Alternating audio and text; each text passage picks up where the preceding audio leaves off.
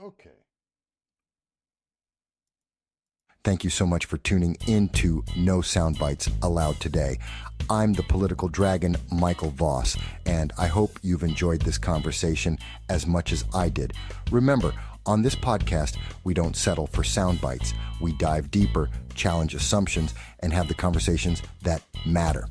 If you liked today's show, don't forget to subscribe, share, and leave us your comments. Your support helps us reach more people and continue to bring you the hard-hitting discussions you won't hear anywhere else. Follow me on the major social media platforms like X, Twitter, YouTube, Rumble, and more to stay updated on upcoming episodes and join the conversation live on our next live stream. We love hearing from you and we value every perspective. We stream live, responding to your chats and calls starting at 2:30 p.m. every Sunday. Until next time, this is Michael Voss, and you've been listening to No Soundbites Allowed. Stay informed, stay engaged, and as always, don't settle for the sound bites.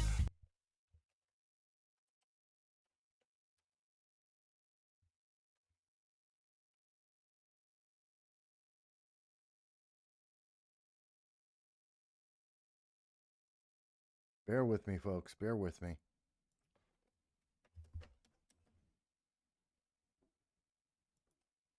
Hello, everyone. Bear with me 1 second here. Trying to fix an error.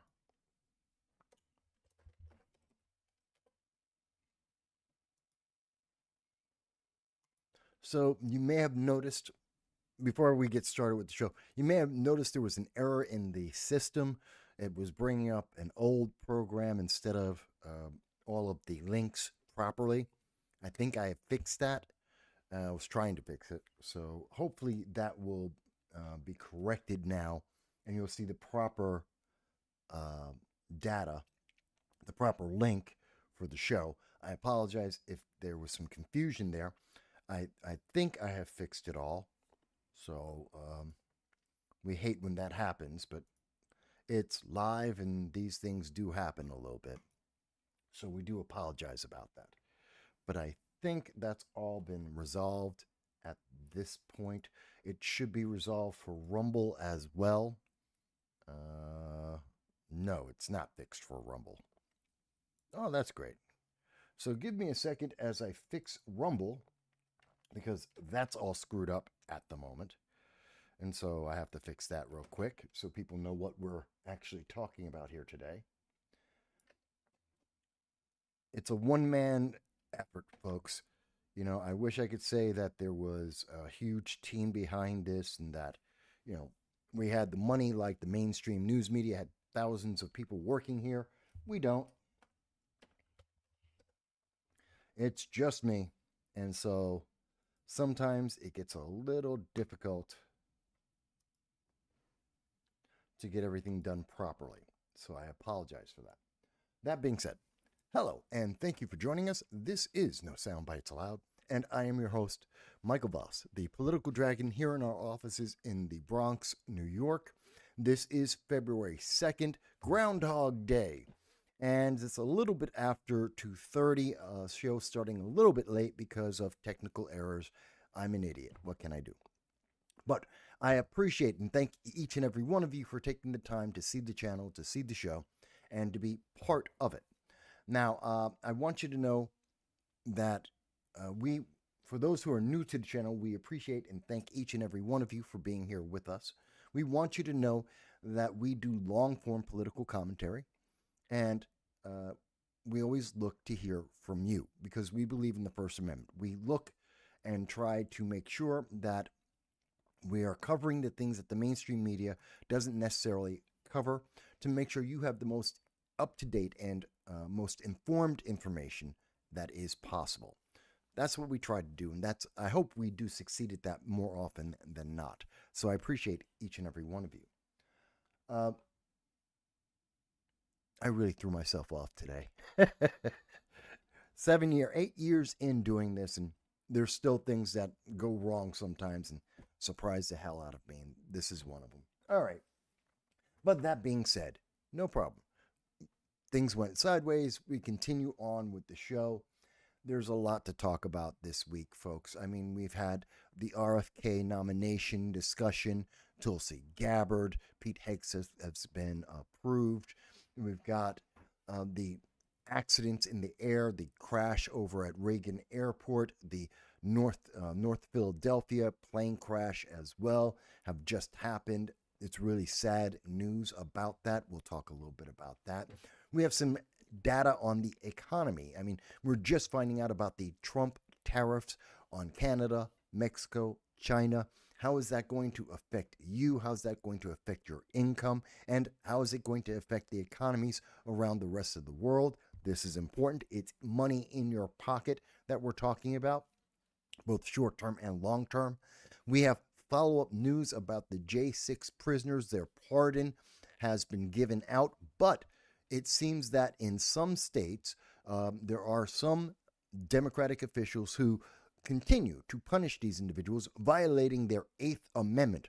The right to unusual punishment is being violated. They're being punished unusually because some of the Democrats have feelings. We have even more news to talk about beyond all of that. There is, of course, this is Black History Month, and probably the only time that I will mention Black History Month is at this moment. But there are some comments about that we should probably address because the left seems absorbed with that. In fact, there's also the DNC chair and vice chair have been elected by the Democrats. They have a quote unquote change in their policies, which is doubling down on the same things that caused them to lose the election in 2024 and have caused most of the public to reject their policies. We have Elon Musk. We have a lot. That is a lot of stuff to talk about, right? And I'm going to try and do it in a reasonable time frame because we do long form political commentary because we believe you should get more of the details, not a 30-second overview that doesn't tell you anything other than to obey the elected officials, to rely on the editors at the news media, major news media companies, to just accept their word for it and just believe what you are told. I don't agree with that. That isn't how America was created. That's not what's best for a constitutional republic, a democracy, freedom in general. That's not how we do that. We need more transparency. We need more understanding. And we need more people being involved. And so that's what we hope to do here. I do see Love to Travel. Hello. I know it's good to see you. And it's been a while. I know, Tina. I remember your name. I remember everybody, most everybody who leaves a comment. And Tina, it's always great to see you. I hope your husband's doing fine. Happy Life is with us from Thailand. Hey, hope all is well. When do the tariffs on China, Mexico, and Canada start? Is it in March or this week? It will be Saturday this week. So that would be the 8th. That should be February 8th. But we'll get into that in a little bit more detail. And I'll talk about that. And I know that Happy Life is one of our audience members from Thailand. And yes, this is an international broadcast. We have people from Australia, in Thailand, Sweden, all across Europe, the United Kingdom, as well as across the United States that do ask questions and are involved in the program. So we look forward to hearing from everyone. And I'm so happy we have so many people who are making comments right now. Perhaps we like to usually start with what's going on internationally, but the tariffs are both international and domestic, and it's breaking news. And I think it is important for us to understand what's happening there. How is this going to affect your pocketbook? So let me jump right in there for you, Happy Life. And let me reiterate, the tariffs will be starting as of Saturday, February 8th, under the direction of President Trump. Now, we already see the news coming out from The Economist. Trump's brutal tariffs far outstrip any of the tariffs that he has imposed before. These are higher level tariffs. There is more of a tariff that is being imposed on Canada, Mexico, and China. Many believe that these will be the first of a series of tariffs that will affect many countries. The European Union is probably next on the list. that will have some form of tariff put in place. Now, most of the news media will tell you that this is doom, it is gloom, it will destroy and devastate your life. This is going to be horrible. You, the poor people of America, will become even more poor and even more devastated. This will destroy your life. People will lose their jobs. I don't believe that.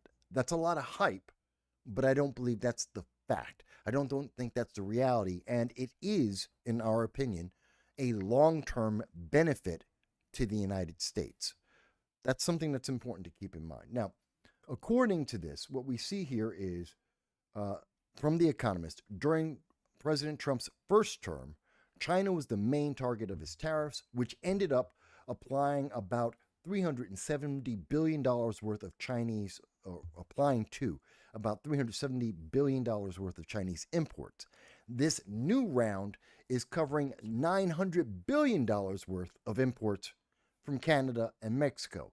Plus, they will be affecting tariffs in China, 10% of all their goods. Now, let me take a step back, because this is the problem that you're hearing in the news media. You will probably hear that one section I just quoted from The Economist is pretty much the 30-second message that you're going to hear on NBC, CNN, MSNBC, New York Times. Most of the mainstream media is going to go with that this is much bigger. It's about 3 times larger, almost 3 times larger than previous tariffs that have been suggested by President Trump, that this is going to have an impact across the board on everything that you buy. That is not true. And I do know, and it is being reported right now, that Canada, under Justin Trudeau, is reacting, even though Trudeau is losing all of his power, he's resigning. But in his last actions of power, Trudeau is reacting to the United States, adding tariffs against the United States on our exported goods. The problem is, for Canada and for Mexico and even for China, they buy a lot of our stuff. They rely on us buying a hell of a lot more of their stuff. Tariffs, let me take a step and say, tariffs aren't necessarily a bad thing, okay? Thank you so much for tuning in to No Sound. There we go. Tariffs are a means to promote the nation that creates those tariffs. They're good for America because they promote an America First message. It makes people more reliant on American-made goods because they will be cheaper. It allows people to be more self-sufficient. As a nation, we will build more and not import as much as we have been. I mean, the trade deficit for the United States has been enormous. For my entire life, the United States imports more than we export, and that is a net drain on the nation. It helps to increase the national debt. It's part of the reason, one of the reasons, why we have a $36 trillion deficit or debt overall, which means that you have less buying power today than you did last year, the last 5 years, the last 57 years that I have been alive. So this is a means to try and reverse that to some extent, because American goods are higher quality generally than most goods found all across the world, especially goods that are found out of China, and we charge them at a premium. People will still buy those goods. The reason why China has done so well and their economy has risen so much is they do a lot of knockoffs. We've always known that. They have done knockoffs of almost every American good, and their quality of the goods that they get that aren't knockoffs are also subpar. Compared to American goods, they just happen to be cheaper. This is a way, a tariff is a way to change the buying patterns of the American people, to change the emphasis in the mindset of the nation. It is a societal change overall, as well as an economic one. And many of these nations have taken advantage of the United States in this. Part of what I think this is, to give you an idea, let me give you an idea this way. The last thing that I saw, Hal has mentioned that he's seeing the impact of the tariffs to take effect as of Tuesday. In the reporting that I have seen, and perhaps there's something that I have missed, and if I have, I stand corrected. But in the reporting that I have been seeing, and that I have here from NBC News, The Economist, from a couple of different sources, have all stated that the tariffs will start as of Saturday. Now, Canada's tariff against the United States may be sooner, but what I have seen is stated as Saturday. If I am incorrect about that, Hal, please do note the source, and I will, of course, check that out, and I will correct myself if I am wrong. I can be wrong, folks, so I'm willing to admit that. If there is data that has changed, please let me know. But to my knowledge, it's Saturday, not Tuesday. Other tariffs against the United States may have a different time frame. That's something else. One of the things that is very important about the tariffs that we need to understand is the news media don't know what they're talking about. They're very, very confused at this moment. They have no true understanding of what actually happened with the tariffs. I'll give you an example. This is from NBC News. This was NBC News as of yesterday, February 1st, at 5:12 in the evening. And according to this article, which is, again, the article is, here's what could get more expensive under Trump's tariffs. So they're telling you, what do you need to pay more out of your pocket for? How will this have a negative impact on you? Because NBC, the left-leaning news media, want to emphasize all the negatives, none of the positives. They don't want to look down the road in the future of how this could be a positive for consumers in the United States, how it could impact positively manufacturing and self-sufficiency in the United States. They don't want to even mention that that is a potential. No, what they're going to say here, and you can look at this article after the show, links to everything that I'm talking about will be available for you so you can see it for yourself. But the only thing that they mention in this article that's supposed to tell you exactly what's going to be affected is, well, I'll read the entire paragraph. The sweeping tariff could make more expensive a host of items that the U.S. imports from its neighbors. That's inexact. That's a generalization.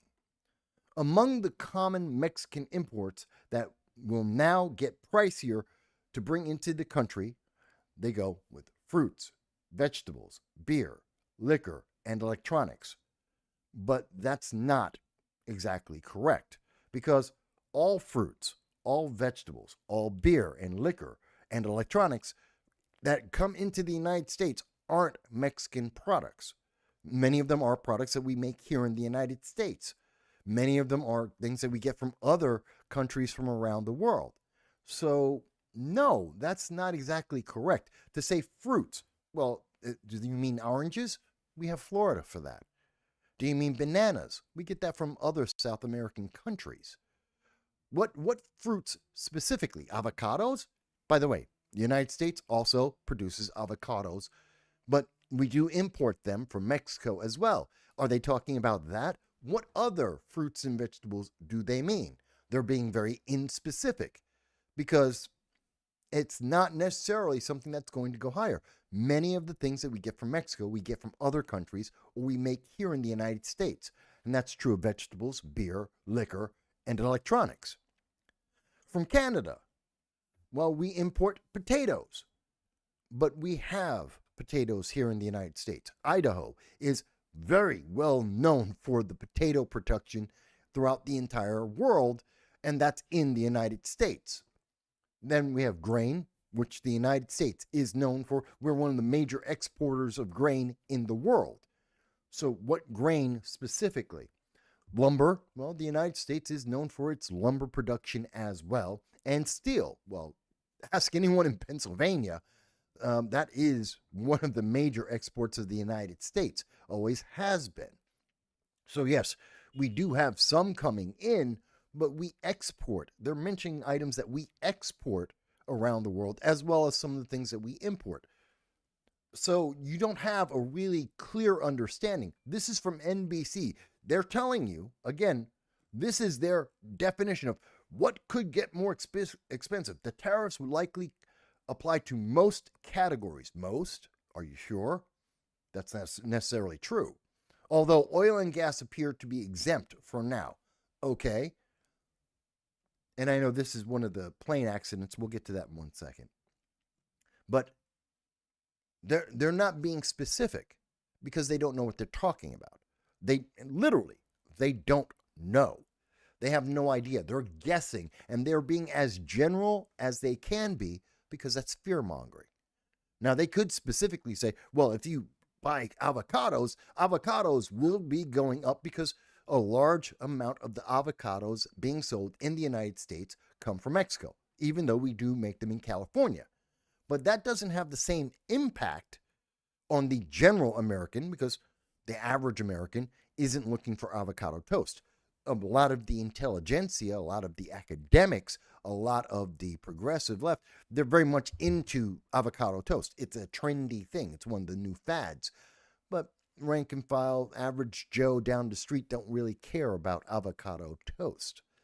But so they have to make this more sensational to make you more afraid, to make you more angry at Donald Trump for any and every price. It's kind of like last week when we saw that the Democrats were trying to say the increase in the price of eggs, well, that's because of Donald Trump. He has failed. That was last week. We were covering it on this program. Except they left out, no, the reason why there's a shortage of eggs and therefore an increase in the price was because of the avian bird flu.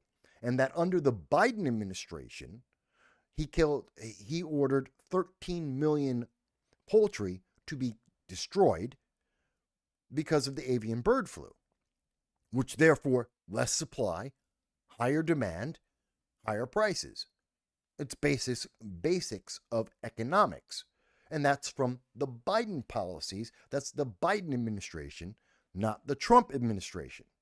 But Trump's the guy sitting in the White House, so it has to come back to him. And the left-leaning news media have to find some way to demonize him, to make you angry and to doubt his policies before we have ever gotten a chance to see any true impact.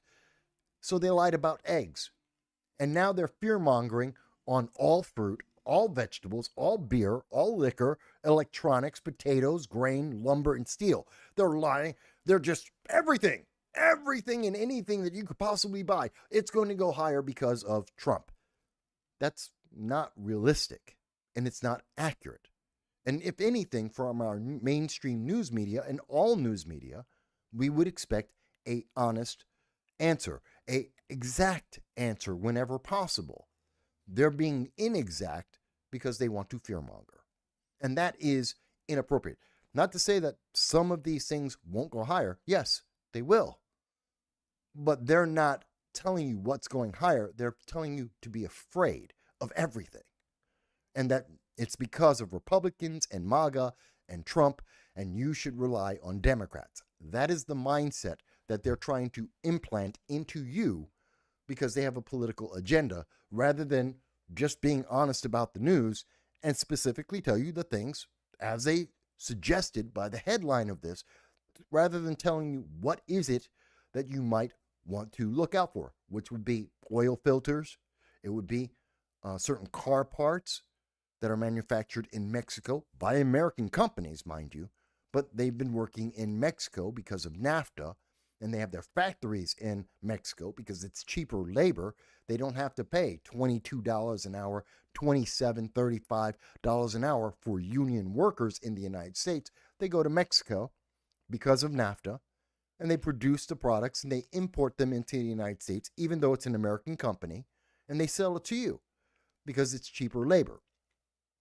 But they don't want to go into that. They're avoiding having these conversations because now we have to look at NAFTA and how NAFTA has an impact. And that's what I truly think Trump, in at least this first round of tariffs, he's actually targeting NAFTA, something that many, many Democrats and Republicans have been against over the years at different points, and saying that the North American trade agreement is a bad idea, that it has been negative for the United States. But I want to keep going here with NBC. Hello, Zero Alpha. Zero the Alpha. I will get to you in 1 second. I am paying attention to the comments, so I'm going to get to you. But I do want you to see what I'm talking about here, because they do mention that, well, high grocery prices are high. That this is going to make grocery prices even higher, but they're up 28%. That's the Biden administration, and in fact, as you and I know by going to the store, they're higher than 28%. Many, many, many people over the last 3 years have been pointing out that the cost of various grocery items, their grocery bills are up 30, 40, 50. We've seen many people say 100%, depending on which city and which area across the United States you may be, and depending on which item you're buying. You're talking about eggs have been up as high as 500%, if not higher, over the last 3 years. So, and that's just an example of one item, and there are many others that have had similar increases. So again, they're fear-mongering, but trying to deflect from the policies that Democrats and progressives under the Biden-Harris administration put in place. And they're trying to tell you, well, it's going to be as bad as that was. Trump is even worse. Not necessarily. They have no evidence of that. They just have fear-mongering on that. But there are certain things, as I said, like some car parts will get more expensive, like oil filters will be more expensive because many U.S. companies, the auto industry in the United States, exported a lot of their jobs, their factories, into Mexico and also to Canada because the labor was cheaper than doing it here in the United States with all the union fees added in. And so that's why they went to those countries. And so the goods may be somewhat more expensive for those items specifically. So I wanted to point that out because I think it's kind of important. And let me go, matter of fact, before I go further, because this affects NAFTA. And my belief is that Trump is not just looking at an America First policy, he's also looking at reversing NAFTA. But before I get there, let me go back to the comments. And again, how if you have the source, as I mentioned before, if you have the source where they're saying that the U.S. tariffs are going to be effective on Tuesday instead of Saturday, please let me know and I will correct myself because I don't want to misinform anyone. But all the data I have seen says Saturday. Zero the Alpha says, as a Canadian, a punitive tariff levied against the United States goods would hurt them more, would hurt Canada more. A lot of products I consume are from the United States, less so from Mexico. Well, yeah, and that's, everyone realizes that. The action by Justin Trudeau to put 25% tariffs on American goods is actually going to hurt, unlike the United States.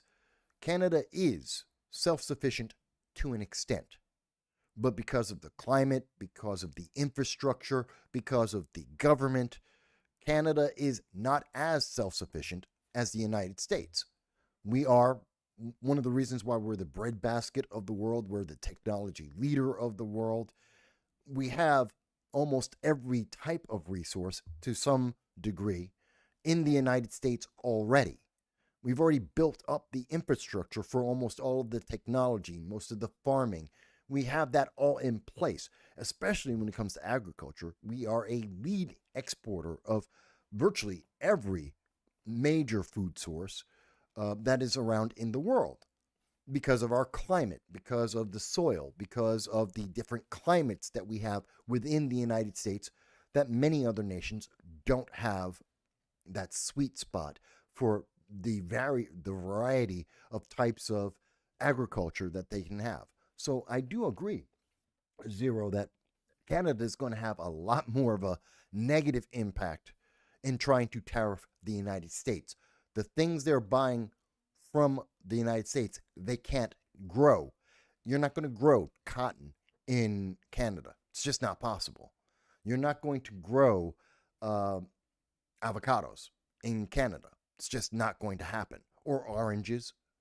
I mean, Trudeau said today that, he's just telling the Canadian people, don't buy orange juice.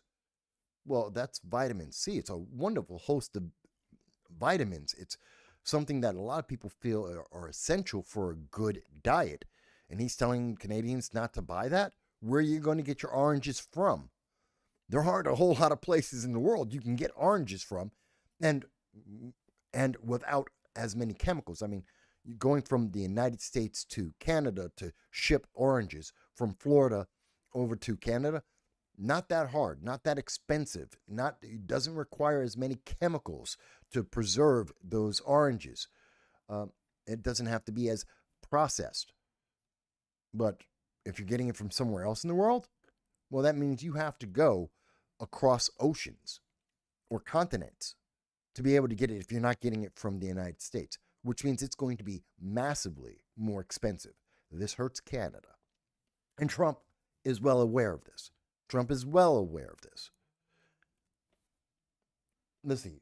Joel brings up the fact, and thank you, Joel, for the comments over on, okay, I'm getting comments on Rumble here.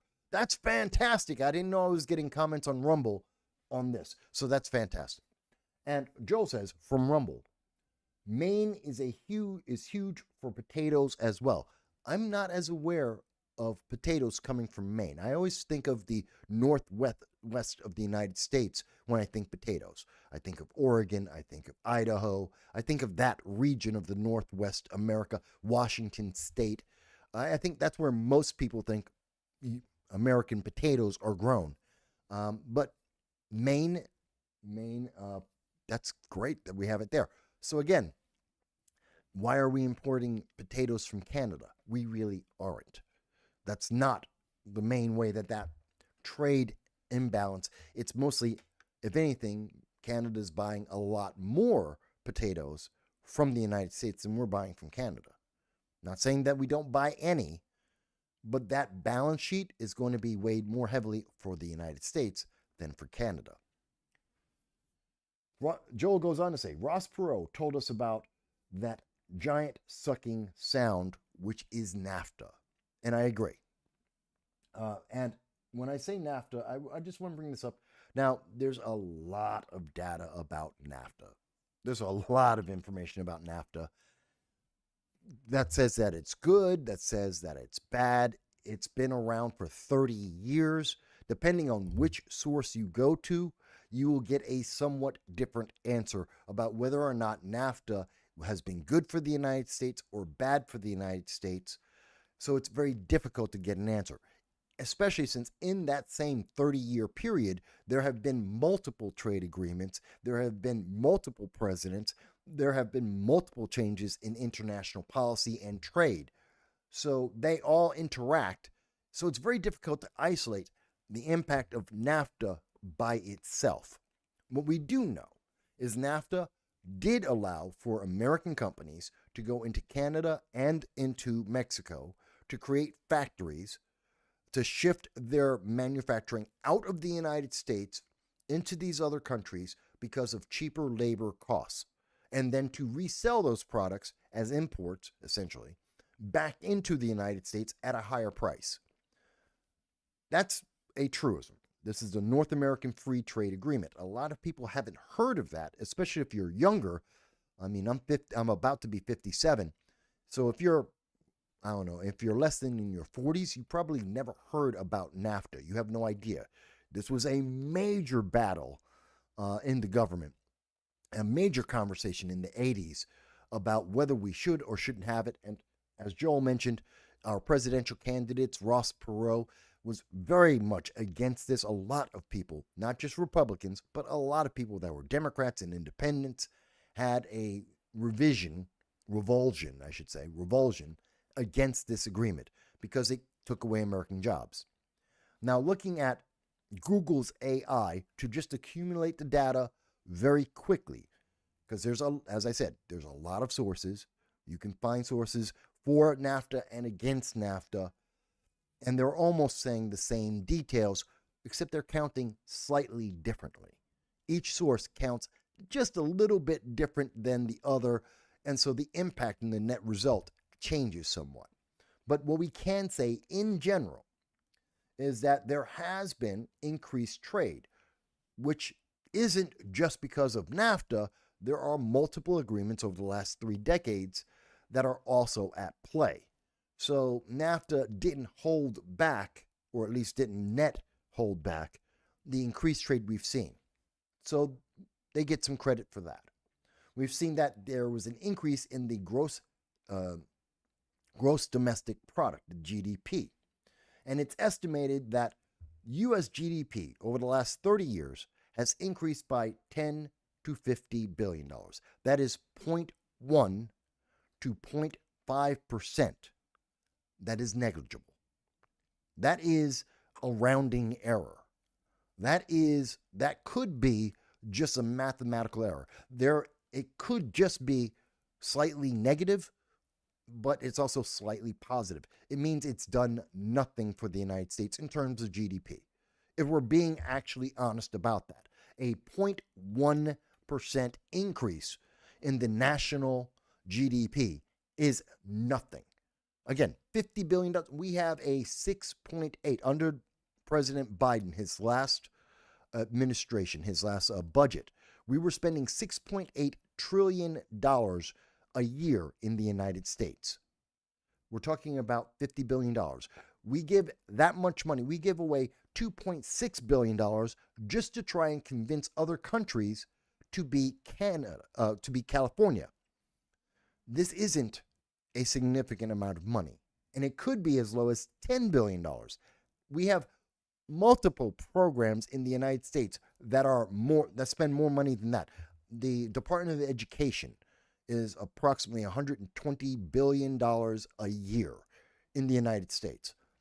That's almost double, maybe triple the amount that they're saying NAFTA has done for the United States. That's not a positive. That's a neutral. That's non-existent. Another positive that they attribute to NAFTA is that NAFTA has helped the U.S. compete against China. But again, there are many policies, there are many trade agreements that have helped the United States compete against China on a global basis. Policies by the EU, by England, policies with our neighbors, our trade, Japan.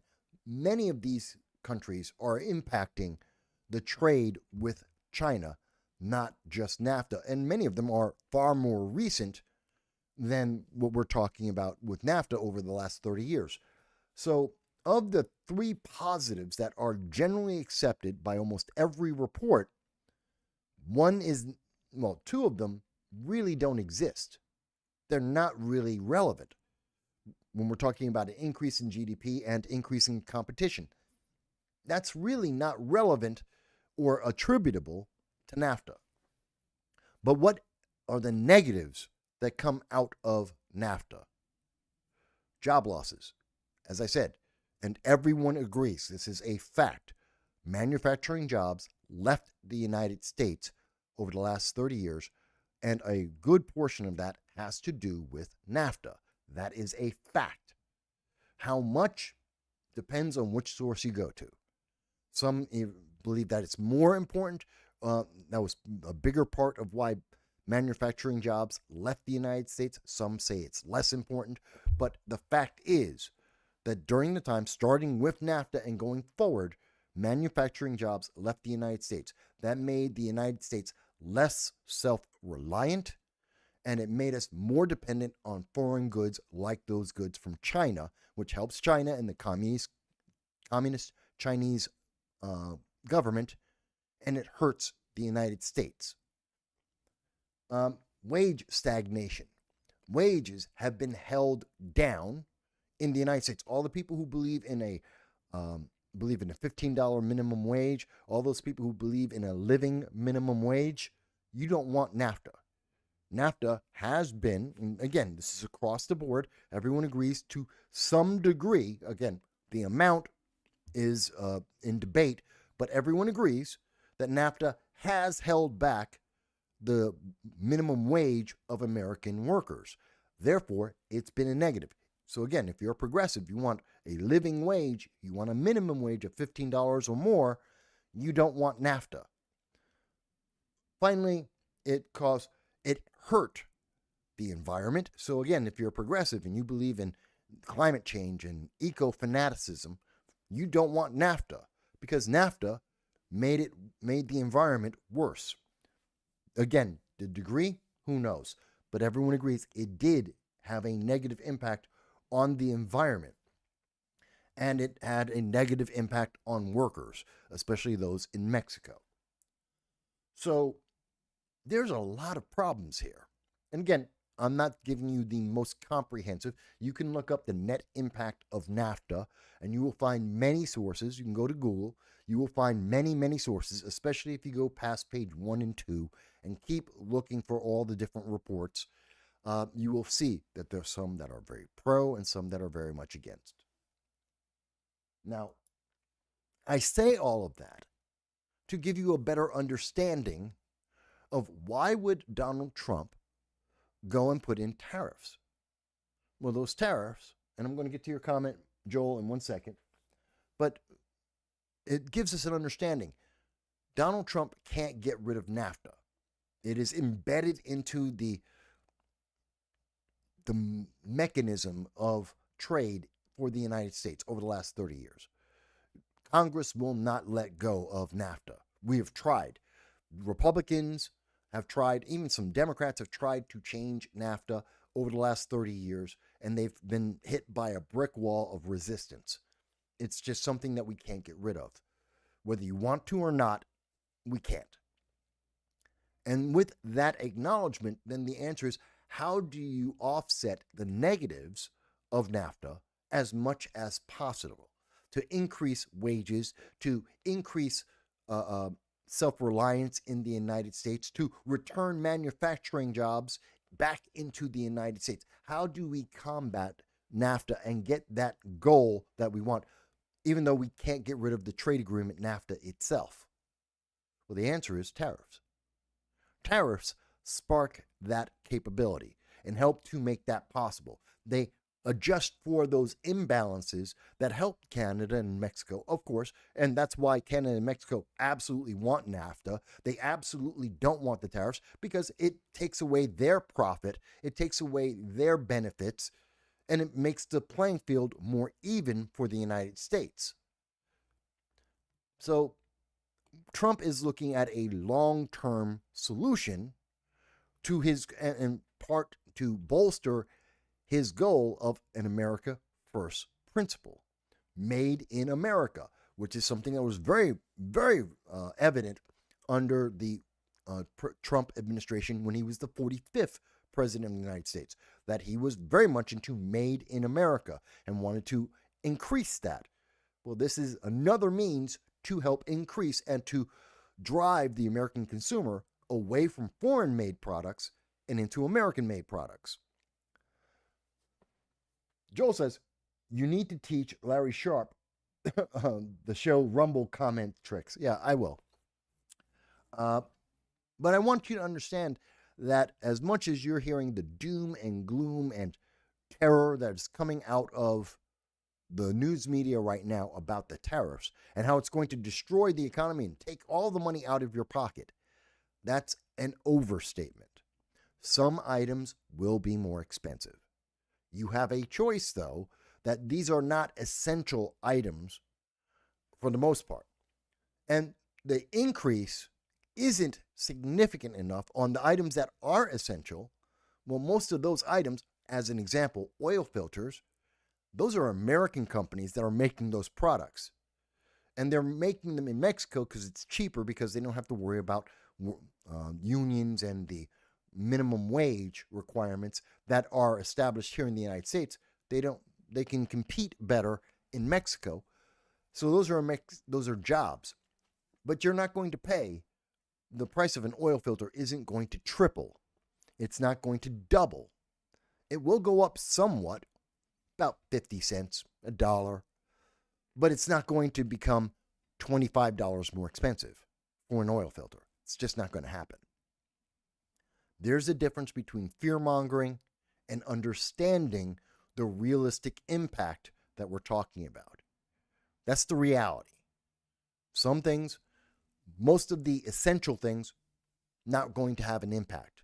Some of the things that are optional, well, yeah, it could have some impact on that. And most of those goods will not be more expensive. I'll even go to avocados. The estimate is that avocados will cost somewhere around 25 to 50 cents more per avocado. So they're going to cost, on average, about $2.50 for an avocado, whereas right now each avocado is about $2. Depending on where you are in the nation, those prices may be a little higher or a little bit lower, but it's about $2 per avocado, and the new price will be somewhere around $2.50, $2.75, depending again where you are in the country. That's not devastating. That's not going to destroy your ability to still get avocados from Mexico if you absolutely must get avocados out of Mexico instead of out of California. It's just that simple. So I bring these things up to help you understand what is really happening in our economy and what is really going on with the fear-mongering that we are seeing across this nation. Because the mainstream media doesn't want to be honest with you. Just like when they're looking at, and this is from the Bureau of Labor Statistics, and this came out in January 29th, came out 3 days ago. And we found out that under the Biden-Harris administration, in the fourth quarter, at the last quarter of the Biden-Harris administration, America lost jobs.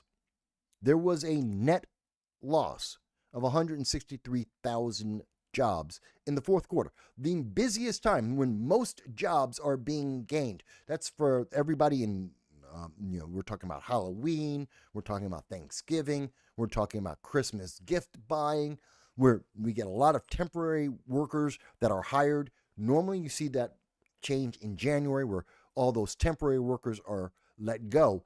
So in January, you would expect that the number of jobs would drop a little bit, that the unemployment rate might go up a little bit in January because you were getting rid of all those temporary workers. Not in October, November, and December. That's when we're hiring all the people. And under the Biden administration, we lost jobs, which means the Bidenomics failed. They did not, for all the bluster and all the campaigning, America wasn't better off with the Democrat progressive policies. It hurt us. We lost jobs during the most vital and traditional time where we make jobs in the fourth quarter. But you didn't hear that. You didn't hear a lot of that news, and you won't hear about that going forward in the mainstream news media. They don't want to have that conversation with you. They don't want you to realize that the Democrat economic policies don't work. Because when you realize their economic policies don't work, well, then that also means that when they say you should be, that you should be terrified of the tariffs, and that they're going to destroy your world, and you'll be in poverty forever. You'll be totally impoverished. You'll turn America into Angola. You're not going to believe them because they weren't being honest about what was happening under the Biden-Harris administration. It's part of the reason why mainstream news media has lost so much credibility, because they won't tell you the truth, the simple, empirical truth. I don't care if you love Democrat policies or progressive policies. I don't care if you think that Biden was the greatest president ever or that Kamala Harris was some kind of super genius. The fact is, the empirical, absolute mathematical math is, we lost jobs. They failed. We didn't increase the number of jobs. We decreased the number of jobs. That is an indicator that we will see more inflation, not less. And we do know that in December, inflation was up under the Biden-Harris administration. Things were worse for the American people, not better. Even though they promised, Biden was constantly saying, you heard it from Kamala as well, the news media kept saying, no, the economy's doing fantastic. You just don't understand. Yes, I can tell you right now, you did understand. They just didn't tell you the data. They lied to your face. Again. And I'm trying to make sure you have a clear understanding of the truth. All right. Let me switch gears here and talk a little bit about something else that is insane. And this is kind of breaking news. It came out yesterday, that Friday, January 31st at 5:30 in the evening. You didn't really hear about this. This is news that came out. This is WBEZ. It's a Chicago news organization, WBEZ Chicago. But you haven't heard a lot of this nationally. Because if you did, Democrats would look bad. Because people would say, this is insane. This is a violation of the Constitution. This is a violation of the amendments, in particular, the 8th Amendment. You see, President Trump pardoned the about 1,500 people who had the J6 riots, the J6 protesters. And they have been punished under the Biden-Harris administration. We had about 1,500 people that were thrown into jail, many of them never getting a day in court. Many were forced to accept, to plead guilty because of the pressure that was being placed upon them by the United States government. And many of them were brutally punished with penalties, jail time, not suspended sentence. What is it? I forget the term. I'll get to it. Many of them were over incarcerated for the crimes that they committed. Because the biggest crime they committed, for the overwhelming number of people who participated and were arrested for January 6th, well, the overwhelming number of them, trespassing. Overwhelming. Over 973 people out of 1,500 were charged with trespassing. That's it. Nothing more dangerous than they were walking on the grass and there was a "don't walk on the grass" sign. I'm very serious about that. And we have over 4,000 hours out of 40,000 hours of video that confirms that many of the people that were arrested under the Biden-Harris administration for the evil of January 6th were walking through the hallways peacefully, standing next to and talking with police officers. Many of them were escorted by police officers throughout the Capitol building. Many of them did nothing wrong. You would have thought it was a regular tour. Now, there are a handful of people who did break windows, who did take things like a laptop. Those and even smaller sliver of people who did assault police officers. And of course, those people should be tried to the fullest extent of the law for those crimes. Vandalism is something that we should punish. Assault is something that we should punish when it happens. But we've seen the news media have been very extreme in lying about this. How often have you heard the mainstream news media say, well, the January 6th, police officers died because of January 6th? No, they didn't. No, they didn't. There is zero evidence of that. They cannot prove that claim. Not one officer died because of January 6th. Not one. Civilians were killed by police officers on January 6th. That's absolutely true. We know that. But no officers were killed because of January 6th. But the news media will say that. They will word it to make you feel like something happened on January 6th or immediately as a result of it, even though there is no evidence of that. Now, that's January 6th. Whether you like that or not, whether you think that was fair or not, that's up to you. I can tell you that it is unfair. It is a massive violation of the 8th Amendment, which is, of course, unusual punishment. You cannot be unusually punished for a crime. You cannot be punished more than the crime is the equivalent of that crime. You can't get life imprisonment for trespassing. That's just unusual and cruel punishment. That's what we're talking about. Now, throughout this argument, the news media doesn't like January 6th. The Democratic Party used January 6th as a cudgel to try and gain political power. They obscured the truth. They colluded or obscured the facts of the cases.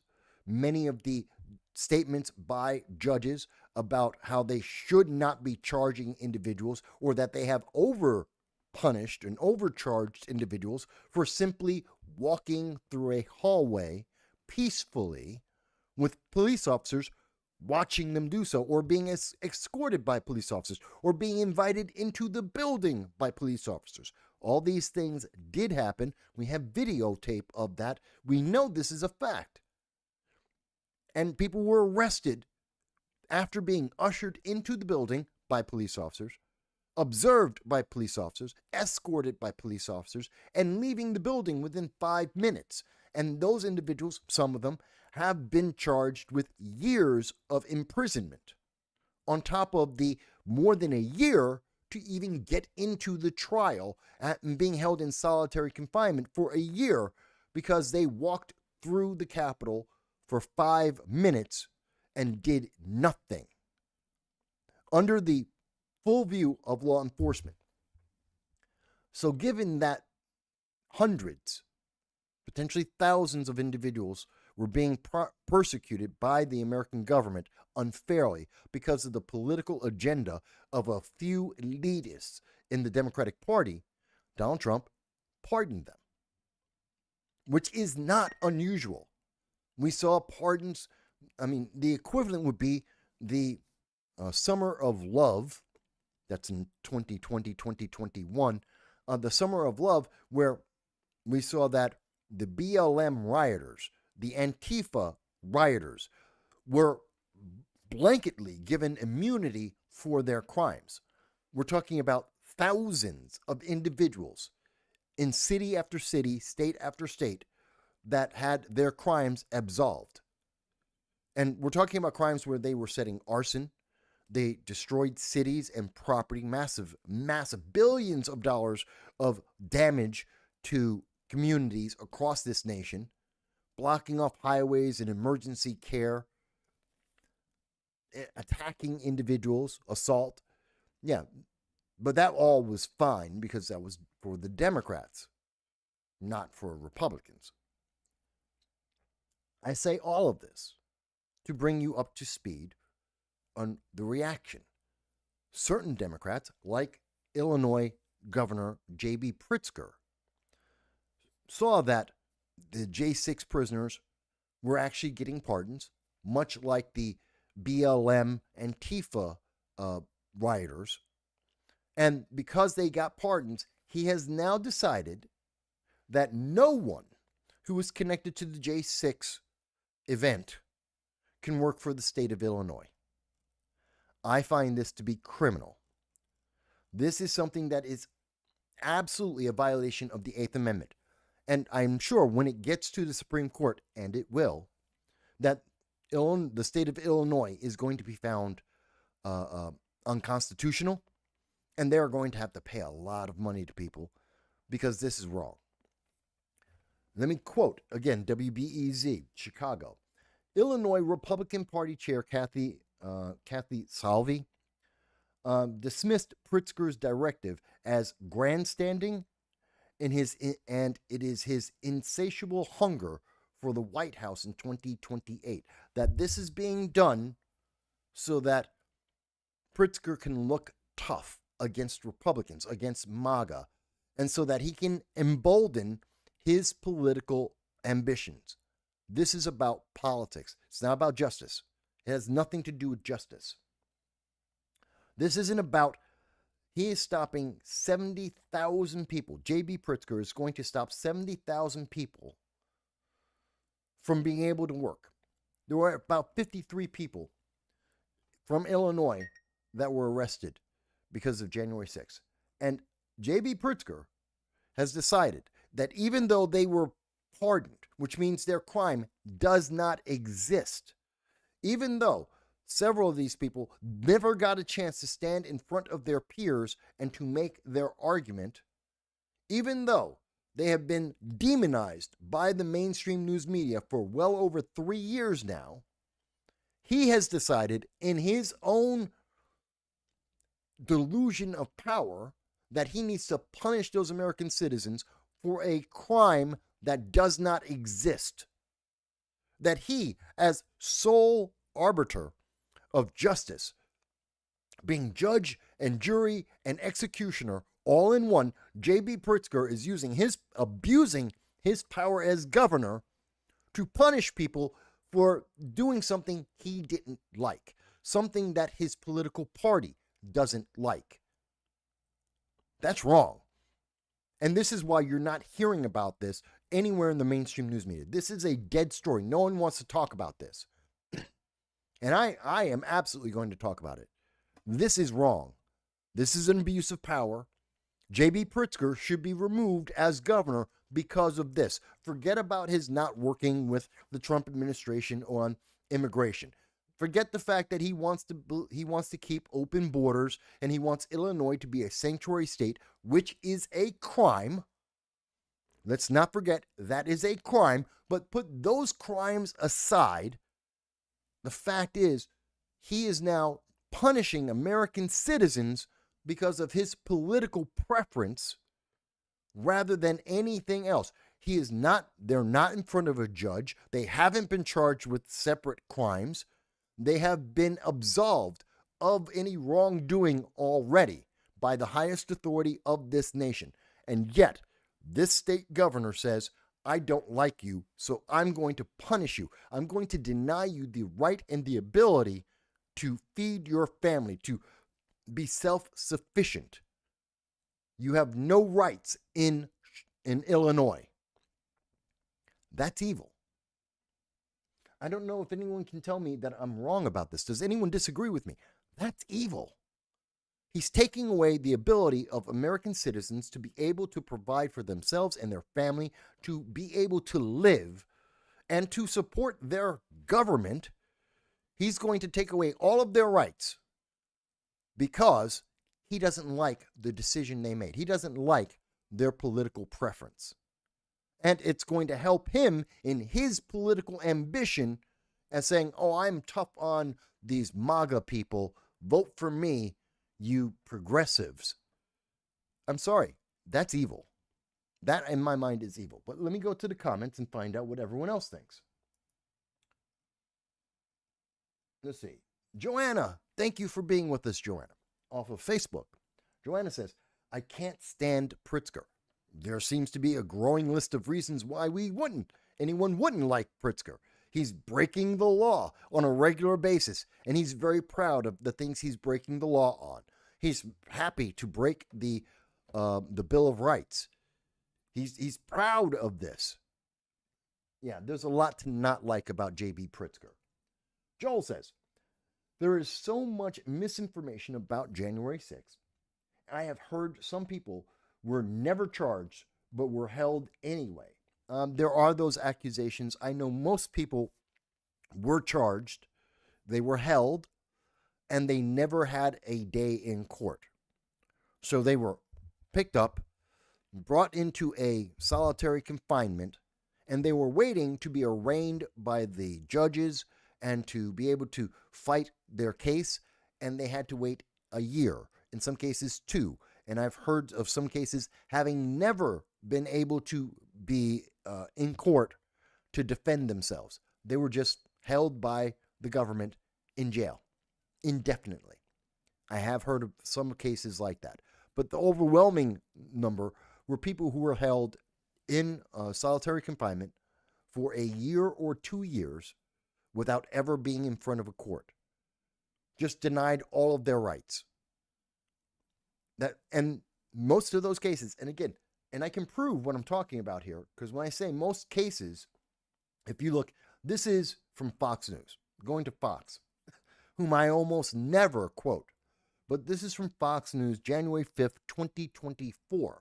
And if we look over this, and we're looking at the criminal charges in 2024, a year ago, 350 defendants have been charged with assault, resisting or impeding officers or employees. That is a big grouping of a lot of different charges, including 110 people charged with using a deadly or dangerous weapon. A deadly weapon is any implement that has been used by an individual to harm or kill another person. A spoon is a dangerous implement in a court of law. A pencil is a dangerous weapon in a court of law. Your steak knife is a deadly weapon in a courtroom because it's been used to kill people before. So the definition of a deadly or dangerous weapon is as vague as you can make it. Baseball bats, steak knives, forks, you name it, bricks, rocks, everything. If it has ever been used in human history to cause harm or kill another human being, it is a deadly or dangerous weapon in a courtroom. You can charge anyone with that. It's all encompassing. It's stupid. And this is something that's regularly used in red flag laws. Oh, you bought a hammer? Yeah, that's a deadly weapon. You are a danger to yourself and others. Gotta take away your guns. We hear this regularly in arguments and in courtrooms with the red flag laws. And yes, that is a fact. They do define, you bought a hammer, you bought a baseball, you bought a steak knife. That is a deadly weapon in the courts, especially in courts like New York State and California. Deadly weapons. Therefore, you are a danger to yourself and others, and the state can then take your firearms, even though you have broken no laws. That is a fact. Red flag laws do allow that. I have confirmed that with over a dozen lawyers and with elected officials who voted for red flag laws. Yes, that is possible. So this is ridiculous. But let's go on. 935 defendants were charged with entering or remaining in a restricted federal building. Remember, at the time, there were about 1,200 people. January 5th, 2024, 1,200 people had been arrested. 1,200. 935 of them have been charged with trespassing, restricted and entering or remaining on restricted federal grounds. That's trespassing. 935. Let me see. Is there anything else? That's Fox News. Maybe you think, well, Fox News, they're biased. How about the Associated Press? What do they say about it? The records rebuke the claims. No, everyone was treated exactly the same. There were 300 federal cases. Well, no, there were 1,500 federal cases. But 300 federal cases that came from George Floyd's death. In other words, the Summer of Love, otherwise known as the BLM riots across America. And there were more than 300 federal cases. Far more than 300 federal cases. But they're cherry picking some of the data here. And the AP found that 120 of those defendants across the United States pled guilty. That's about half. That's not the same number as what we're seeing with January 6th. They were convicted of rioting, arson, and conspiracy. So almost half of all the people were convicted of rioting, that's a violent crime, arson, that's a violent crime, conspiracy, that's a violent crime. 935 J6 individuals were convicted, and they were punished for walking through a hallway, trespassing. January 6th, about 47% of all the people quoted by the AP were for violent crimes. They're supposed to be equivalent. They're the same thing. Didn't you know? There's no difference between walking down a hallway and burning down a building. They're the same thing. There's absolutely no problem being ushered into a building by police officers and being under police supervision, law enforcement supervision, is exactly the same thing as rioting in a city and breaking windows and destroying businesses. They're exactly the same thing. There's no difference. This is what the left would like you to believe. How about this? I believe I have it. This is from The Guardian. Okay, so let's go to let's get outside of the U.S. politics. Let's go internationally. How did the international look at it? Most charges against George Floyd protesters were dropped. Oh, look at that. But it's the same treatment. You know, the people on January 6th were treated exactly the same as the BLM rioters. They were treated exactly the same as the Antifa rioters. There was no difference. Okay, and if you read through this article from The Guardian, without U.S. politics involved, you will see that over and over again in each location they're talking about. In most of a dozen jurisdictions, 90% of the cases were dropped or dismissed. In some cities like Dallas and Philadelphia, 95% of the people who had been arrested walked away. Charges were dropped and dismissed. 93% in Houston, Texas. Los Angeles, 93%. San Francisco dismissed all 100% of the charges of rioting. 100% wiped out. This is exactly like what we saw with January 6th, isn't it? By the way, where is it? Do I have it here? No. I don't have Illinois, but one of the worst cases is right here. New York City, 5,000 people. 5,000 people in New York City were arrested and given summons because of rioting in the second degree, larceny, stealing, theft, vandalism. That 5,000 people.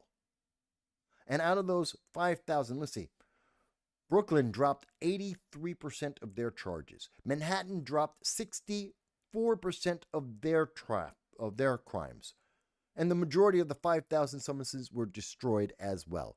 People got to walk away. Oh, sorry, I wasn't showing you the links. I apologize. I thought I clicked over. And this is the article from The Guardian.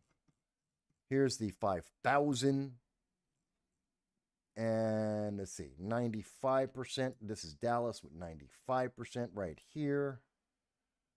Let's see. Philadelphia.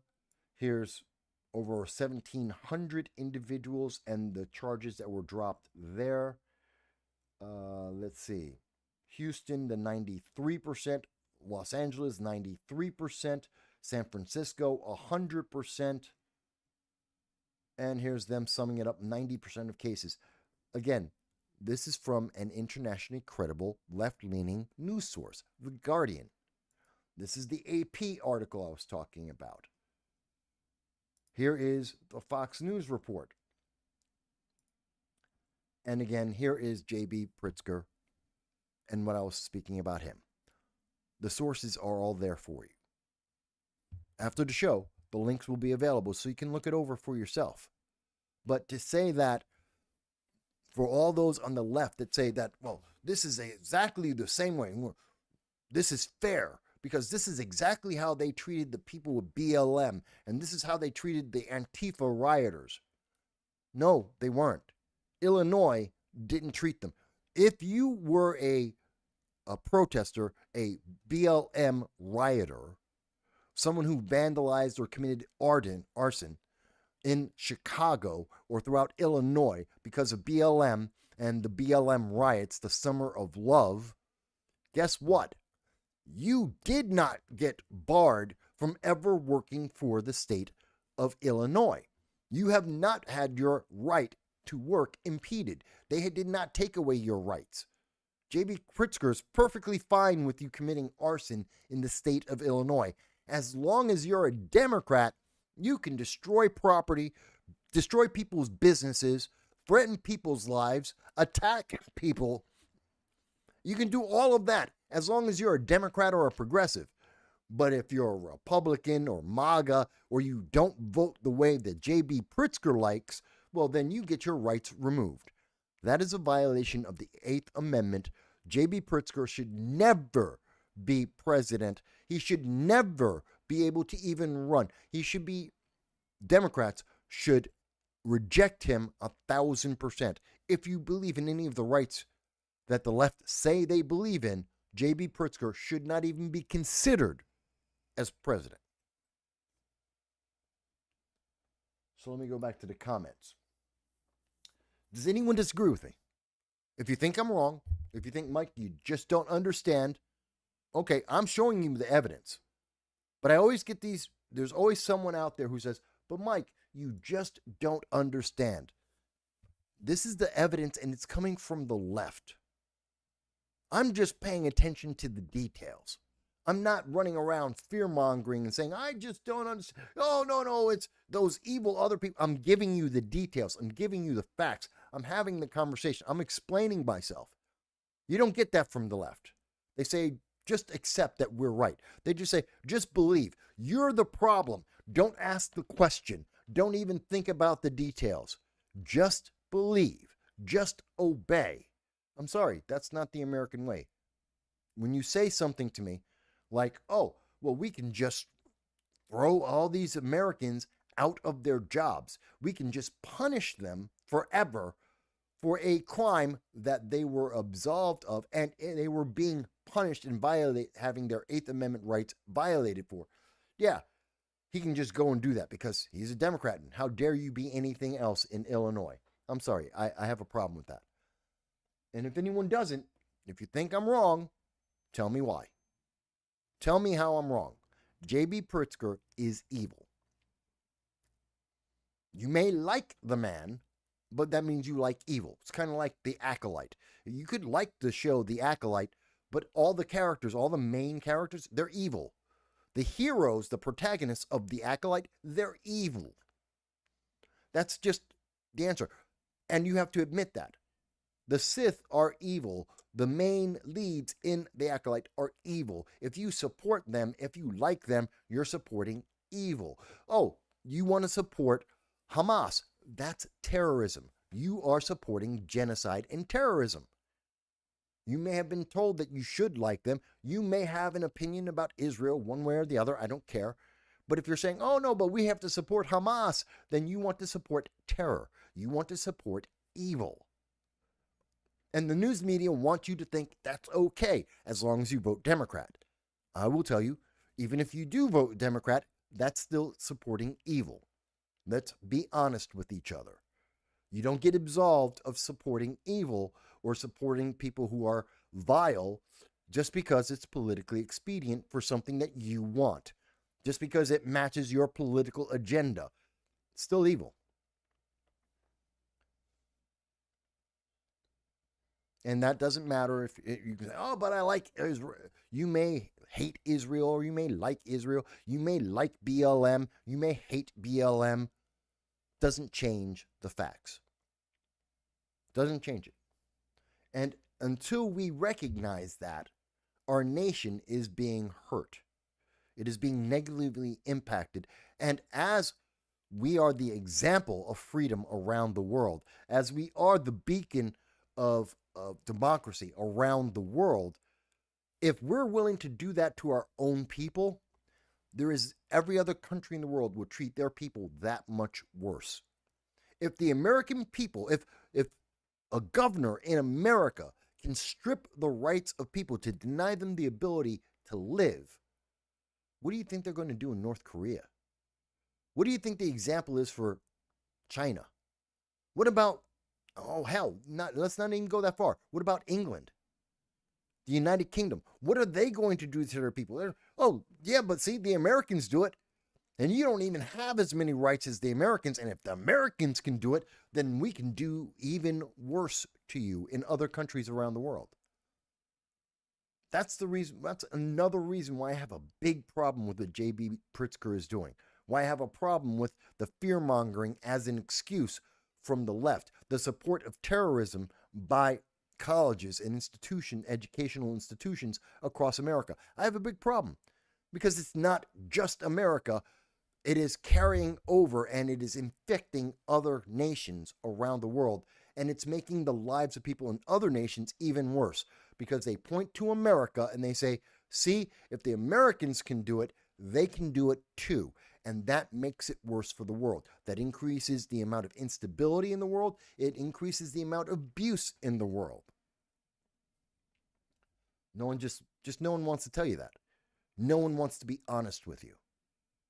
Columbia, Harvard, UCLA, Cornell University, Binghamton University, they don't want to be honest with you. Boston University, they don't want to be honest. They don't want to tell you, oh yeah, you're supporting genocide. You're supporting absolute evil and terrorism. They don't want you to think about that. They just want you to obey. We said that Hamas is good, so Hamas is good. Oh, we told you that the BLM riots, yeah, they were mostly peaceful. Don't worry about the arson behind us. Don't worry about the murder that just happened in that building that is now on fire.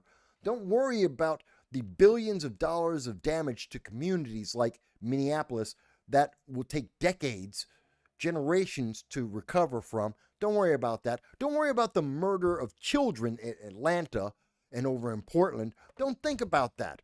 That's not important. The media said it's okay, so you should support it.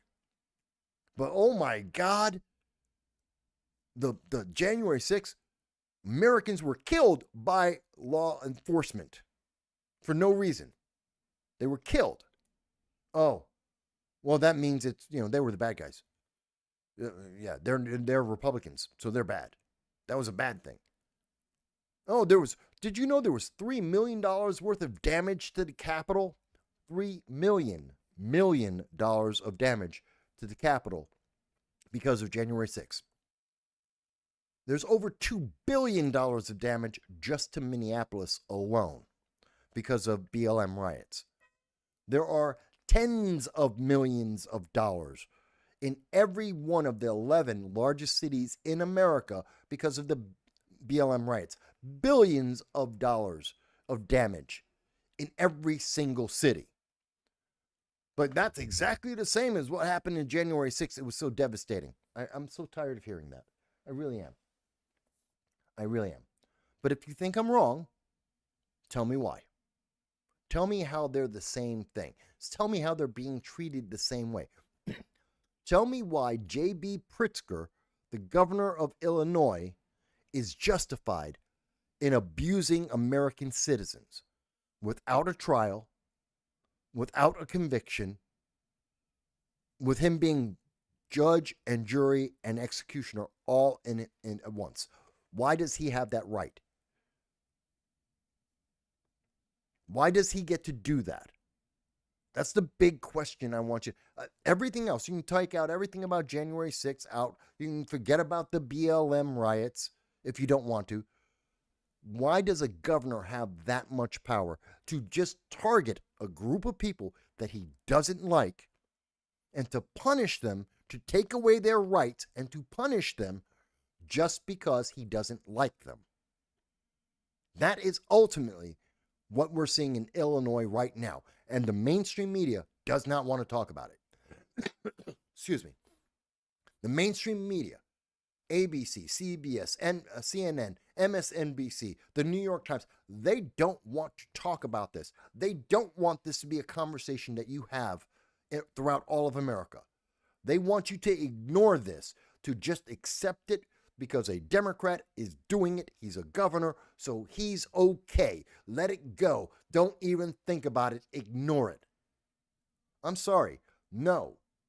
That is wrong. It is evil. It should be called out, and J.B. Pritzker should not be allowed to advance. I would recall him if I could. He should not be a governor when he is so petty as to punish people because he doesn't like them. And he has no crime, no conviction. He has nothing to justify why he has done so. Is there anyone who wants to tell me that J.B. Pritzker is the good guy in this? That he's doing the right thing for Illinois and Chicago? Is there anyone who wants to tell me how it's justified to violate the 8th Amendment, to abuse American citizens just because of their political preferences? Is there any Democrat, any progressive, any member of elected office that wants to say that they stand by that? Because that's what J.B. Pritzker is doing. It's not a matter of interpretation. It's not because I'm a Republican. It's just what it is. It's not my truth, it is the truth.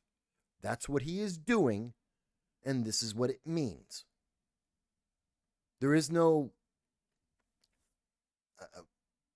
justification for it. The mental juggling that many Democrats do. I don't know how you can juggle this and say, well, no, it's okay. It's actually okay. No, it's not. No, it's not. Because if this happened in any Republican state, if any Republican official did this to an American citizen, the left, the UCLA, the far left, they would all be losing their minds. They'd be screaming bloody murder. How dare you do that? How dare you? But it's okay because, Republicans, they're Republicans in MAGA. That means, 1930s Germans. That's just evil. I don't know. It's just not right. By the way, folks, if you've been with me this far, and I appreciate that, we've been doing the show for an hour and a half. Obviously, because I say things like January 6th, that means my channel is going to be suppressed. Just for saying those words, January 6th, that equals suppress that channel. And YouTube and Google will suppress this channel. The mainstream news media will suppress this channel. They will try and stop people from having this conversation. Oh my God, he might take away a vote or two from J.B. Pritzker. People in Illinois might hear this and ask the question, did J.B. Pritzker and the Democratic Party, did they do the right thing? Oh, no, you can't have that conversation. So they will suppress this channel. You know what? Let's fight against that. You know what you can do? Like, give this show a like. Most importantly, subscribe. Maybe even share this. Maybe you know someone in Chicago. Maybe you know someone who lives in Illinois. Send them, DeKalb or somewhere else in Illinois. Send them a link to see this, to hear about what J.B. Pritzker is doing that their mainstream news media doesn't want to talk about, that they don't want to share with them, that they don't want to make national, because it will cause too many waves against too many Democrats, because there is no Democrat who can defend this. There is no defense to this. And they know it might cost votes, and they'll lose donations. So to protect the Democratic Party, they don't want to have this. Well, let's fight against that. Give me a like, give me a share, support the channel with a subscribe, and if you can afford $1.50 a month, fantastic, join my Patreon, or you can go to my PayPal.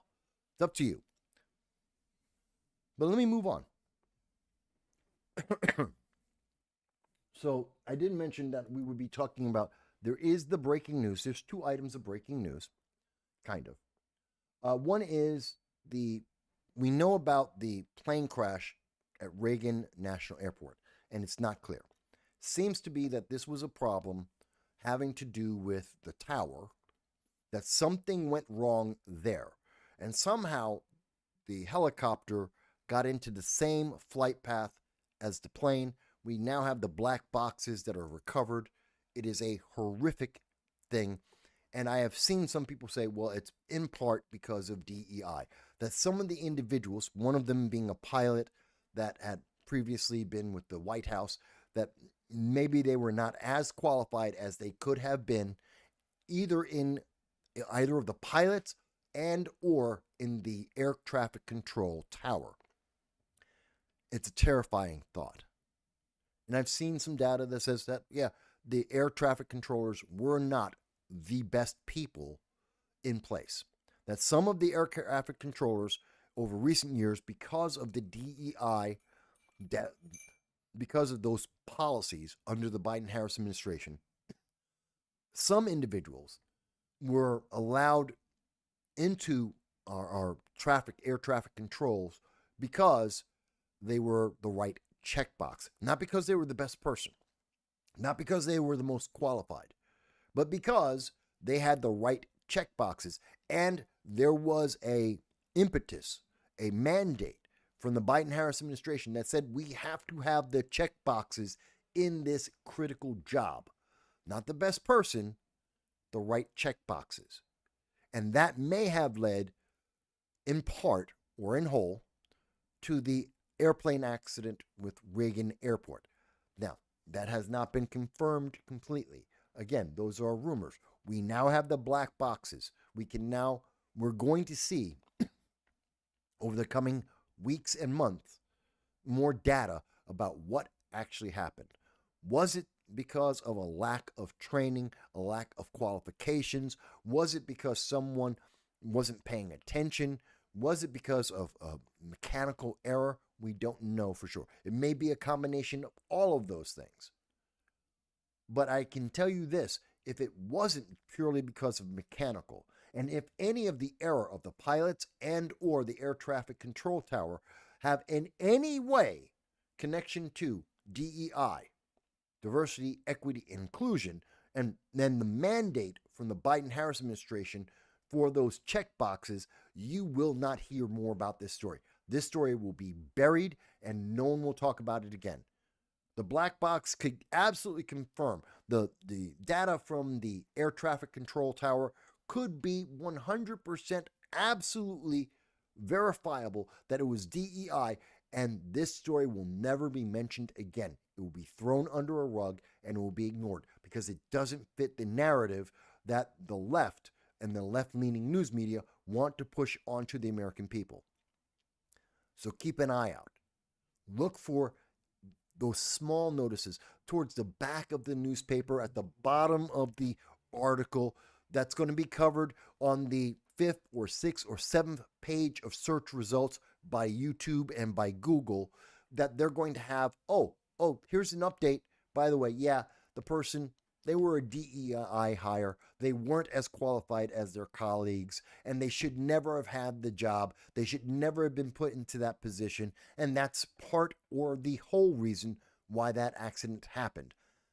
And you will never hear about it. And when someone like me finds that article, finds that credible source, and brings it up to you, oh, the left is going to go, no, but Mike's just a Republican. It's the data. They're going to bury this. They're going to bury this. And that will prevent people who are accountable. We need to hold someone accountable. If it's because unqualified individuals were given positions that they should not have had, that means there are other people, potentially, other people, hundreds, dozens, I don't know, other people in our air industry, whether it's in the air traffic control towers or as pilots, there are others who are unqualified in the same manner, and that means that the risk exists going forward. And we need to reduce that risk. If people are in positions that they do not have the qualifications for, they need to be removed. It's just that simple. And it's not worth the justification of, yeah, but we need a check mark. We need more black people to be in to be air traffic controllers. It's a hard, terrible job, massively stressful. I know.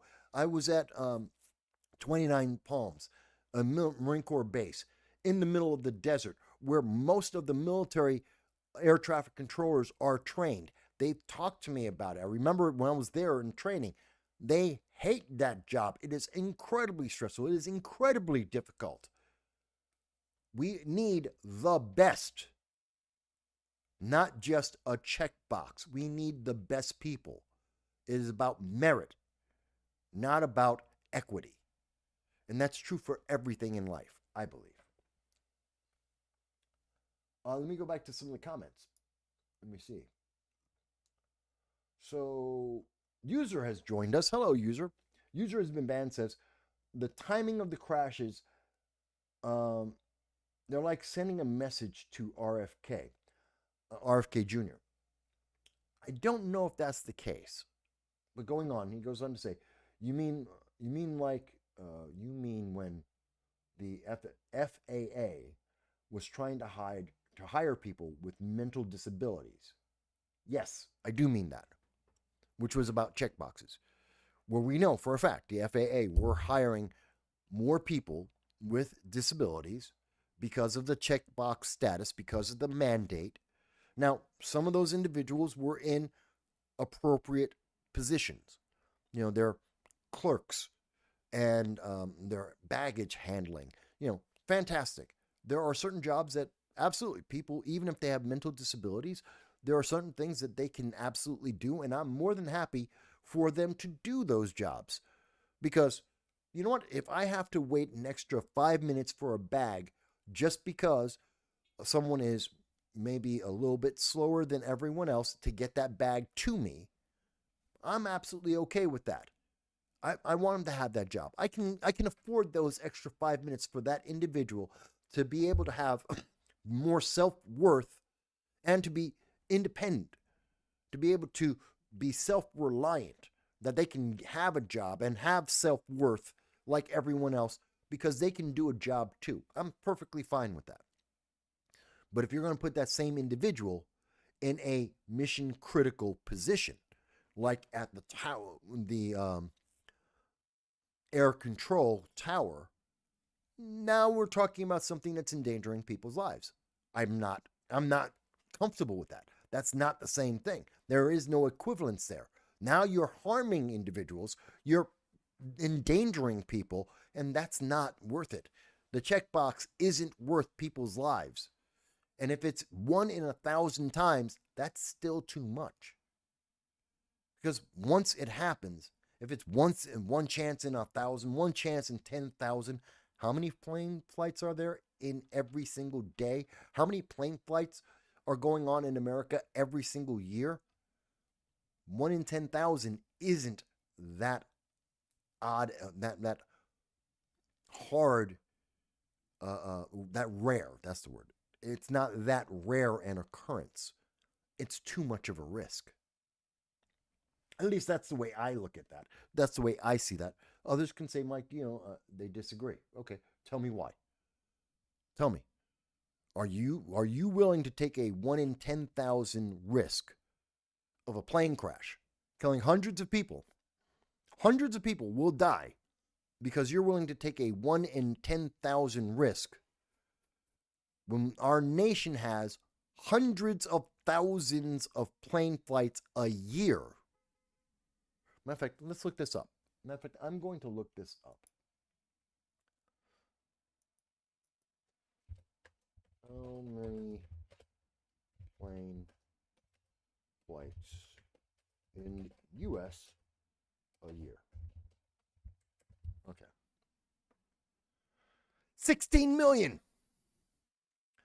The FAA manages around 16 million flights each year, with over 10 million of those being passenger plane flights. 1 in 10,000 is not rare. That's common. If the risk because of DEI is 1 in 10,000, that is every other day. That is too high a risk. 1 in 100,000 is too high a risk when the number is 10 million. You need to have the odds. You need meritocracy. If we're hiring people who are substandard, they are going to cause someone to be harmed.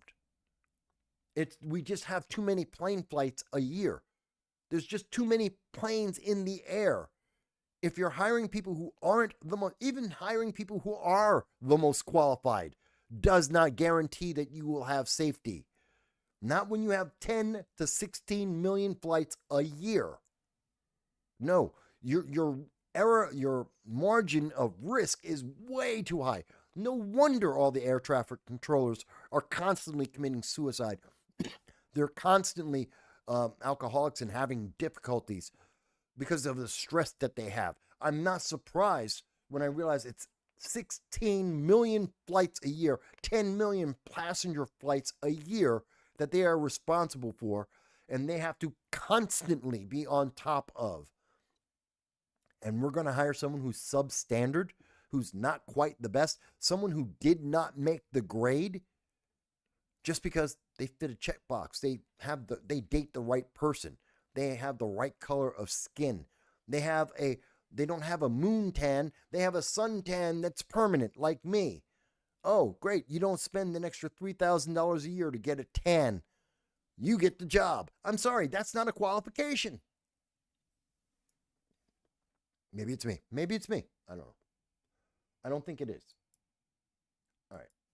So I wanted to bring that up because there is another flight. Now, I know a lot of people have said that the plane flight in northeast Philadelphia, many people have said it looked like a missile blowing up, which is scary. And I know there's a lot of people, there's this movement. There are many people who will take advantage of things in the news media to push their political agenda as well. It's not just on the left. People on the right have the same thing. And there are some people who will say, well, no, it was really a missile attack against America by one of the enemies of America. I don't believe that. I do not believe that at all. And I want to try and debunk that as best as I can because I don't think that's real. That's fear-mongering as well. And that fear-mongering doesn't help anyone. Yes, it did seem like it had an explosion like a missile. It's a plane. A plane falling out the sky is a missile. And its impact would be like that of a missile. Because of the gasoline, because of the explosion, because of the impact, it would seem very much like a missile hitting the ground. So when you hear, and some people may see some memes, they will see some Reddits or other chat that will be floating out there saying, no, this was really a missile attack.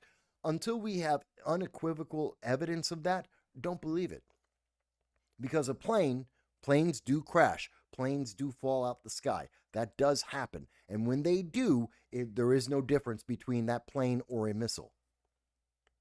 Now, in this case, we're talking about a Lear jet, which had 6 individuals in there.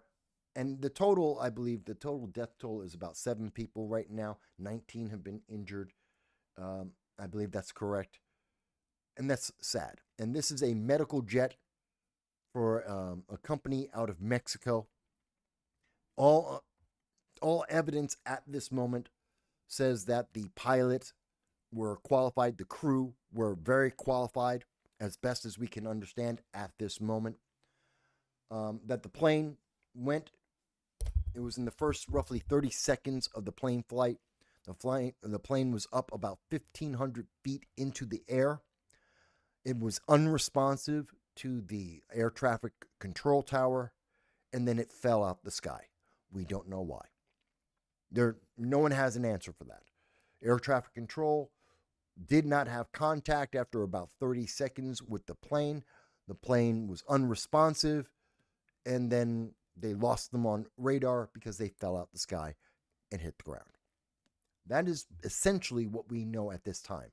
It is sad. But it does not help to fearmonger in the other side. Was that because of DEI? Don't know. Doesn't seem to be. Is that because of mechanical failure? Sounds like it was. Don't know. Was it because of air traffic control? In this case, that seems not to be the issue. That wasn't the problem, as best as we can tell. Was it sabotage? Don't know. Could it be terrorism? Could be. Was it a missile? No. No evidence of that. No. That seems unlikely, unrealistic, and that sounds like hype. So, what we do know is it was an accident, and we need more investigation. We have no empirical data. There's nothing that we can speculate on. There's nothing that seems to be leading us to believe that there was a separate causation other than mechanical or pilot error, one or the other. We don't know. And until we do, we should hold back. It's one thing to say, we do know that there were mandates.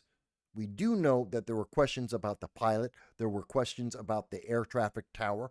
That having those facts, we know questions existed. That's the difference between the Reagan Airport event and what happened in Philadelphia.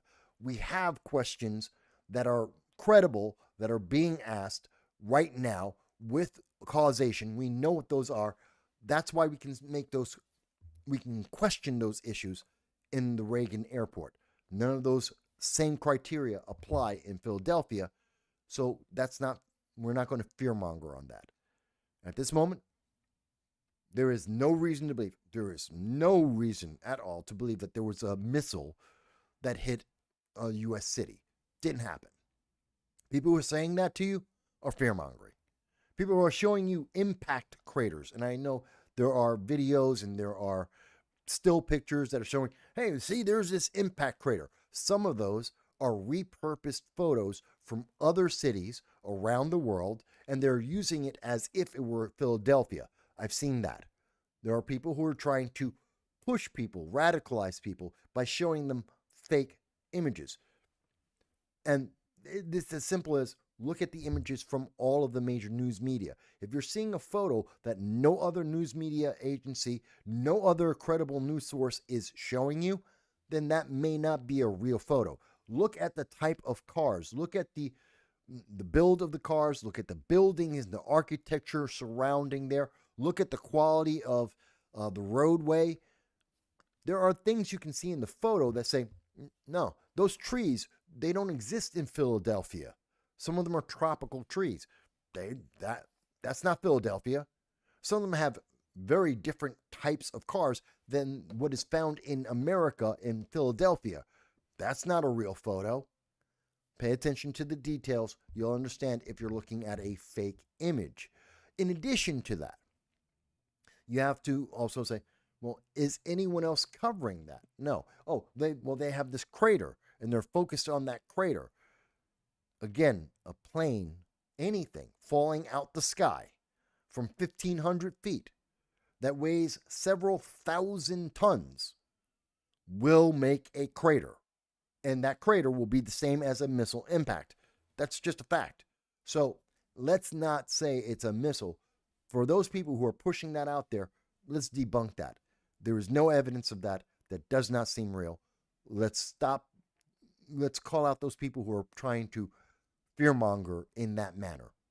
Until there is any solid evidence that says that, that's not real.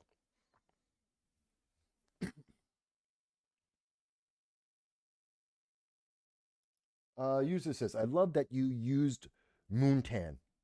I've made that joke for you. Well, I've also made the joke about me having a suntan. So there you go. All right. So we've covered that a little bit. Let's go into some, well, actually, no. I wanted to cover, there was some other breaking news. Where is it? No, DNC. Bear with me. There it is. There's also the breaking news that the U.S. aid leaders are on leave. That Doge, that Elon Musk, the Department of Government Efficiency, just got 2 people fired. Got a few people fired, to be more exact, forcing people to either retire or to get fired because they're not giving information to the Department of Government Efficiency, which is being run by Elon Musk and formerly being co-chaired or had co-leadership with Vivek Ramaswamy, who Vivek is now looking at possibly running for governor of Ohio. I want to get more into the story a little bit later into the show because I think it is important. But I just want to mention that this is some of the breaking news that also, just before the show started, was coming out that there is news about Doge. I think that's a very interesting thing. I want to talk about Elon Musk, what he has found out so far, what he has done so far, and how many of the ingrained, entrenched, deep state, some would say, the entrenched members of our government, how they are reacting for people asking questions. And the reason why U.S. aid, why we're seeing people who are being taken out of their positions of power, why people are resigning, is because they're being asked a question. And rather than answering the question, they're trying to blockade. They're trying to either minimize their responsibility for the answers, or they're trying to avoid giving the answers. They're trying to hide things from the American people. And that has nothing to do with Elon Musk. That has nothing to do with MAGA. That has nothing to do with Donald Trump. It has to do with you being well informed. And we're going to, as I said, we'll go into this a little bit more. We'll talk about Elon Musk. We'll talk about the Department of Government efficiency in a little bit, but I want you to understand this isn't a question about MAGA. This is a question about transparency. It's about accountability. It's about your money and how it's being spent and how your government has been hiding things from you. That individuals you never voted for, who have names you have never heard before, are controlling your life. And that is something we need to speak more about. That is something we need to control, that we need to minimize in our government. Whether you're left or right, whether you're a Democrat or socialist, whether you're a progressive, a conservative, a libertarian, I don't care. I think we all can agree. We don't need government just for the sake of government, and we especially don't need government when that deep state, those entrenched individuals, are controlling information and your life and wasting your money. But I'll get to that. I will get to that in just a moment. Instead, I want to remind people, I am applying, like many across the internet, to be able to get a press pass for the White House. Now, we believe that this channel will be able to do so because we have been approved by the Secret Service, and we have gotten a pass. It was a temporary pass to cover the president, Donald Trump, when he was in Oneida County in New York State, and we were able to go and to cover that event alongside other members of the major mainstream news media. We got the press pass, and we got the Secret Service security clearance, and we were allowed to cover the president when he landed in Air Force One. We have the video. You can look at it. We were there with WUTQ, our friends at WUTQ News, as well as, I believe, WBGH in Broome County. We were with those news media organizations when President Trump visited Utica. Was it Utica? I believe it was Utica. And we were there on the ground, on the tarmac, covering with President Trump. So we think we may have a shot to get coverage at least once or twice. We may be able to have at least a temporary press pass to be at the White House. If we can, I will let you know as soon as possible. I do hope that we can, and I'm going to try everything I can to get through the process as quickly as possible. We hope, because we have been approved by the Secret Service, because we have had a temporary press pass to cover the president in the past, we may have that opportunity again. We'll see. We will see. All right. Moving forward. So, President Trump imposed the tariff. By the way, in much of the argument we were talking about this, I want you to look at the source. You're hearing a lot of news from the news media. Here is the argument from the White House, Donald Trump as well. And if you read through this, Donald Trump isn't just doing this because he doesn't like Mexico or he doesn't like Canada, which we are hearing from various people on the left. They're trying to say it's about race. Well, Canadians aren't the same as Mexicans, so it's not about race. He did it to both countries. And they're like, oh, well, it's because Trump is, he's a racist and he's a fascist and blah, blah. He's the every ist and phobe you can possibly think of. Not necessarily, no. This is about illegal immigration coming from both Canada, which I have long said on this channel. For decades, I have said that we have to be aware of illegal aliens coming from the north as well as from our southern border. Everyone loves to point cameras and talk about the southern border. We almost never hear about people pointing to the northern border. And we have talked about this on this channel before. You can do a search in the, 1,700 videos that I have done, and some of the articles I have written in the past.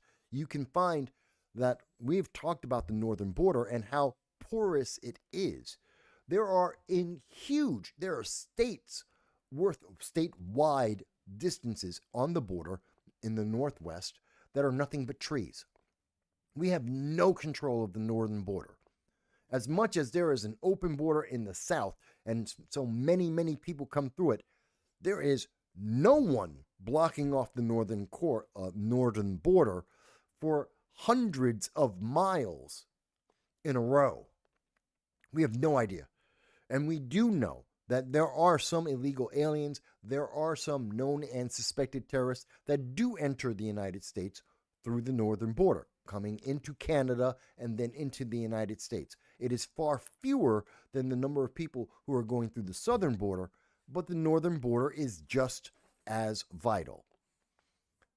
And that is part of why Donald Trump is doing this, because Canada is letting individuals who are either known or suspected terrorists, individuals who are illegal aliens from various countries, to enter into Canada and to then go into the United States, with Canada in some cases being fully aware that these individuals are in Canada with the only purpose is to try and infiltrate into the United States.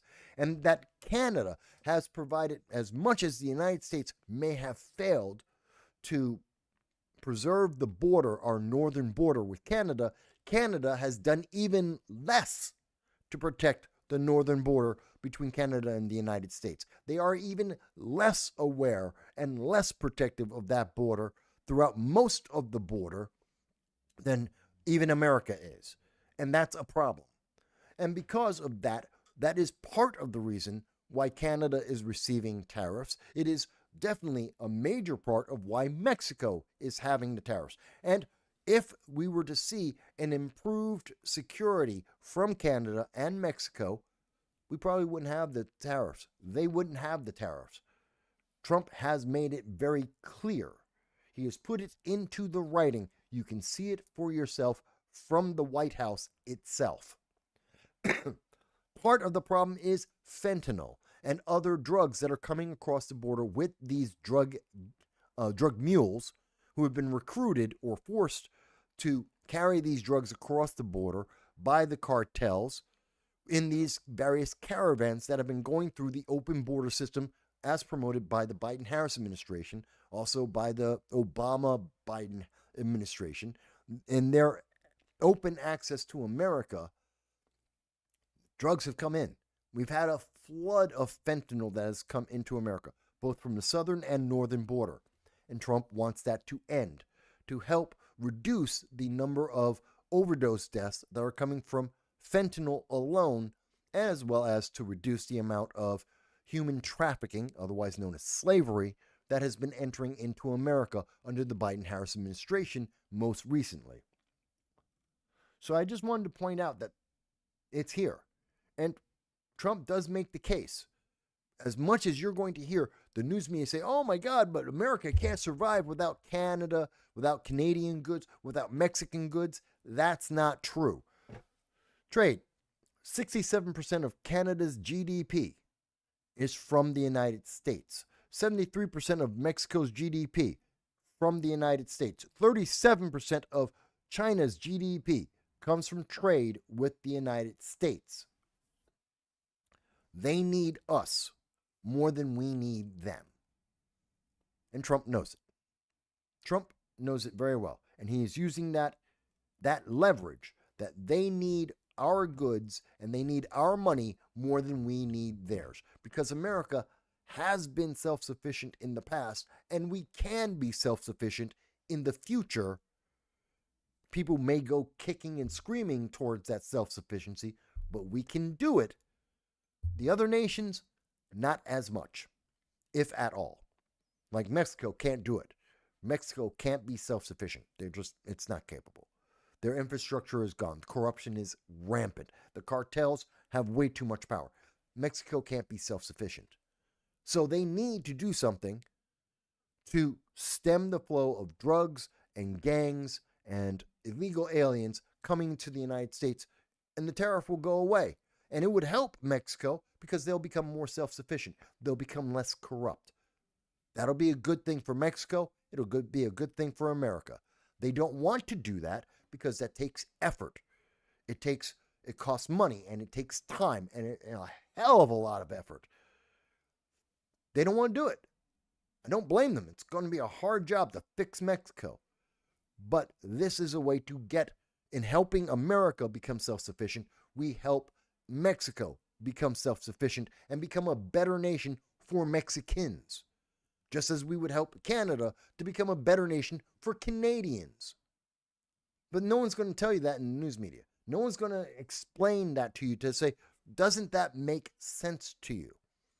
That if we are helping Canada and Mexico reduce the number of illegal aliens going through their countries, less crime is going into Canada, less crime is going through Mexico. That is obviously good for the Canadian and Mexican people. First thing, there are less drugs that are going through Canada and Mexico, especially fentanyl, which means less people will die in Canada and Mexico from the drug trades. That's a good thing for Canada and Mexico. They would like that. It means less corruption. Various government officials or individuals who have been paid off to either ignore terrorists and other radical organizations that are getting their people into America, either through the northern border or the southern border, you're getting rid of that corruption. You're reducing that corruption. That's a good thing for the people of Canada and Mexico. Notice, it's not a unilateral, America is great and we're the only ones who benefit. Everyone benefits. News media doesn't want to consider that benefit. Less drugs, less gangs, less corruption, less violence for all three nations. This is a win-win-win. They don't want to consider that part of the equation. They don't want to present to you that part of the equation. They don't want you to think about the illegal alien component of this or the drug component of this, because they want you to think MAGA, bad, Orange Man, bad, you got to vote Democrat. They don't want you to think about any benefit. There's no benefit. You're just going to spend more money. You get nothing from this. That is a lie. Yes, we need to fix NAFTA, and this is a way to fix NAFTA. Yes, we need to get America self-sufficient. Absolutely. And we can be. Yes, we need to work on the trade imbalance. Absolutely. But that is one aspect. That's the most immediate one that they're talking about. It's coming out of your pocket. You're going to lose so much money. No, you're not. You're going to buy more American.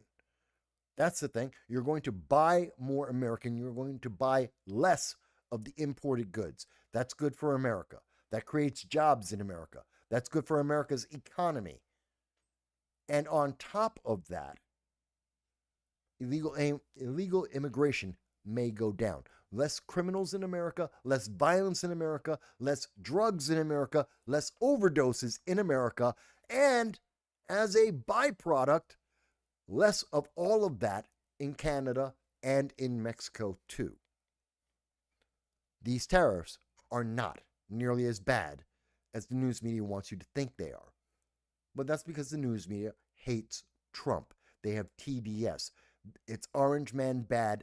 Everything that he does, they want to demonize every aspect of it, and you're not supposed to think about it and realize, oh, well, wait a minute, but this is a good thing. Having less gangs, less violence, less drugs, less overdoses, less corruption, that's a good thing. It's good for America, Canada, and Mexico. Those are all good, great things. Oh, but we're not supposed to talk about that.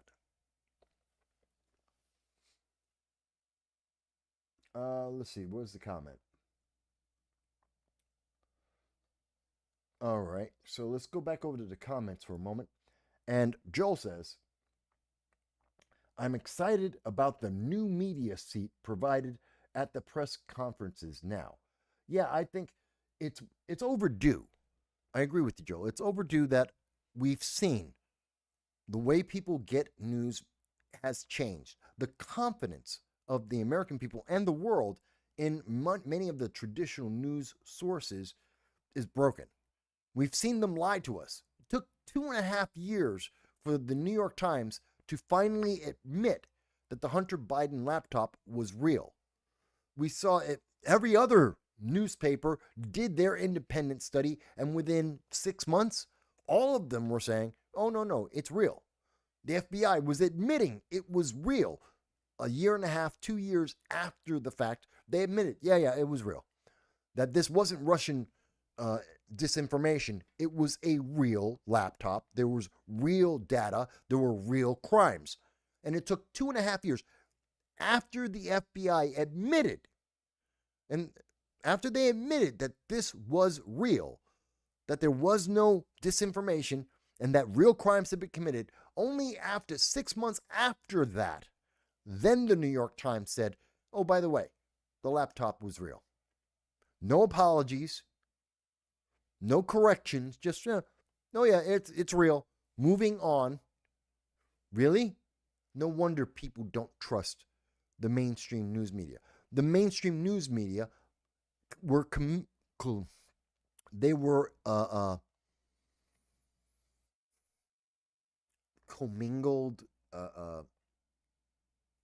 part and parcel in the commission of the cover-up of Joe Biden being mentally unstable. That Joe Biden, we now know that Joe Biden was a part-time zombie president from day one. From January 2021, according to White House aides, they have been covering for him from day one, hiding his condition from various political figures and news media. And along the way, over the years, news media found out. They knew that Joe Biden wasn't completely mentally there. Now, the varying degree, that's up to you. We can argue that on what would have identified it, how soon they may have known. They knew. And they never told the American people. And right up to the debate with Joe Biden and Donald Trump, right up to it and even afterwards, immediately after that debate, the left, the news media, were still trying to cover for Joe Biden. They were still trying to push on us this message that Joe Biden was mentally sharp as a tack, that he just had a bad night. They told us that all the photos and all the video showing Joe Biden wandering around aimlessly with no idea where he was or what he was saying, that was just right-wing conspiracies. They lied to us. And that's why no one has confidence in most of the mainstream news media. And that we look at them with a pound of salt. And that's part of why we need this new media in the White House, making sure that other voices are being heard when they ask a question that the mainstream media doesn't want to ask because they have a political bias, because they have a preference, because they have an agenda politically that they want to advance. No, we need other voices in the news media to ask the question that MSNBC will not ask because it doesn't look attractive for Democrats. It won't help the next Democrat get elected. We need that question asked anyway. So I am happy about that. So I agree with you, Joe. It is a good thing. Mind you, still need credible people. Not everyone on the internet is going to be able to do that, but there is a much smaller crowd of us. And of those individuals, there is a cream of the crop. There are a lot of people who are very great, and I hope they get a chance to do that. Like, as an example, Dave Rubin, I think would be a great individual to be part of the White House press pool, at least on a temporary basis, or on an occasional basis. I think he has some great questions that he asks. And I think there are others who are out there. Reason, the show Reason, which is, I believe, from The Hill, their program, they're great. I think they do a good job of journalism. Robbie is good. Let them go and be part of the White House pool. I think that would be worthwhile. I think that could be of value to the American people. So it's not just me. I mean, I'd love to get a temporary White House pass to be able to show up and cover the White House press briefing even once in my life. I would love that. But if it were a question of, whether Robbie from Reason gets up there and is able to be at the press briefing on myself, I'll decline. I will let more qualified people be there, as long as we're getting qualified people. Let me move on. User says, if these is one place, yeah, I can't read because my glasses are broken, by the way. In case you're wondering why I stumble sometimes, my reading glasses, yeah. Yes, I'm old. I'm 57. Yes, I have reading glasses. When you get to be 57, you're going to have reading glasses too. Stop laughing at me. Anyway, my reading glasses broke. So I'm having trouble reading some of this. So that's why I stumbled. If these is one place for our forces. If there is one place our forces should be doing anything, it's Mexico. It's a literal terror state that deals chemical weapons. Well, we do know that the cartels have been identified as terrorists, which I think is accurate. I mean, look at what they do. They terrorize entire communities so that they can break the law. They use force, violence, murder to be able to do what they want. They terrorize people on a regular basis. They are terrorists. There's no question about that. I don't think anyone would deny that they are terrorists in what they do. And they are violent, and they are destructive, and they're not beneficial to the American people or anyone else. Now, should America go into Mexico to fight the cartels directly? That's a hard question. I'm not sure. We have precedents of the United States going after cartels directly because of the clear and present danger to the American people. Kind of like with the Houthis in the Red Sea, which has been an undeclared war that the United States has been fighting with our military forces against the Houthi terrorists in the Red Sea. Because there was a clear and present danger to ships that trade with the United States and goods that the United States buys, as well as American vessels, private vessels, that are traveling through the Red Sea that need protection, as well as the fact that the Houthis also attacked American military vessels. So we fought that. We're fighting that. I get it. So that's a clear and present danger. Is Mexico the same kind of clear and present danger? Kind of, yes. I mean, you look at some of the border towns, you look at some of the areas, some of the gangs like MS-13 that have entered into the United States, the violence that they do against American citizens. Yeah, that is a reason to fight against them, but Mexico is very close to America. We do speak with them often. They're our neighboring country. I think it would be better that America works with the Mexican government rather than in place of the Mexican government. As in, imagine that the United States sees one of the drug cartels, say the MS-13. We know that they have a cocaine field or some drug base. We want to destroy that because that base has been funneling fentanyl and human trafficking and violence into America. They have this one particular base, and we say, okay, we're going to take that out. Now, what I would suggest is we tell the Mexican government, we found their base, we know where it is. Your country's corrupt and weak. We're going to blow it up with a drone in the next 5 minutes. I think that's how we respond to that terrorism that's in the cartels in Mexico. As opposed to, we just get a couple of trucks and tanks and roll into the sovereign nation of Mexico and just have our troops walking through Mexico. That, I think, would be the wrong answer. Notify them, give them short notice so the corruption doesn't get back to the base and they get to run away. Give them very short notice.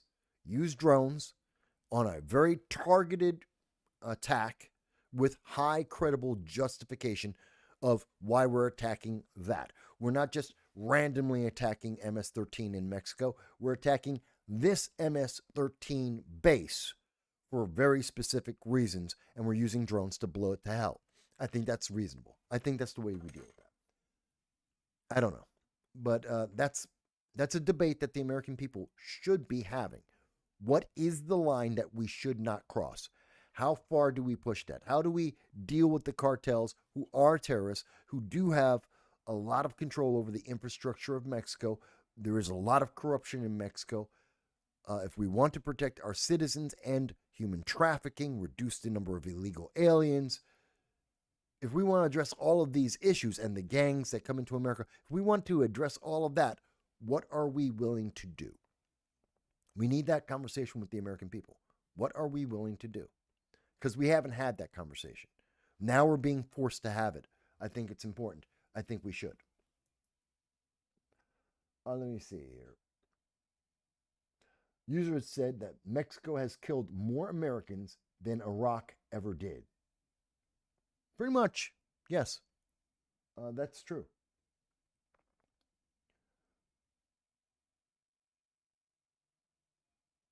Yeah, it was your sloppy writing, user. Yeah.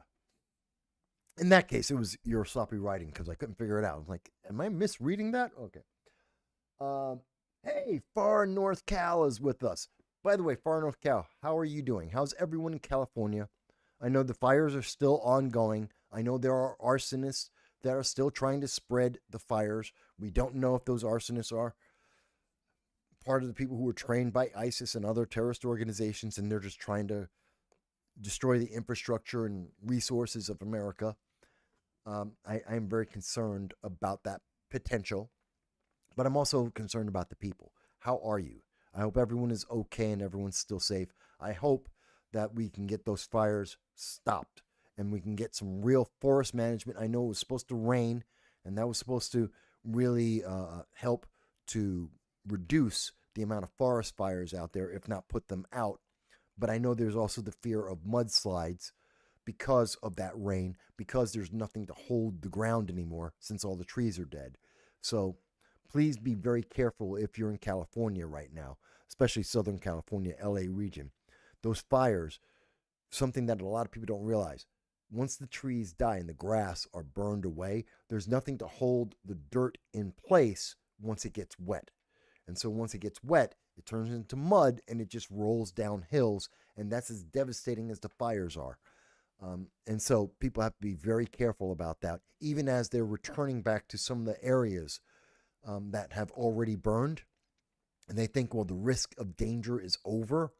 And maybe your home wasn't completely destroyed, but partially destroyed. The risk is still there in some cases because the mudslides, when it does rain, it can just bring all of that debris and everything that's in that debris, everything that would be pushed along with the mud, which would be, parts of buildings, sharp objects, glass, things that have spoiled. I mean, there's a lot of risk there. So please be careful out in California. But Far North Cal says, "Hi, Mike. I honestly prefer you over Dave Rubin." Definitely. Well, thank you. I appreciate the compliment. I don't think Dave Rubin will like it, but then he doesn't talk to me, so I can't say anything to him about it. But thank you. And I would love the opportunity to go to the press pool of the White House to cover that. It's not about trying to show about it. I don't want to be a Jim Acosta, whether on the right or the left. I don't want to be someone like that. I think that's wrong. That's showboating. That's self-aggrandizement. I think the answer is you're there to make sure you get the information to accurately and with as little bias as possible. Everyone has a bias. Everyone in news media has a bias. Everyone involved in politics has a bias. Just be honest. Just be honest with the public. Tell them, this is my bias. This is where my bias comes from. That's my bias. Let's deal with it. Let's go forward. And give them the essential elements of the truth. Give them the empirical facts. And then you want to expand beyond that, well, here's my bias. It's kind of like when I say about when I'm talking about Hamas. I have a bias against terrorists, whether that's ISIS or Hamas, the Houthis, Hezbollah, any the Taliban, Al Qaeda. I don't like any terrorist organization. Period. I don't support any terrorist organization. I am adamant to try and end any and all terrorist organizations. Absolutely. So that's my bias. And I am passionate about it. And if I get something wrong because of that bias, because of that passion, I try to be honest with you about it. And that's why I try and make sure I give you the facts along with my take on that, so that you can say, oh, well, here's the empirical data. And and Mike has some bias in there too. And I admit it before. I admit it now. I'm going to give you all the empirical data that I'm making my conclusions from, so that you can make your own mind up. And sometimes my bias is involved in there too. Absolutely. No different than the New York Times. No different than like Krugman or Joy Reid or, The View. We all have a bias. I'm at least honest enough to tell you, yeah, my bias is coming from the right. But here's the empirical data that, backs me up. You don't hear that from the left. They just say, oh, no, we're neutral. We're neutral. No, you're not. There's nothing neutral about what they're saying. There's nothing neutral about the things that they have presented. And the data, the evidence, the empirical information that they leave out. Like what I was showing you. We saw earlier, the tariff information. They're talking about how it's going to destroy your pocket, that it's all about the economy when it's really about illegal immigration. It's about making three nations safer and less corrupt. And as a benefit of that, it's also about economy. So, but they leave out that story. They don't want to talk about the illegal immigration aspect of it. They don't want to talk about the drugs or the human trafficking. They don't want to have that conversation because they lose. And you don't think Orange Man bad when you understand the reason. Mexico can get rid of the tariff tomorrow. All they have to do, lock down the border, get some kind of control over their cartels, reduce the amount of drugs and illegal aliens and human trafficking coming into America. That's the point. That's the goal. That's it. And the tariff will go away. Let me go on.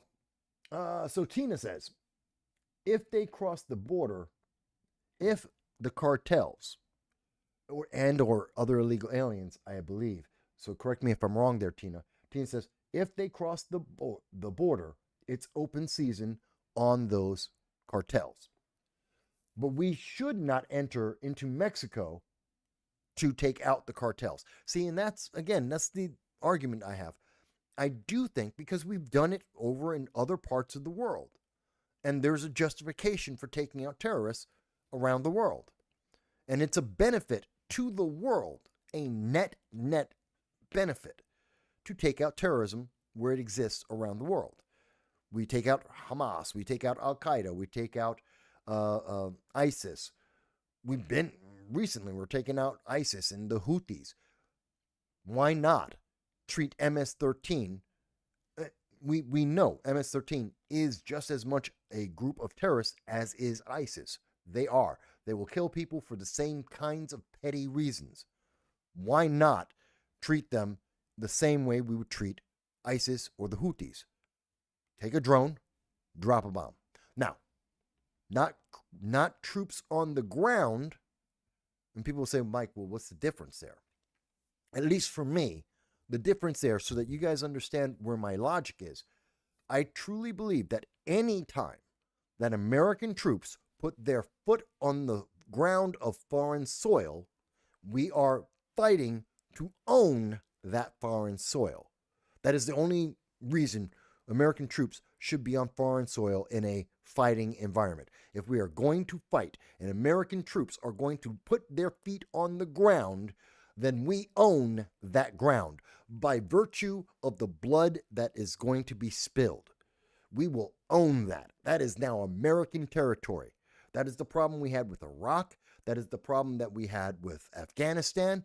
And I continue to say to this day, I said it then, I've always said the same thing. If we are going to have American troops fighting in these foreign nations, we own it. When we win, it's now ours. You can call it a colony, you can call it a commonwealth, you can call it a prisoner. I don't care what you want to call it. It's ours. We own it. And of course, we will bring in education, technology, industrialization. We will raise the quality of life for that commonwealth that we now own, to bring it up to a standard, at least the minimum standard that American people would expect anywhere across America. We're going to bring it up. And guess what? Even if you're only getting up to the standard of Mississippi compared to the standards of Iraq or Afghanistan right now, we're talking about absolutely changing the entire world of those countries. You're talking about places that don't have electricity, don't have running water, they don't have proper sanitation, and actually giving them all of that, giving women the right to vote, to be able to read, to be able to drive a car, to go to work. Schoolgirls can go to school without being poisoned. This is the kind of quality of life changes that we can bring to a commonwealth because American soldiers bled to take over the land. Period, point blank. And that's probably the most effective way to get rid of terrorism. You want to get rid of terrorism? You want to minimize the impact of ISIS or the Ayatollah? Fantastic. Bring in TVs, electricity, water, hospitals, education, pave the roads, build stronger buildings, give people a job. That will get rid of terrorism. A lot, not all of it, but it will get rid of a lot of it. And mind you, that has nothing to do with religion. People can have whatever religion they want. I don't care. They can have whatever sexual preference they want. I don't care. That's not part of the process. But if we did that in Iraq and Afghanistan, the Middle East would be more stable today. Yes, they would be commonwealths of the United States, and they would have peace.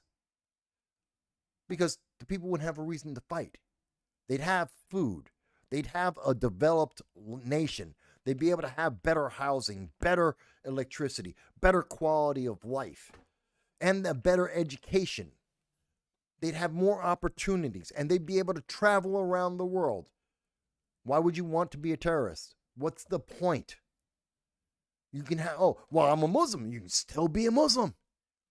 You can be a Sunni or a Shia, and not have to worry about someone trying to come and kill you because you're a Sunni or a Shia. We would make it possible for them to have all the things that they want and have a higher quality of life and more stability. So I say all of that to bring it in terms of Mexico. Why I say use a drone rather than bring in troops on ground, roll a tank over to take out the cartels, or put troops on the ground to walk into that cartel's stronghold, is that when those American citizens get injured, when our military bleeds, we're not going to take over Mexico. I mean, honestly and realistically, we're not going to take over Mexico. I know that the fear-mongering, the left is saying, Trump's going to take over everything. No, he's not. No, he's not. We're not going to take over and absorb Canada or Mexico. It's just not real. That's not what's going to happen. We're not taking over Greenland. It's not going to happen. And because that isn't going to happen, that isn't an argument on the table, then I don't want American troops there. I don't want them to bleed in a conflict where the U.S. does not have the potential to take it over. We're not going to take over Mexican soil just because we wiped out the cartel. That violates my rule.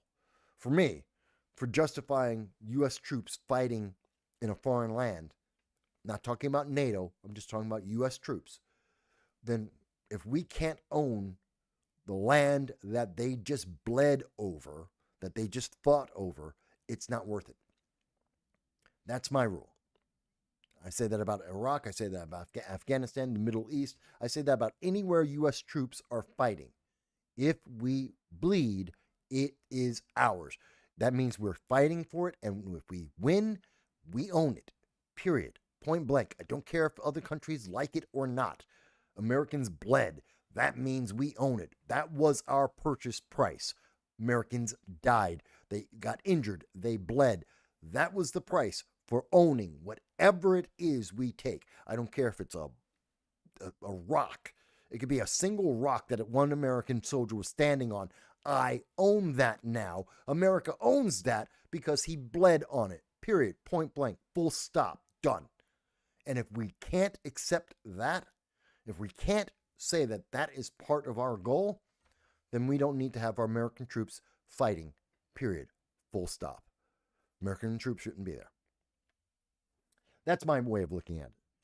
So I kind of agree with you, Tina, but I don't. But there's that exception there. So yes for drones, no for troops. Basically in line with what you're saying. Joel says, sharp as a tack in reference to Joe Biden, especially under the Biden-Harris administration, should be an offensive comment from now on. Well, just Joe Biden. Just say Joe Biden, and that is an insult. That is an offensive statement right there. User has been banned says, in 2022, fentanyl was responsible for 200 deaths every day. I believe the deaths due to overdose on fentanyl were 110,000 in 2023. I'm going off my memory right now. I'm not sure if that was all overdose deaths or just fentanyl related deaths in 2023. I believe it was 110,000. It's ridiculous. It's a number that doesn't have to exist. User has naughty words says over 250,000 Americans have died from fentanyl overdose since 2018. In 2022, 73,000 people died from a fentanyl overdose. In the United States, more than double the amount of deaths from the 3 years prior in 2019. So I may be thinking of all overdose deaths in 2023 because I know we were over 100,000. It was the second or third year in a row that we had been over 100,000 overdose deaths, and I believe it was because I thought it was fentanyl. It may be just overdose in general. So that may be where I'm wrong. I apologize if I'm mixing up, separating overdoses in general and fentanyl specific. Joe says, I want the new media seat to be different, a different person each time. I think that's what they will do, have a rotation of people that they'll be able to bring in. But I think that rotation should be somewhat fixed. Like, there should be some people who are regularly able to do that. Again, merit makes the difference. You know, go a year of just every day, there's a different person in that social media seat. And then out of those people, then we have the best people who did the best job, have it voted on by the American public. And the ones who did the best job of presenting the facts to the American people, you have that they become a recurring group of people, plus some new people, you know, spend a couple of months every year, have at least 3 months out of every year or every day, new people every day. And then for the rest of the 9 months of the year, you have a rotation of some of the best people, you know, and maybe it's the top 50 people, top 30 people. And for the rest of the year, you got your top 30 people, once a different person each day out of that pool of really good people, with 3 months of just brand new people every single day to make sure you're always on top, having the best people, having merit on who's going to be there. Does that make sense? I hope it does. I'm trying to explain it as I think it through because I haven't thought about it before, but I hope that makes some sense. Far North says, right now it's pouring down rain in the far northern California. Well, that's good. And it's raining crazy hard. Well, that's not as good. Again, because of the potential of mudslides. But it's good because that will help stop any forest fires and it will prevent arson. So that's good. And we know arson has been very much a factor. Whether that arson is inspired by insanity or it's because of terrorism or is because of crime, I don't know. But it reduces the amount of arson as well, and that's very important at this moment. Yeah, and I should say, yeah, I agree with user has been banned. That we all hope that far north, you're nowhere near any area that has the potential of a mudslide. But you're in the north, and most of the fires have been in the southern California region, not northern California. So there is that difference. Let's see. Americo? Americo? Is it Americo? C-U-A. So it's C-U-A. Americo, I think is the way you say it. Caught. Americo. Yeah. Grazing livestock, sheep, goats, cattle will help California start with cheap brush and undergrowth clearing. That makes a lot of sense. Yeah. For the people who want to be all natural about maintaining the forests and the undergrowth, yeah, let farm animals eat it. I don't have a problem with that. Far north is not in the mudslide area. That's good. I kind of figured because you said north, but good to know. Let's see, Joel. We all have a bias. I don't like our Congress having the purchase us. Congress being a buy us in terms of purchase us, that's a bad thing. But everyone has a bias. That's true. Hey, Peace Logic is with us. Hello, Peace Logic. And Peace Logic says, appreciate what you do. Wow, that confirmation hearing was quite the spectacle. Which one? RFK? Or are you talking about Tulsi Gabbard? Because both of them had a lot. I think you're probably talking about RFK's confirmation hearing. And yeah, it was crazy, especially the conversation with Bernie Sanders, because Bernie Sanders was lying his ass off, because Bernie Sanders was trying to push a political agenda.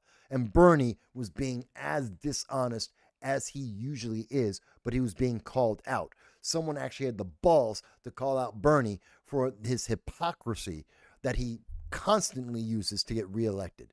And I thought that was pretty impressive. Peace Logic goes on to say, Bernie went off the rails with his onesies. Bernie was trying to make spectacle. He wasn't trying to be credible.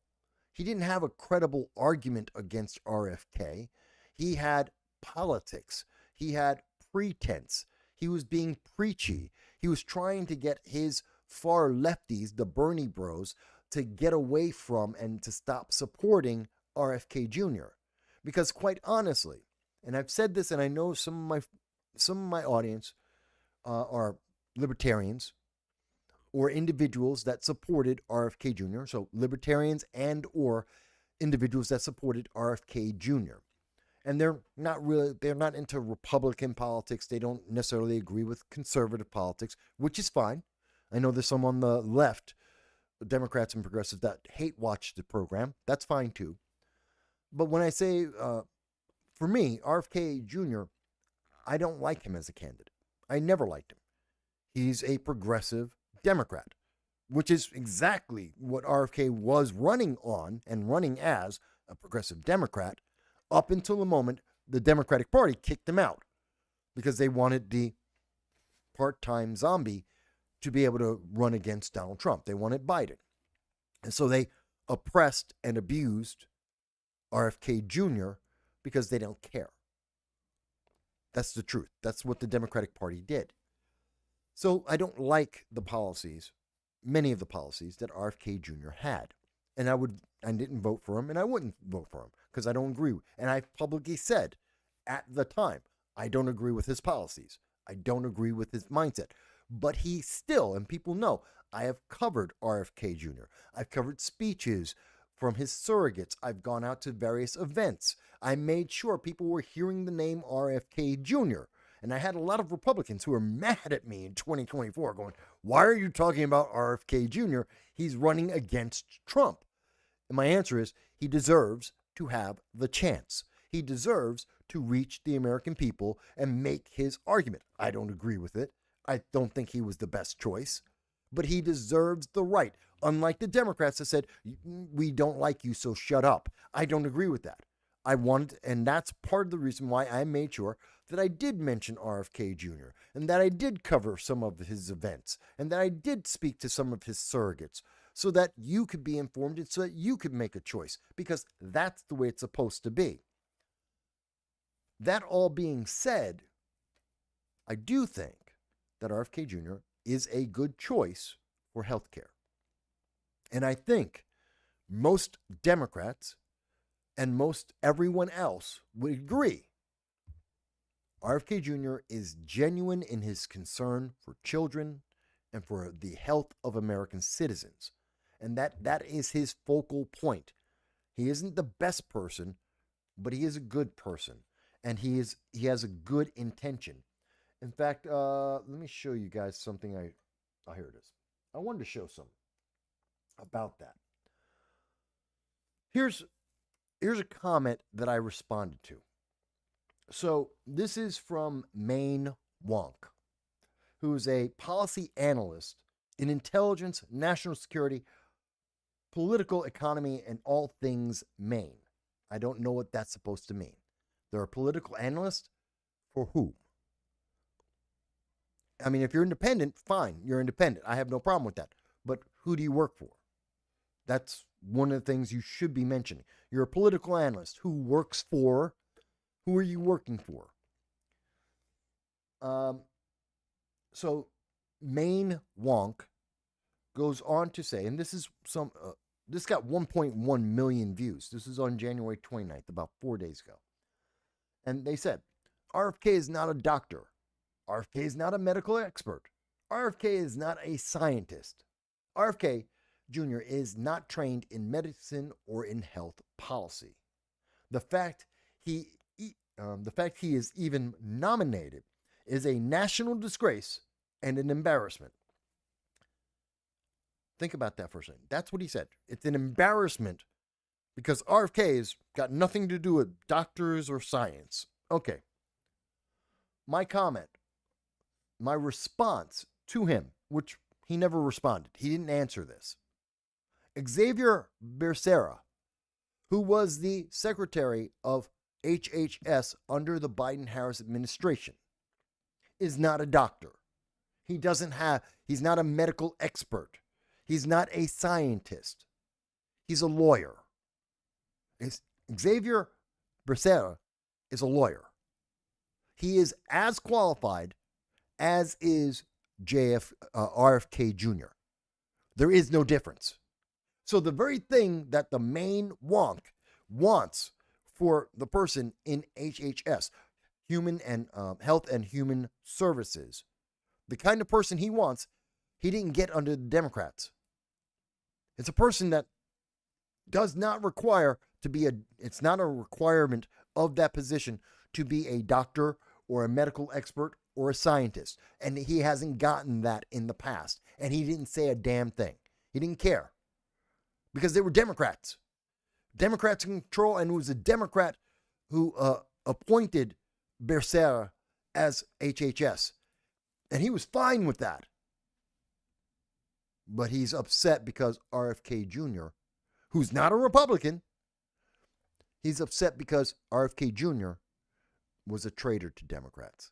Because RFK Jr., when he was told to shut up by the Democratic Party, when he was told to wait his turn, if they decided he would get a turn, rather than listening to the Democrat executives or elites, RFK Jr. said, no, this is important, and I want my voice to be heard.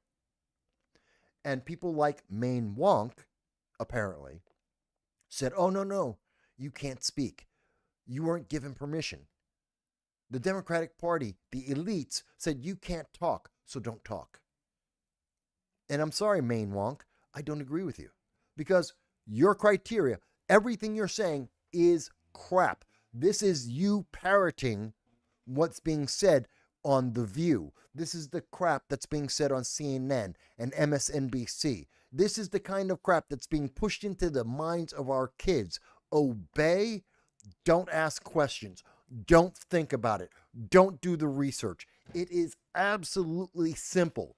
All you got to do is put in, even in Google, do a Google search, a Wikipedia lookup on Javier Barcera, and look at his history. What is he? Is he a scientist? No.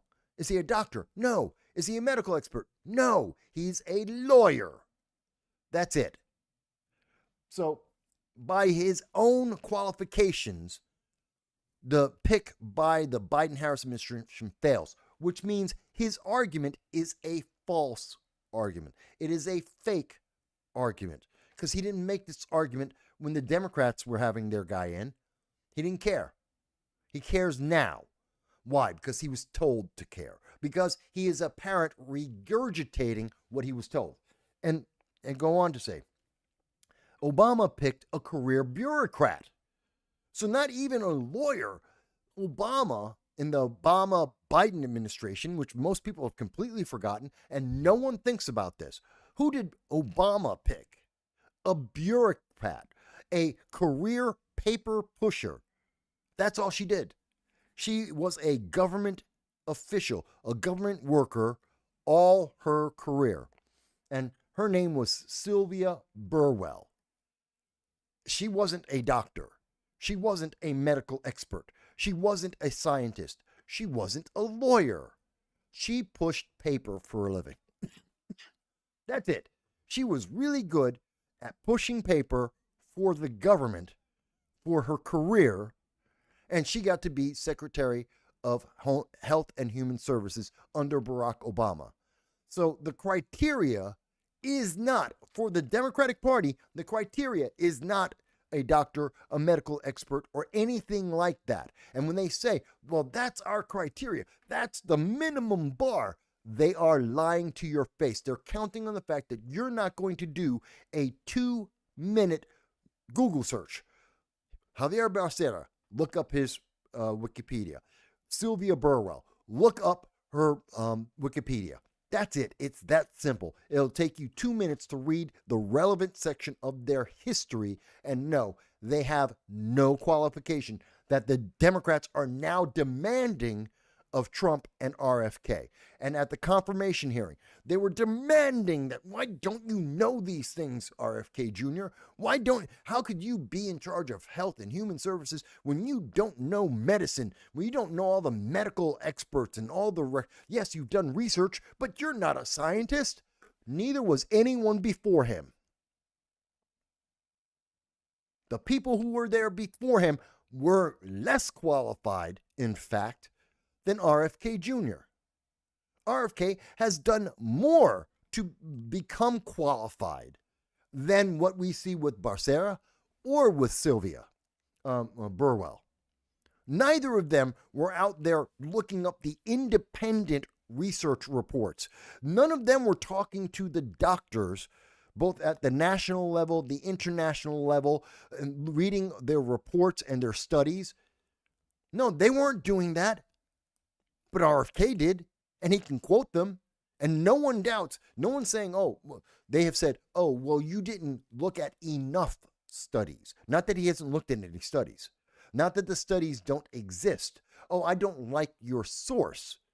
But it is a source, and it is a doctor, and it is a scientist. It is peer-reviewed. So you don't like it. That has nothing to do with whether or not it's efficient, if it's factual, if it's repeatable, if it's scientifically sound. That has nothing to do with whether you like it or not. And that's the thing that I was looking at, and I really suggest people go back and then keep this in mind, that Everyone else nominated for HHS, Secretary of Health and Human Services, none of them are doctors. None of them are scientists. None of them are experts. In fact, Democrats put in people who were so minimally qualified that paper pushers, career bureaucrats, were more than qualified, according to Democrats, to hold the position. And look at the difference in standards they have now for RFK, because Orange Man Bad nominated him. So he's already got a stick against him. They're giving him a strike one just because Orange Man Bad, Donald Trump himself, said you should have this position. So the nomination instantly made 99% of all the Democrats go, I can't vote for you. Why? Donald Trump.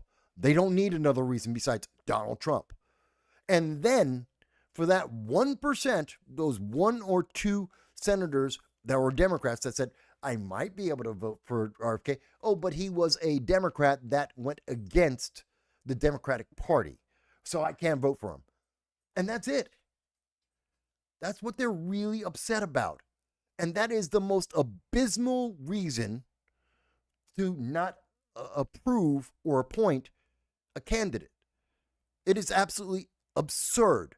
It's not about whether he's efficient. It's not about whether he's effective. It's not about whether he has sound reasoning. It's not about whether or not he has a logical understanding or a logical process that he goes through. They don't like his politics. Who cares?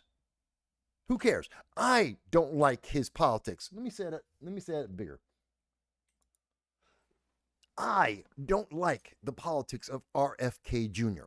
I have been public about my dislike of many of his policies. He's far too isolationist for me.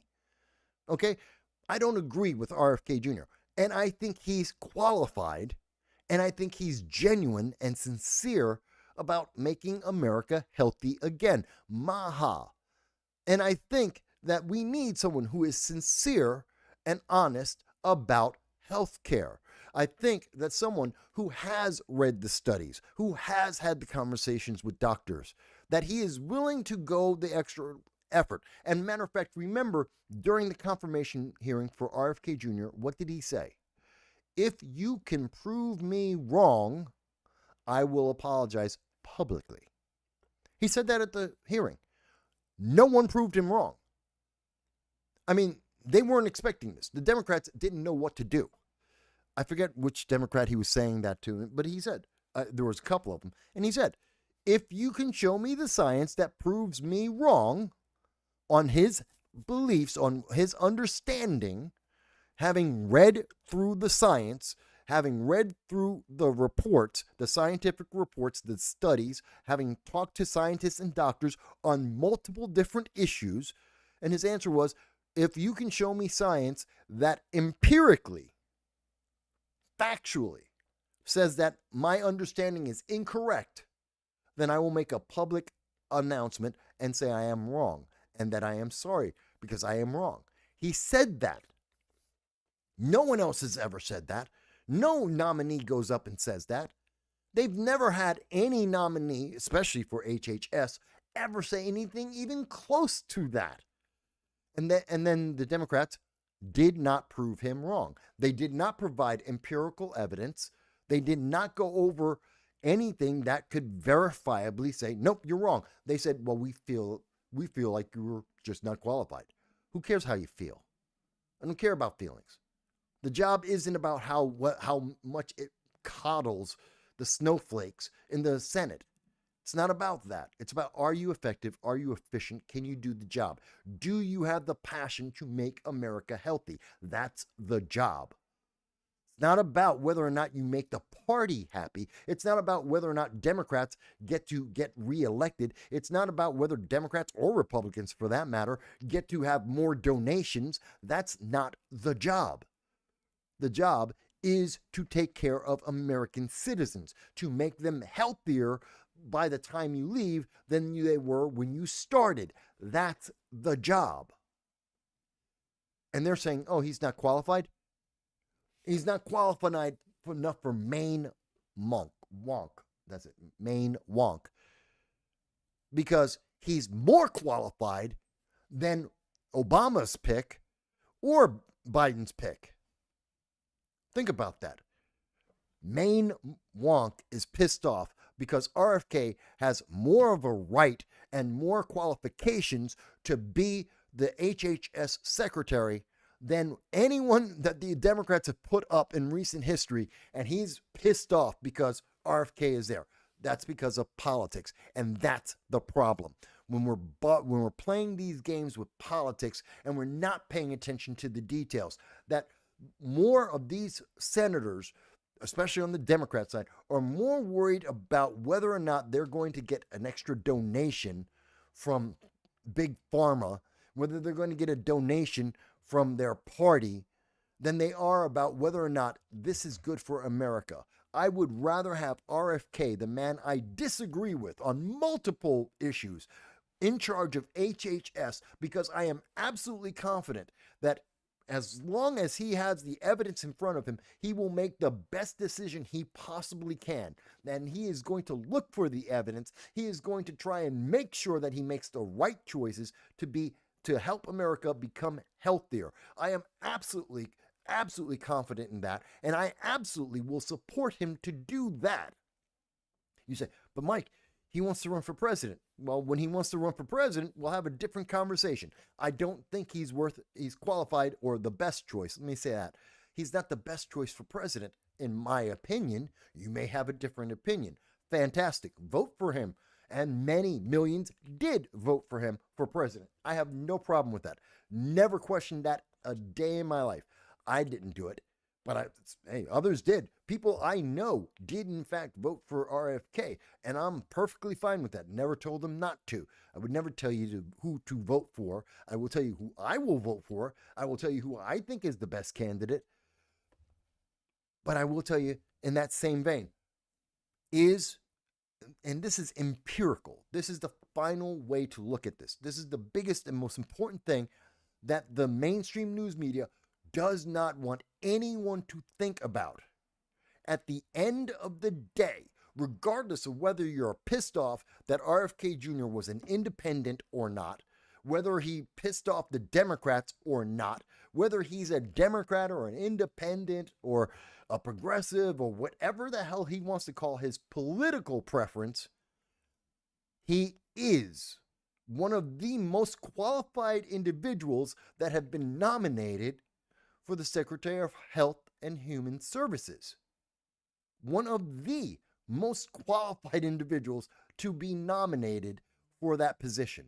And for that reason alone, I will say to everyone, you should write a letter to not an email, a letter to your senator, both of their senators, and tell them that you want them to vote for RFK Jr.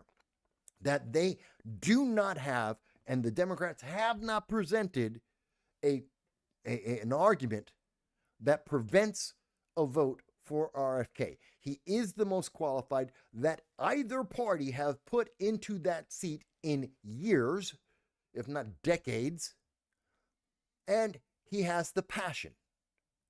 I would absolutely say that, and I would absolutely recommend that. Clip it. Clip me having said all of this about RFK. Yes, I am a conservative Republican. Absolutely. I've run as a conservative Republican more than once. And I absolutely stand up for Republican values. Absolutely. And I absolutely would recommend RFK Jr. for HHS Secretary. That I think he is one of the most qualified people that we have seen in decades for HHS. I absolutely will say that as a conservative Republican, straight up and down the line. Absolutely. President? No. HHS Secretary? Absolutely. And now I've said it twice so that you can clip it. I said the short version and the long version because I am gregarious.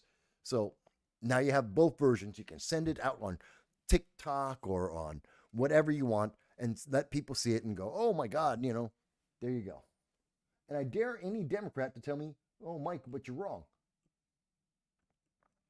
I dare any elected official, any progressive, members of the Democratic Socialists of America, AOC, all of them. I dare you, tell me, how am I wrong? How am I wrong? I'm not wrong about Becerra. I'm not wrong about Burwell. How am I wrong? Because they don't have an answer. Bernie didn't have an answer when he was talking. None of the Democrats up there had an answer when they were talking. They were looking for gotchas. They were looking for sleight of hand, playing word games. They were looking to try and make themselves look good. They were trying to embarrass and attack the character of RFK and Donald Trump. It was useless. I mean, why was Bernie Sanders asking RFK Jr. about Donald Trump's view of climate change? What does that have to do with Health and Human Services? Nothing. Nothing. What is RFK's opinion about the feelings of Donald Trump on climate change? Who cares? Donald Trump has already made himself very clear about his positions on climate change. And that has nothing to do with HHS, has nothing to do with making America healthy again. None. No, what he was looking for, what Bernie Sanders was trying to do in that moment, and you can go back and see the confirmation hearing for yourself, he was trying to make political points. He was trying to get a clip for his next re-election and for the re-election of some of his friends in the Senate and in the House, like AOC, to give them something so that they could run and raise more money and to get more re-election votes. He was trying to be buddy-buddy with the Democratic Party so that they would give him more money and support when he's looking for re-election. That's what he was doing. It's gamesmanship, political gamesmanship. And you know what? Let me be honest. There's a point in time for political gamesmanship. I am not above political gamesmanship. I don't think anyone in politics is. It's a tough game. I understand it. And we play hard. Everyone does, on all sides. And I'm not going to say there's no time for political gamesmanship. Yes, there is. Of course there is. Absolutely. But there are times when it's just inappropriate. And in a confirmation hearing, for someone who's going to be secretary of a major division affecting the lives of American citizens, political gamesmanship isn't there. I wouldn't recommend, or I'd be screaming, as I have in the past, about anyone who's getting the position just because of a checkbox, kind of like KJB, Chief Justice, or excuse me, Supreme Court Justice Ketanji Brown. I thought she is a checkbox Supreme Court justice. I was pissed at her being picked. Not because she's black, not because she's a woman, but because she was the least experienced, least qualified black woman Democrat that they could have picked. There were at least 8, if not 11, other black woman Democrats who were federal judges that were more qualified to be a Supreme Court justice if that was the only criteria that you had, which that it was because that's what Biden said. So if you could only go by the criteria of black, woman, and Democrat, there were at least 8, if not 11, other better choices. And they picked Ketanji Brown because she also was young. She was younger than all the others. All the others were 55 and older. And that's why they didn't pick the more qualified people. And they picked Ketanji Brown because she's younger and she'll be on the Supreme Court longer, which means she's less qualified. So she'll do worse of a job for a longer time. But it's politically, she got all the check boxes, so they get to raise more money. They get to run around during Black History Month and go, I voted for a black woman in the Supreme Court. Give me money. I'm a Democrat. Vote for me. You useless piece of crap. But that's my feeling on it. Others may disagree. Let me move on. And yes, RFK did get a standing ovation at the end. Peace logic. So yes, you're correct. I thought for the most part, RFK did a very good job. Couple of the individuals, some of the senators, he could have done better answering some of the questions, but overall, he did well enough to justify that he should be Secretary of HHS. Let's see. Far north. Goats do a great job of clearing the brush. Okay. For people who are wondering about forest management, and maybe there's people who have small farms, backyard farms, keep in mind. Goats do a great job of clearing brush. We use them up here. They will eat till they burst. Well, that may be a solution for some people with backyard farms. I know used to live upstate New York. I used to have a house. And I know a lot of my friends and a lot of my neighbors in upstate New York, they have their backyard farms. And a lot of them were trying to think, do you get a pig? But pigs get really big and they're sometimes unruly to take control of and to raise. What do? You got chickens. How do you deal with it? Goat.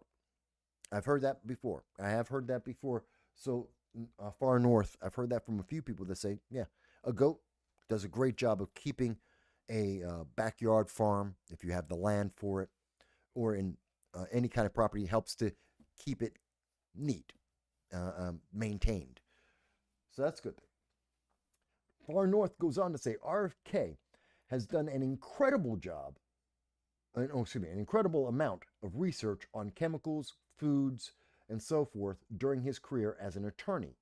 I have an autoimmune disease, and I know RFK knows more than the doctors that he has seen. I agree. Like I said, he's done the homework. He absolutely knows more than Javier Becerra, and he was HHS.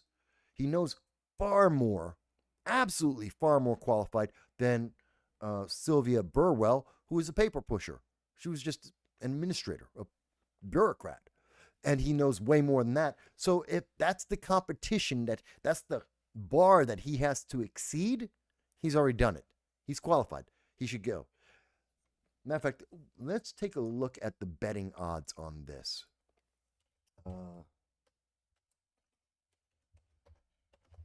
What are the current betting odds? We'll find out, folks.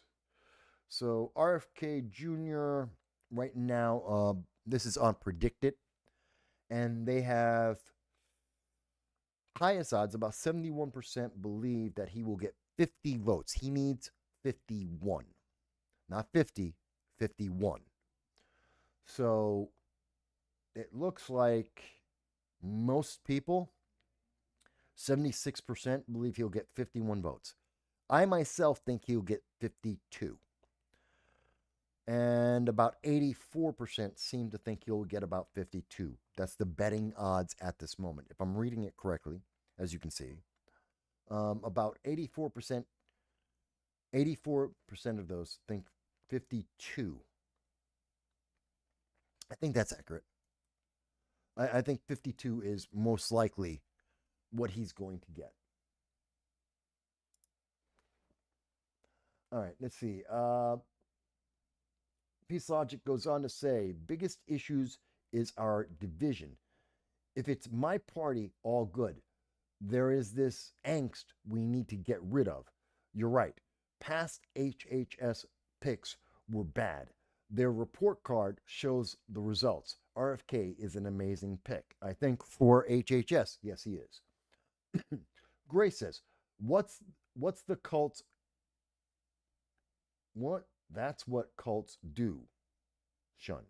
Oh, okay. Shun. Sorry, I'm thinking Japanese, like doshin. No. Sorry. That's what happens when you watch anime. You see someone say, do shun. It's like you're thinking doshin. Is that, I'm thinking anime. Sorry. So, yeah, that's what cultists do.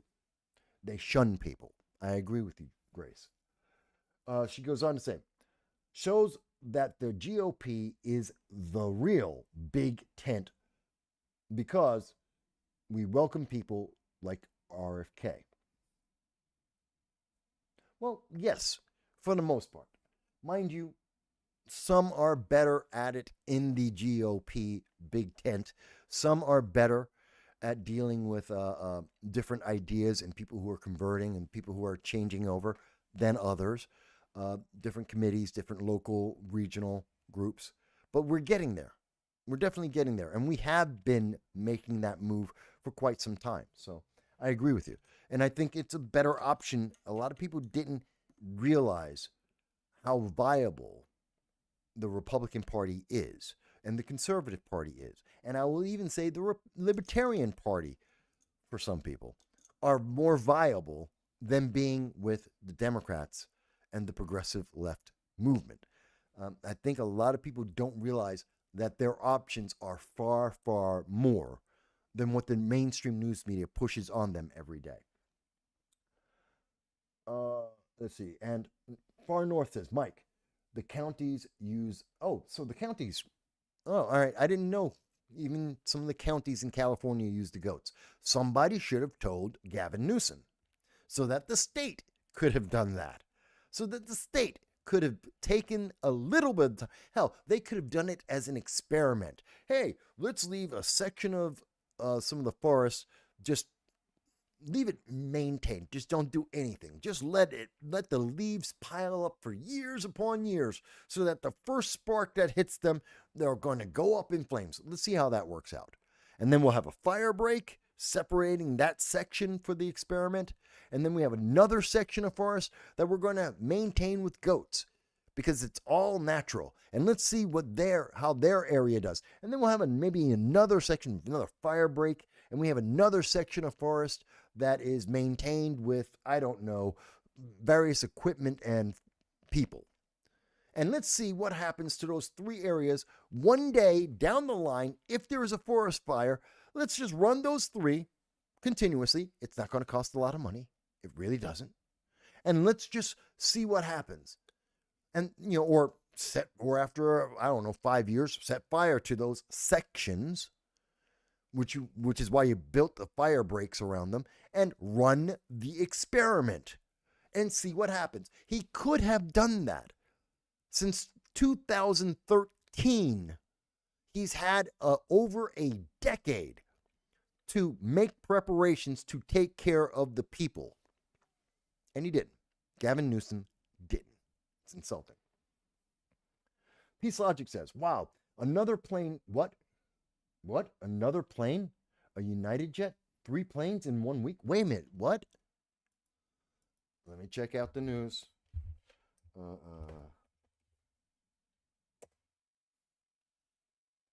Hang on, folks. I'm checking this out. Trump. Everyone's pissed off about Trump and the tariffs. New York Transit. Hochul isn't funding the... Wow. Kathy Hochul, governor of New York, isn't funding the MTA, the subway system, but she wants to tell you that it's safe, but she won't give them the money to make sure that it's safe. What an idiot. Okay, soldier from a D.C. plane crash. Trump lost the first battle in New York City polls. Politicians. Well, that's stupid. No. Elon Musk Doge. I'm going to get to that in a minute. I don't see that news. Is that just now breaking? Peace Logic, is that like super just now breaking news? Let's see. Come on.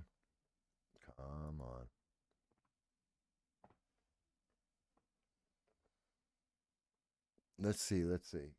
Because that's crazy. 3 planes in a week?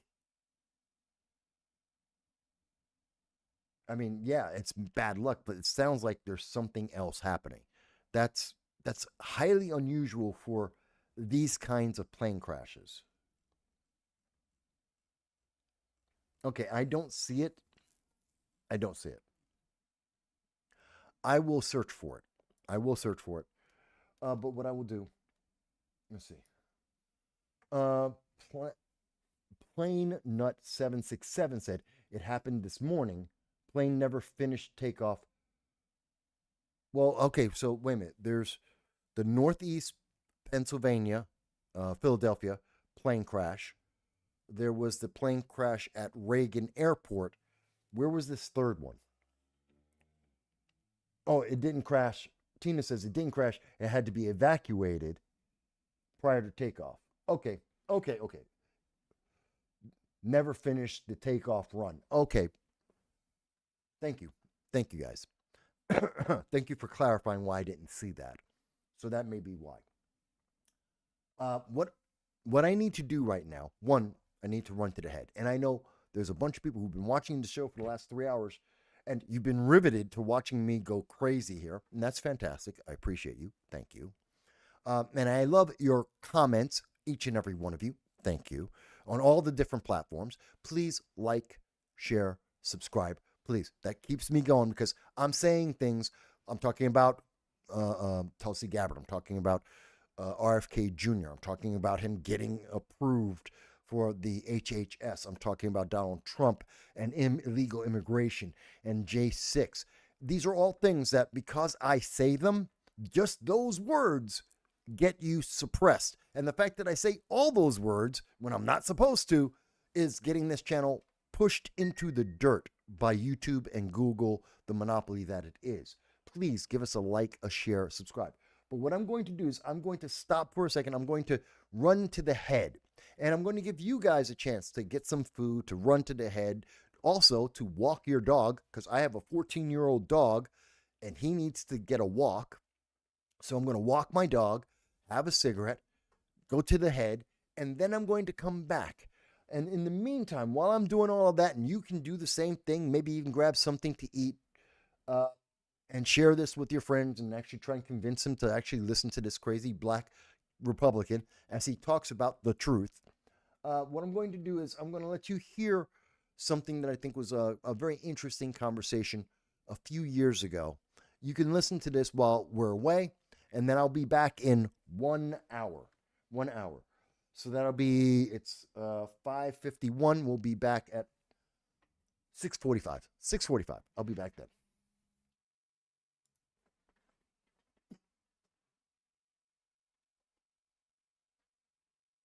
What message do you want to make sure people walk away from this interview, making sure that they know about? You have the power to live a far better life than you could ever possibly live with someone else trying to control you. You know better what you need than anyone else, especially someone who doesn't even know you and is hundreds or thousands of miles away from you. This system whereby you are being robbed to pay for your own subjugation. It isn't working. It isn't right. It isn't what was intended, and it is failing you. It is failing everyday Americans every single day. Hello, everyone. This is Michael Voss, the dragon, the political dragon, here in our Bronx studio, and I'm watching, as you can see on the screen, the debate between David Hogg and Spike Cohen. Now, we've interviewed Spike Cohen before in 2020 when he was running for the vice president position in the United States for the Libertarian ticket. And we've seen David Hogg many times speaking about gun control in America. So we want to see this debate. Now, I'm recording this, and I will be recording it live because I probably will want to go into some details after the fact, going in a little bit more detail without too many interruptions of the debate, although I'm sure I'm going to be speaking through it. But I wanted to take the opportunity to let you see some of my live reactions as this goes on. And after the debate, I will be going over to Larry Sharp's channel and looking at my friend Larry Sharp and seeing how he looks at the debate. Again, this is between a Democrat progressive and a libertarian, so it'll be interesting to hear Larry's take on the entire debate, as I am a Republican, so I'm outside of these two bubbles, so to speak. But I think it'll be interesting. One thing I should mention here is, and I think you can see it on the screen, I'll bring it up, you can see that they have disabled the chat for this live stream. This is Dartmouth University, and so they removed anyone's ability to comment. And I wonder why that may be. Just something I'm noticing, 4 minutes before the debate, there is no live chat. No one will be able to speak about what these people are saying. And I think that's to help David Hogg more than it is to help Spike Cohen. Because Spike, when I spoke with him, and I highlighted this in a short that I did earlier today, he's not a dumb guy. And I think his position is going to stomp all over David Hogg, because what we do know for sure is if you look at the data from the FBI, from pretty much every source, Even though there are over 22,000 gun control laws in the United States, that's local, state, and federal, even though there are now 21 states that have red flag laws, and not including D.C., the homicides, firearm highest homicides in the United States are above 2019 levels, which were trending along from 2000, best data that I can see, from 2012 to 2019, we were averaging basically flat line. We were down a couple of years, up a couple of years, but the firearm homicide rate was essentially flat. And even though we saw state after state adding on more and more red flag laws, it didn't stop mass shootings, school shootings, or homicides at all. The gun laws that have been put in place in everywhere, we're talking about Illinois, we're talking California, New York, New Jersey, pick your Democratic state, and had no real impact whatsoever. So it's interesting. But as we can see, the debate is here, and we have them on the screen now. So I'm recording this, and it will be interesting to see how they are going to handle this whole debate. Sound may be a little bit low in my live recording, but I'll try and supplement that afterwards. This should be interesting. I don't know where David Hogg's going to go. I mean, he is a professional victim. That has been his career since there was the Marjorie Stoneman shooting. And by the way, I'm looking forward to them mentioning the Florida report, 1 year study and report that said that they should have armed officers in the schools, and depending on the size of the school, you should have maybe more than one. In fact, depending on the size, you add more officers as you have a bigger school, whether it's a public school, a high school, elementary. The larger it is, the more armed officers should be in that school. So it'll be interesting to hear David Hogg speak about that as well, which I think he's going to downplay, if not completely ignore, but it should come up. But I find it interesting that Dartmouth doesn't want anyone to comment. They don't want to have public response on a very public series of issues. I don't understand why they would deny that, other than they probably are afraid of David Hogg being embarrassed, the whole gun control issue not being popular, and so it won't support their political ideology at the college. That's my guess. I could be wrong. Dartmouth students can tell me if they think I got that part wrong, but it will be interesting. If I'm not mistaken, Lars Mabstead. Lars Mabstead is there in the screen. You may not see him. Let me try and point him out here. Right here. This guy right here, if you can see my cursor, that's Lars Mabstead. And let me see if I can do this. So again, Lars Mabstead is right here. Lars is at the debate. Kind of interesting. For those who are unfamiliar, Lars Mabstead is the Libertarian presidential candidate. He's trying to get the nomination from the Libertarian Party. And I have spoken with him in person. I've interviewed him. He was at the Free and Equal debate here in New York City, which we kind of covered a little bit. Wasn't a great debate with the Green Party and the Socialist Party. But and we may be having an interview with Lars Mabstead coming up in May, and so keep an eye out for that.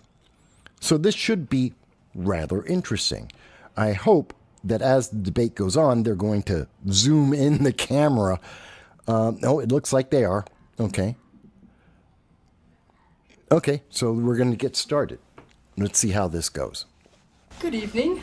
Welcome everyone in person and online to Guns in America, an expert debate on gun control. So I just looked it up.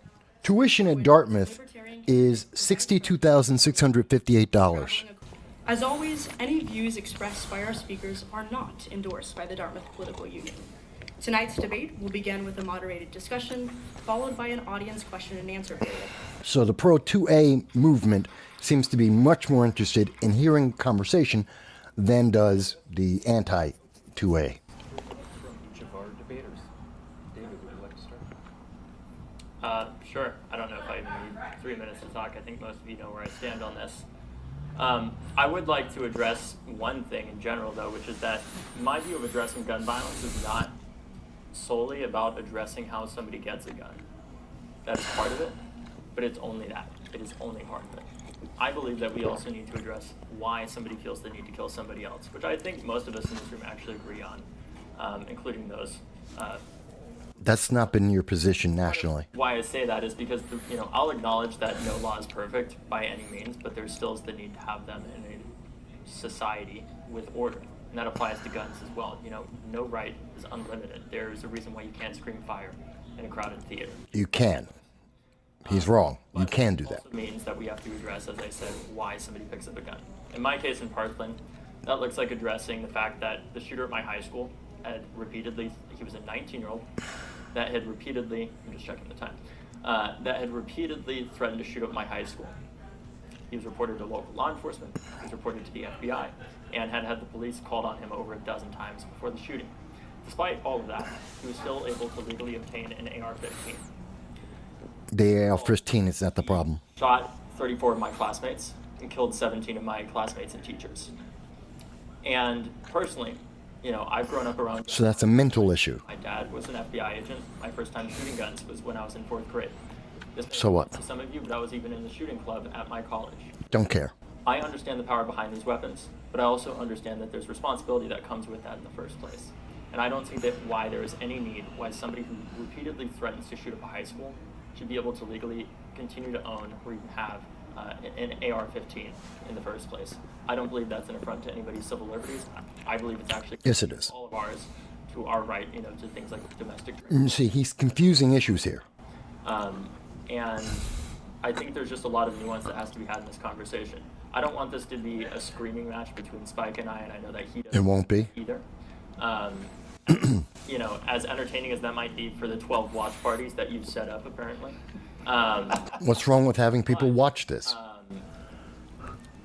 I really think that this is supposed to be a conversation. That's what I want to focus on. I respect Spike as a person, even if I have disagreements with him.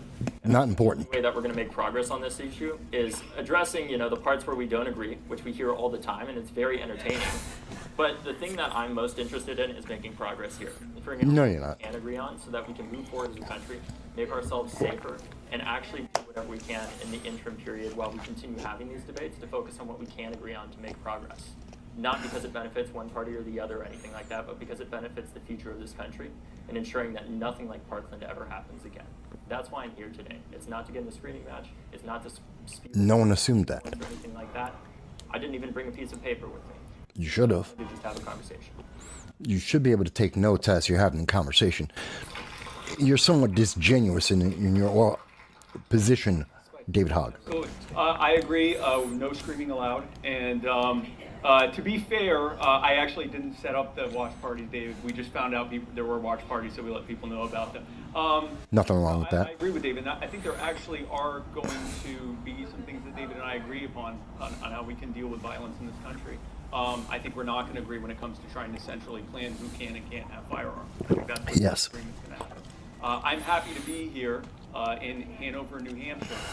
And as you may or may not know, we are right now in one of the places, Grafton County, New Hampshire, and New Hampshire as a state, where it is one of the easiest places, actually the easiest place in the country to get a firearm. It has the least firearms restrictions of any state in the union. It also happens to have the lowest homicide rate. Guns don't equal violence. The other states that also have permitless carry and some of the loosest restrictions on firearms ownership are the neighboring states of Vermont and Maine. Those are the 3 lowest homicide rates in the country. Their rates are actually comparable to Europe. And speaking of Europe, the country that has easily the loosest firearms restrictions in Europe is the Czech Republic, and they have the lowest firearms or the lowest homicide rate in the country. And so to put a finer point on this, there are going to be things that David and I agree on. I think where we disagree is that firearms are not the problem. Right. Firearms are not what cause violence. Correct. we have, each one of you was born, check the time, each one of you was born from the very moment of the beginning of your existence. You have rights that are not supposed to be infringed upon by anyone. We call Yes. them natural rights. Two of those rights are the right to defend yourself and others. Yes. And the right to own justly acquired property. You're allowed to buy things and own them. You're allowed to make things. You're allowed to have people give you things and own them. And so what that amounts to is that you have a pre-existing natural right to keep and bear arms for the defense of yourself and others. Yes. We are one of the few countries, I believe the only country, that actually affirms this pre-existing natural Yes. right. He's correct. And forbids any government at any level from infringing upon it. The last thing I want to end with, and I may run out of time on this and I can expand upon it, is I hope in our discussion, instead of broadly just talking about gun violence, we break those down into what they mean. Because if you just say gun violence, what you're Gangs, lumping in drugs, nearly 2/3 of the suicide. in gun violence who are people who kill themselves. Yeah. And every single, and I know you've talked Blows up the stats.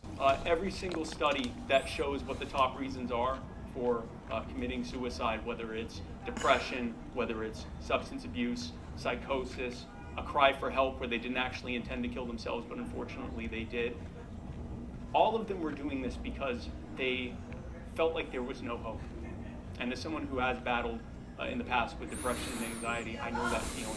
And I cannot imagine a worse indignity than to lump people who said, I can't do this anymore, and who are not here to defend themselves against being lumped in with murderers. So I hope that we don't do that we don't just say gun violence, that if we're going to talk about it, we'll talk about it individually.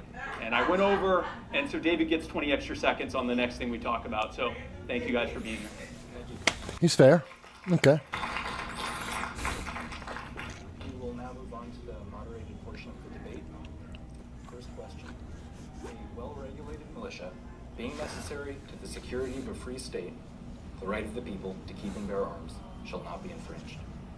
Concisely describe your interpretation of the Second Amendment, including what, if any, limits on the possession of firearms are compatible with it. It's very explicit. How long do we have for this section? 2 minutes. 2 minutes. It's very So explicit. I want to address the fact that if we had the current if we had the most historically accurate, one of my final papers I read in college was on, what would the most accurate interpretation today of the Second Amendment look like? Putting aside as much as possible, obviously, my own biases, trying to look at what do the constitutional scholars say. Federalist Papers. Very clear. Cases. There's a great book called A Well-Regulated Militia that breaks down a lot of the laws that were around at the time of the founding of the country and what a well-regulated militia actually looked like. And basically the closest interpretation to what we would have today if we did have a Second Amendment that was as aligned as possible with what the founders wanted is not something I think that I would be happy with, and I also don't think it's something that Spike would be happy with. Because what it would mean is effectively every 18 to 45-year-old man, white man in particular in the United States, would be required or either provided an M16. And the federal government would be allowed to come into your house and ensure, without a warrant, that you actually have that firearm. That's not. No. Wants that to be the case. That's not an interpretation. Read the Federalist Papers. That's not what they say. I hear the comments that he says about the lower gun death rates and everything. I'd like to bring up a counter to that, which is the fact that Massachusetts actually has the highest standard of ownership in terms of how hard it is to get a gun in this country, and it has a 70% lower gun death rate than the U.S. national average. Which doesn't counter his It's point. not necessarily easy to get a gun, but personally, I don't believe it necessarily should be, because part of having a well-regulated militia, we understand in the context of what that meant, was well-trained, obviously, because they wanted to ensure that at the time they were worried about having standing armies for obvious reasons. They needed to have well-trained people to serve in the place. He's misrepresenting the Second Amendment. Interpretation, what I would like to see in the future. My dream scenario is not one where everybody has their guns taken away. It's one where we federalize Massachusetts state gun laws. And that's not necessarily going to prevent all gun violence. I'll be the first to admit that. Federalize? It can lead to a substantial reduction in it. I have more to say on the suicide aspect, but my time is up. He wants more federal control, bigger government. Important to look at what the founders said. And so let's start with the guy who wrote the Second Amendment. Whereas civil rulers may attempt to tyrannize, and as the military forces, which must be occasionally raised to defend the country, might pervert their power to the injury of their fellow citizens, the people are confirmed by this article, the Second Amendment, in their right to keep and bear their private arms. The writer of the Second Amendment was very clear. This is confirming a pre-existing individual natural right for you to keep and bear arms, and he's explicitly mentioning the fact that you should be able to do that, if necessary, to rise up against your own government. Yes. Keep in mind, this was a revolutionary government that was being created right after a violent revolution to remove the previous rulers.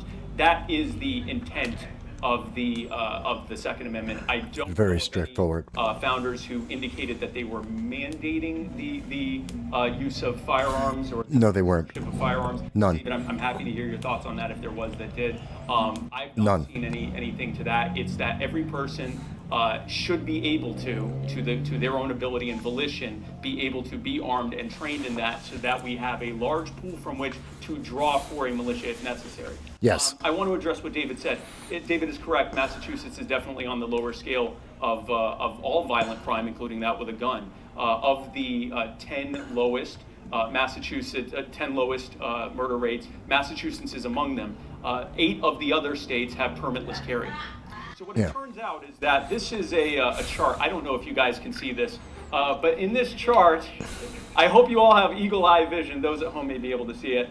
This is the number of guns per people, or rate of gun ownership by in that state, and this is the gun murder rate. So not just the murder rate, but the murder rate by gun. And what you'll notice is it looked like I dropped a bunch of sprinkles on the page. There's no correlation between gun ownership or ease of access to guns and homicide rates. Yes. It would look like this if that were true. Anyway, go ahead. Here's a 30-second response. Okay, anybody that's taken a basic statistics class knows that there are 3 types of lies: damn lies, and statistics. That's what I think that is. Okay. Let me explain. Those are facts. They're not lies, they're facts. It's data points. Oh, can I see that? So I can understand the data that you're Yeah, sharing? and this has the what's cited here. Cited source. Good. I need more time to look at this chart, obviously. But You should know this. standing based off of what Spike said. No, you should know this. To understand that in a state like Vermont, people are going to own a lot more guns per person. But guess what? Why? There's also less people in Vermont. You know where there's a lot of people? Massachusetts. It's an urban state, and it still has an incredibly low gun death. What about Chicago That's per or capita. Illinois? Oh, sorry. 30 seconds. Yeah. Okay. Right. So that's per capita. So the number of people wouldn't actually matter because it's per capita. So by the way, this is also international. How much time do I have? 30 seconds. Oh, okay. Yeah, I'll get into that later because I know where that'll go. Hogg is supposed to know this stuff, by the way. He's supposed to be an expert. There are different layouts, but if you look, that's a mix of rural, suburban, urban states. It turns out that there are a lot of other factors, ones which I believe that we would agree on, things like the prevalence of the war on drugs, over criminalization, and things like that that contribute to death. Putting a fine point on this, it ain't the guns, which is my point. Simple enough. Poll shows that the plurality of the U.S. population consistently desires stricter No, gun keep it. control.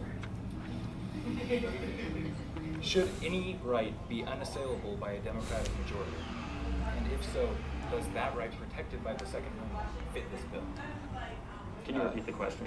Yes. Polling shows that a plurality of the U.S. population consistently desires stricter gun control.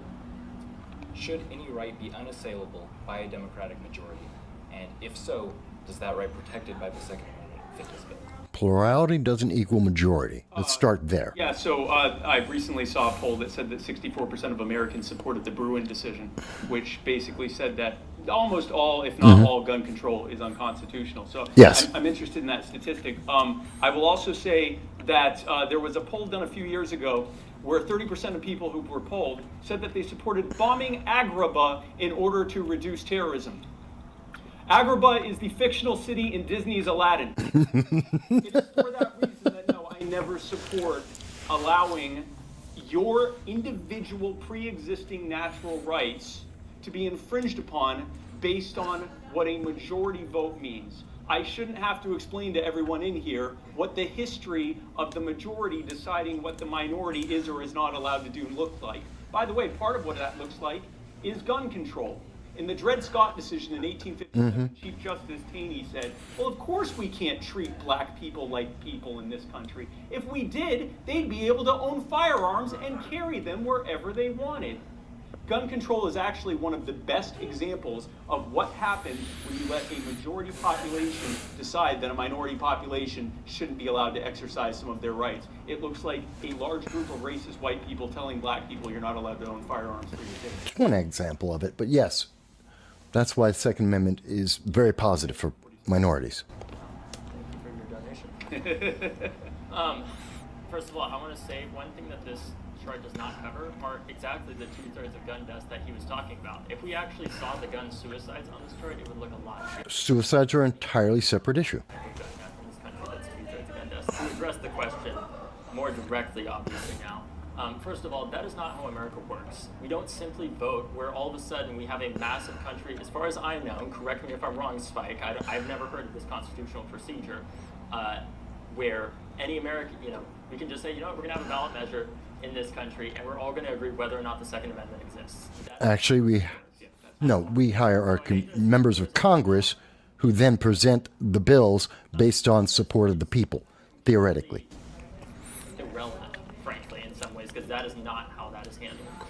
Not to mention the fact that I wouldn't agree with that. There's a reason why we have a representative democracy in the first place. I don't disagree that we should be able to just say, because the majority of Americans don't want something, that it shouldn't be a right by any means. That is. But we've seen that justified often. Let's be clear, too, Polls justify laws. to have a First Amendment and also not have people yelling, screaming that there's a fire in a crowded theater. With all rights, Sorry, there are limitations to that. that's not correct. There is no right that is completely unlimited. That is incorrect.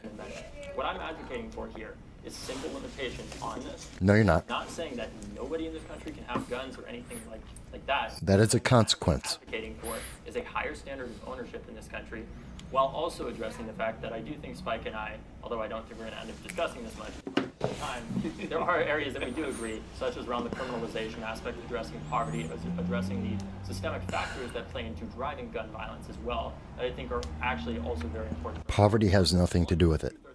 So Spike, I'm going to take that 40 seconds you done. It was 40 seconds, right? 40 seconds. You got 42 seconds left. So in those 40 seconds, I'll just talk about gun suicide in particular. Let's be Totally separate issue. Has nothing to do with what we're talking about. extremely determined. But the reality is, with a gun, you rarely get a second chance. So 90% of people who attempt suicide and survive their first attempt do not reattempt, Most people who try suicide don't reattempt. or less than 10% typically. But the most common type of suicide attempt is actually drug overdoses. Most people, about 90%, survive that. With a firearm, in places like this, where Spike likes to point out, well, in Vermont, they have tons of guns and a much lower gun death rate. The reality is that the suicide rate is still much higher. And if people get that, That's not the same thing. Just a waiting day period, the better off you'll be. Not the same issue. Additional 10 seconds. You just Go ahead. I donate so them now I back. get 40 seconds instead of 30 seconds.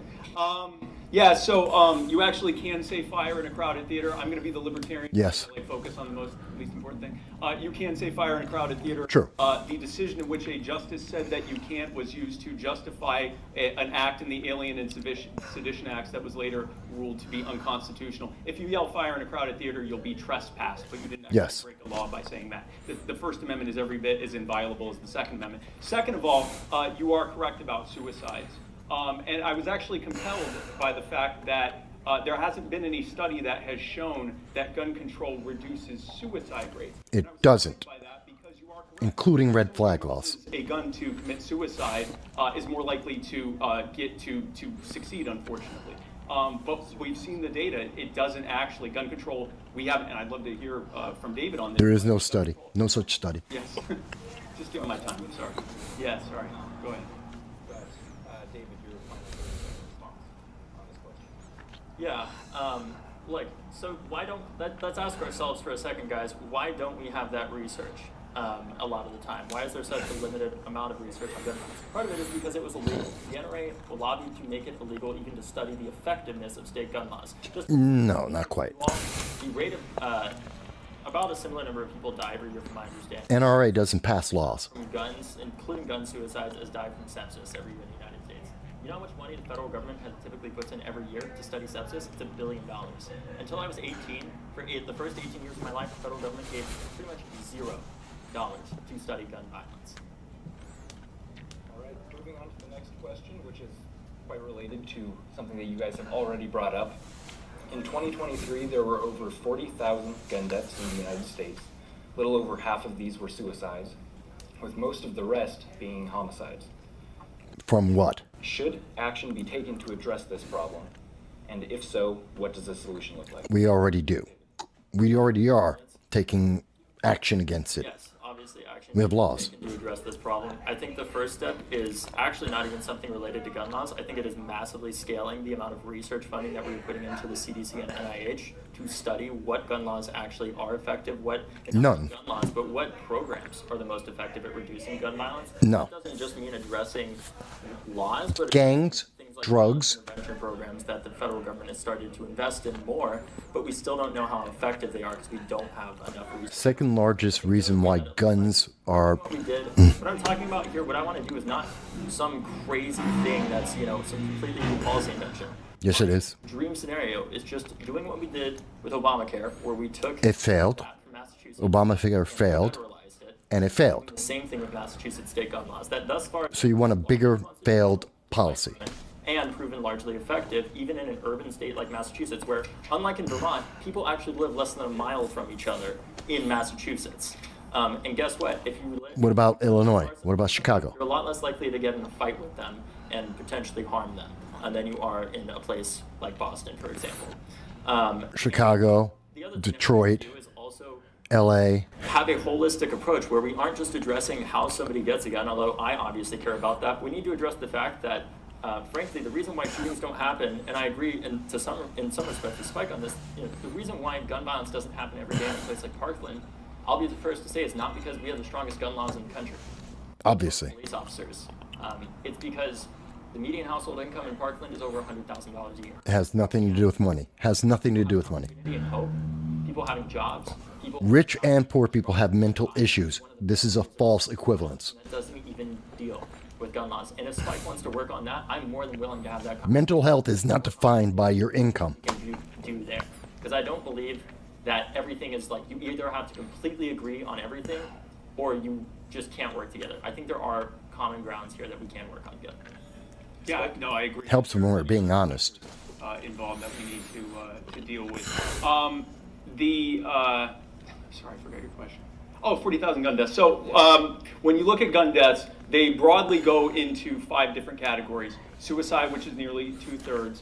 Gangs, murder, number 2. which have been steadily dropping. There is a multi-decade trend of the steady dropping of the murder rate over time. As there are more and more guns per people in this country. But the guns aren't related to that, but yes. About 13 million a year being added to that. Then you have justified killings, which have actually kind of been going down as well, because when there's less crime, there's less people killing the criminals that are victimizing them.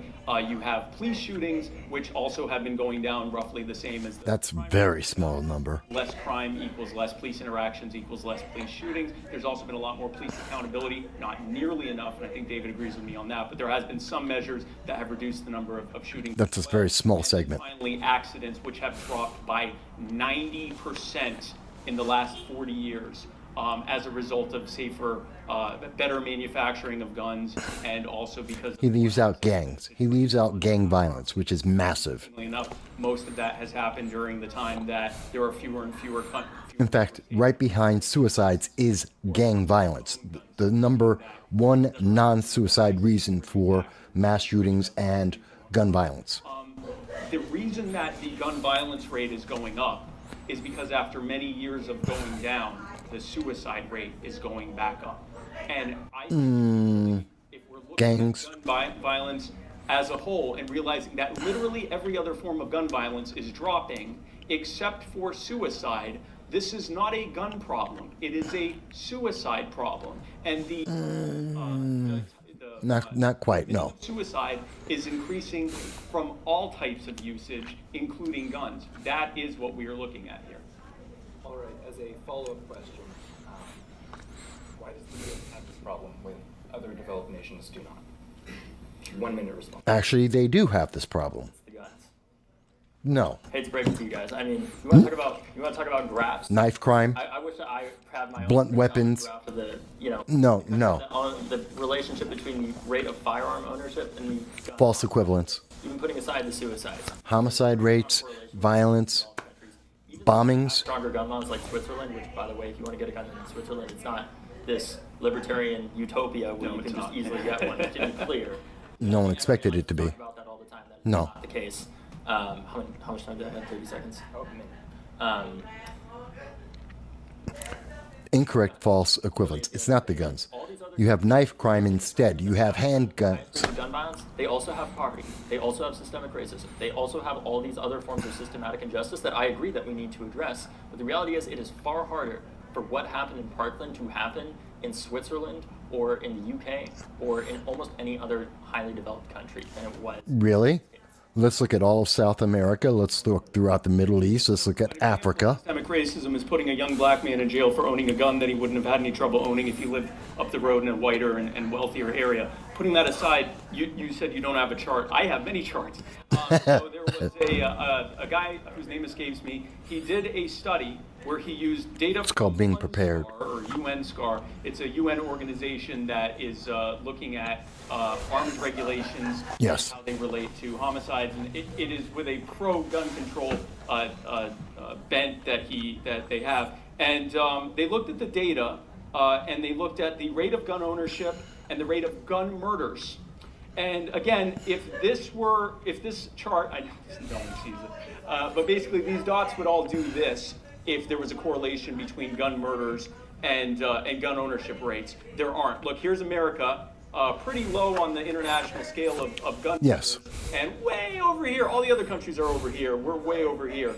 So internationally, now you may say spike, but that's not just looking at specific countries. Well, he also did a study on the ones with the low homicide rates only, no correlation. He looked at the countries with the highest murder rates. They decided to put America here. We're down at the bottom, no correlation. Looked at the European countries, no correlation. There's no correlation between gun ownership and gun homicide. Never has been. Guns aren't inherently evil or violent. You need a whiteboard like Katie Porter. It's called being prepared, David. I think just anecdotally, the fact of the matter is, Anecdotal evidence isn't a reason. overseas in some of these more developed countries, I don't know about you, but I feel a certain sense of relief when I am over there because I know that gun violence is far less likely in general. No. You're more likely to get bombed. You're more likely to get killed by terrorists. School shootings are not happening every day in the UK or in Australia. They don't happen every day in the United States either. And it's not because they have more guns than we do. It's not because they have police officers in their schools.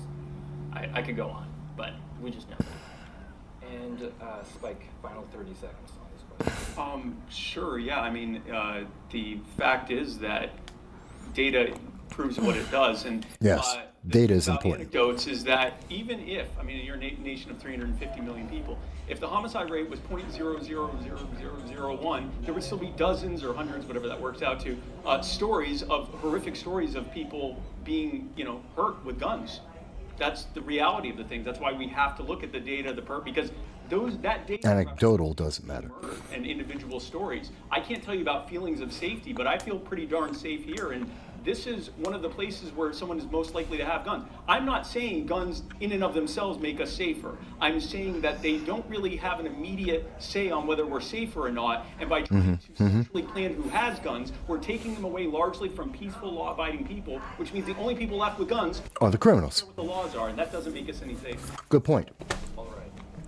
Moving on to the next question. In addition to our very high rate of gun violence compared to other developed nations, the U.S. leads these nations in mass shootings and leads the entire world in school shootings. That's not true. School shootings, maybe, not mass shootings. Sir, why are these tragedies more frequent in the United States, and what should be done to protect? Because we count improperly. That's not true. I just need to address the fact that this source, and this source, if I had turned them in, I would have gotten an F in college because they're all from Wikipedia. How would you know? How would you know that? their Wikipedia. The source says it's Wikipedia. It's from. I'm just- Well, no, hold on. No. I'll respond. Go ahead. That's incorrect. What was the question? Here, yeah, reset his thing so he can. He's incorrect on that. I believe he's incorrect on the source. We lead developed nations in mass shootings and He's trying to do a gotcha. school shootings. Why are these tragedies more frequent in the United States? And what should be done to protect American children? Well, I think it's pretty. You're probably gonna not be surprised by my answer. It's the guns. Of course it is. We have pretty much the highest rate of firearm ownership of almost any country, at least any large country in the world. Yes. Naturally, when that happens, you're going to have more instances of gun violence, of gun suicide. No. And Correlate. That's not a correlation. do I have for this one? It's 2 minutes. 2 minutes. Okay, great. Gun ownership doesn't cause violence. The No. other day, I don't know if anybody saw a different presidential candidate, RFK Jr. Really amazing guy, obviously. He was talking about how the reason why gun violence is so prevalent in the United States is because of antidepressants and violent video games. I didn't know that America was the only country where people took antidepressants. What's RFK got to do with this? That has nothing to do with the conversation. Hell of a lot harder to He's get, distracting. frankly. That's why these shootings. The argument about video games is from Democrats. There's a cultural component that we have to address as well. But the reality is, it is a lot harder. Even if you're somebody, there's all these people that say all the time, David, gun laws just don't. He's distracting. Big gun laws, but there's so much nuance that talking leaves out. The shooter at my high school was a 19-year-old, and he was a criminal, but he was not a criminal mastermind. He was a 19-year-old. No one is. Able to legally go out and obtain an AR-15 with a high-capacity magazine and murder my classmates. That's a mental issue. The cartel or the black market. It's a mental issue. Obviously, in some instances, people are still going to be able to get guns, but an instance like that, where somebody repeatedly threatened to shoot up a high school, That's a failure of government. able to get an AR-15, and I don't believe that actually infringes on anybody's rights. I think it actually protects our rights. No, it doesn't. Safety. No. In the first place. You don't have a right to safety. And that's what I'm sorry. You don't have a right to safety. You don't. That's a feeling. taken away or anything like that. That's his desire. That would be logistically impossible and constitutionally impossible. But that's my opinion. Crap. Yes. So first of all, I apologize for interrupting. I apologize for that. That was uncalled for. I'm glad you got your 30 seconds back. Second of all, the Wikipedia listings are of the data that was reported to UNSCAR, both of the firearms rates per person, the firearms per person rate, and the homicide rate, which I actually believe is the data reported by the individual country's governments. So that's where that's listed, but it's not. The source isn't. Trust me, bro. I saw it on Wikipedia. If it was, you would be 100% correct to call me out on that. So when it comes to the U.S. We had basically no mass shootings or no school shootings in this country up until a relatively recent period of time. From 1949 into the 1960s, basically no mass shootings. Dallas. In the late 1960s. Yeah. This was at a time when students routinely brought guns to school, and many schools had shooting ranges where they taught shooting and proper gun use. So again, the problem. First mass shooting was 1948. The guns. In 1990, the Crime Control Act was passed. And as part of the Crime Control Act, what they did was they said that it was at the federal level, it was illegal to carry firearms on any school property. They also introduced SROs, student resource officers. Yeah, I know you're not a fan either. And as David can tell you as well, an SRO has never stopped a school shooting, not a single one. What they have done is abuse children, including sexually abusing children. Not all. No. It happened more than one time that they ever stopped a shooting. They are not useful. So basically what the federal government We have not trained them enough. a peaceful law-abiding person in this school is not allowed to own firearms, and we're going to over-police it as well. In other words, they introduced the conditions that it imposed on the inner city into government-run schools, and lo and behold, we suddenly started having schools. I question that data point, and I think he's misrepresenting SROs, but we'll get into that. I mean, look, the fact of the matter is, gun technology has vastly improved since that era. So what? Automatic rifles make up, like the AR-15, they make up 25% of all gun sales in this country at this point. Those guns are not made necessarily to defend yourself. Sure they are. They're developed from a variant of the M16. No, that's incorrect. That's untrue. That's untrue. Made effectively for the U.S. military. That's untrue. And those weapons That is a lie. for the jungles of Vietnam. That's a lie. Not made necessarily to defend yourself. And frankly, if you're defending yourself, Semi-automatic rifles were not made for Vietnam. that's really, I mean, it is hard to imagine really any compelling argument to why that's the case. Especially Sure there is. There's many of them. you actually had a duty to retreat. You had, even on your own property, No, that is, that your life was you so do not have a duty to retreat. no other choice but to kill Called the Castle Doctrine, which exists in Florida. You do not have to retreat. not more gun responsibility. It's more irresponsible salesmanship and gun ownership, where people shoot first and ask questions later. That's not correct either. He's misrepresenting a lot there. Yeah, so I believe that standard of having to retreat started in the 1940s with the Model Penal Code, which was explicitly added in order to make it harder for marginalized people to claim that they were defending themselves. Prior to Yes. that, we had decisions like Bad Elk versus Oklahoma, where a Native American killed 2 police officers who were attempting to arrest him, and the federal government ruled that he was within his rights. Amazing what happens when you have data Anyway, instead of feelings, as David is presenting. Assault rifles thing. David's right. There are 25 million and counting assault-style rifles in this country. There are about, I believe, 3 million, give or take, being added to that every year. And you are Give or take. more likely to be beaten to death than you are to be killed by someone wielding an assault rifle. Absolutely. More likely to be stabbed when you're something like 17, maybe it's 14, but it's in the teens, more times more likely to be killed with a pistol. So that's really, it is, and that's with any rifle, Yes. including hunting rifles, not That's true. assault rifles. That data comes from the FBI. Or the Department of Justice. No, go ahead. No, Let him you're have his time. Go ahead. it's just that one sentence. In 2004, the Department of Justice determined in a study that the assault weapons ban had either no effect on the murder rate in the U.S. or so little effect that it could not be measured. Which is true. As a follow-up question on the topic of schools, should schools be gun-free zones? And should schools... David is pushing feelings instead of any data. How much? 2 minutes? 2 minutes. Like, you're going to notice one common theme with most of the things that, again, I have a lot of respect for Spike as a person. I just don't agree with him on the issues that we're... Because of feelings, not because of data or facts. Because there are none. Yes, a lot of what he's bringing up is going to have one common theme. It's Data? More guns. Because that is what we've done. We've created a society and a system of incentives for the gun manufacturers where they are protected from liability because they're one of the there are 3 industries in the United States that cannot be held civilly liable. They are the MLB, nuclear energy companies, and the firearms industry.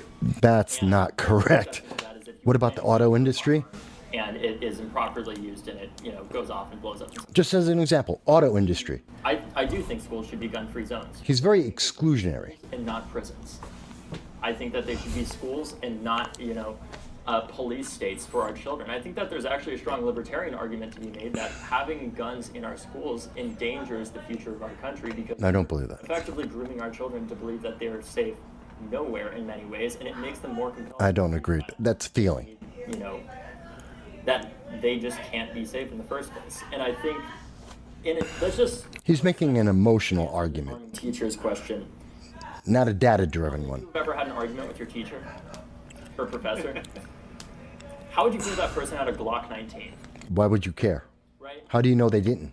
Well, good for you, sir. I don't think most of the students in this room, and I'm sure there are some that don't. How do you know if they do already? Human beings are incredibly emotional and stupid creatures, and adding guns into these situations is going to make it deadly. That's a feeling. How much training somebody has, even law enforcement officers, you cannot train out instincts from them, and you can't train out the fact that, did anybody see recently at a Chipotle, somebody got their order wrong, and a guy pulled out a gun on the manager? When we're adding more guns into our society, that is far more, statistically speaking. Have you ever seen any of the videos of kids going into gas stations and just destroying the gas stations?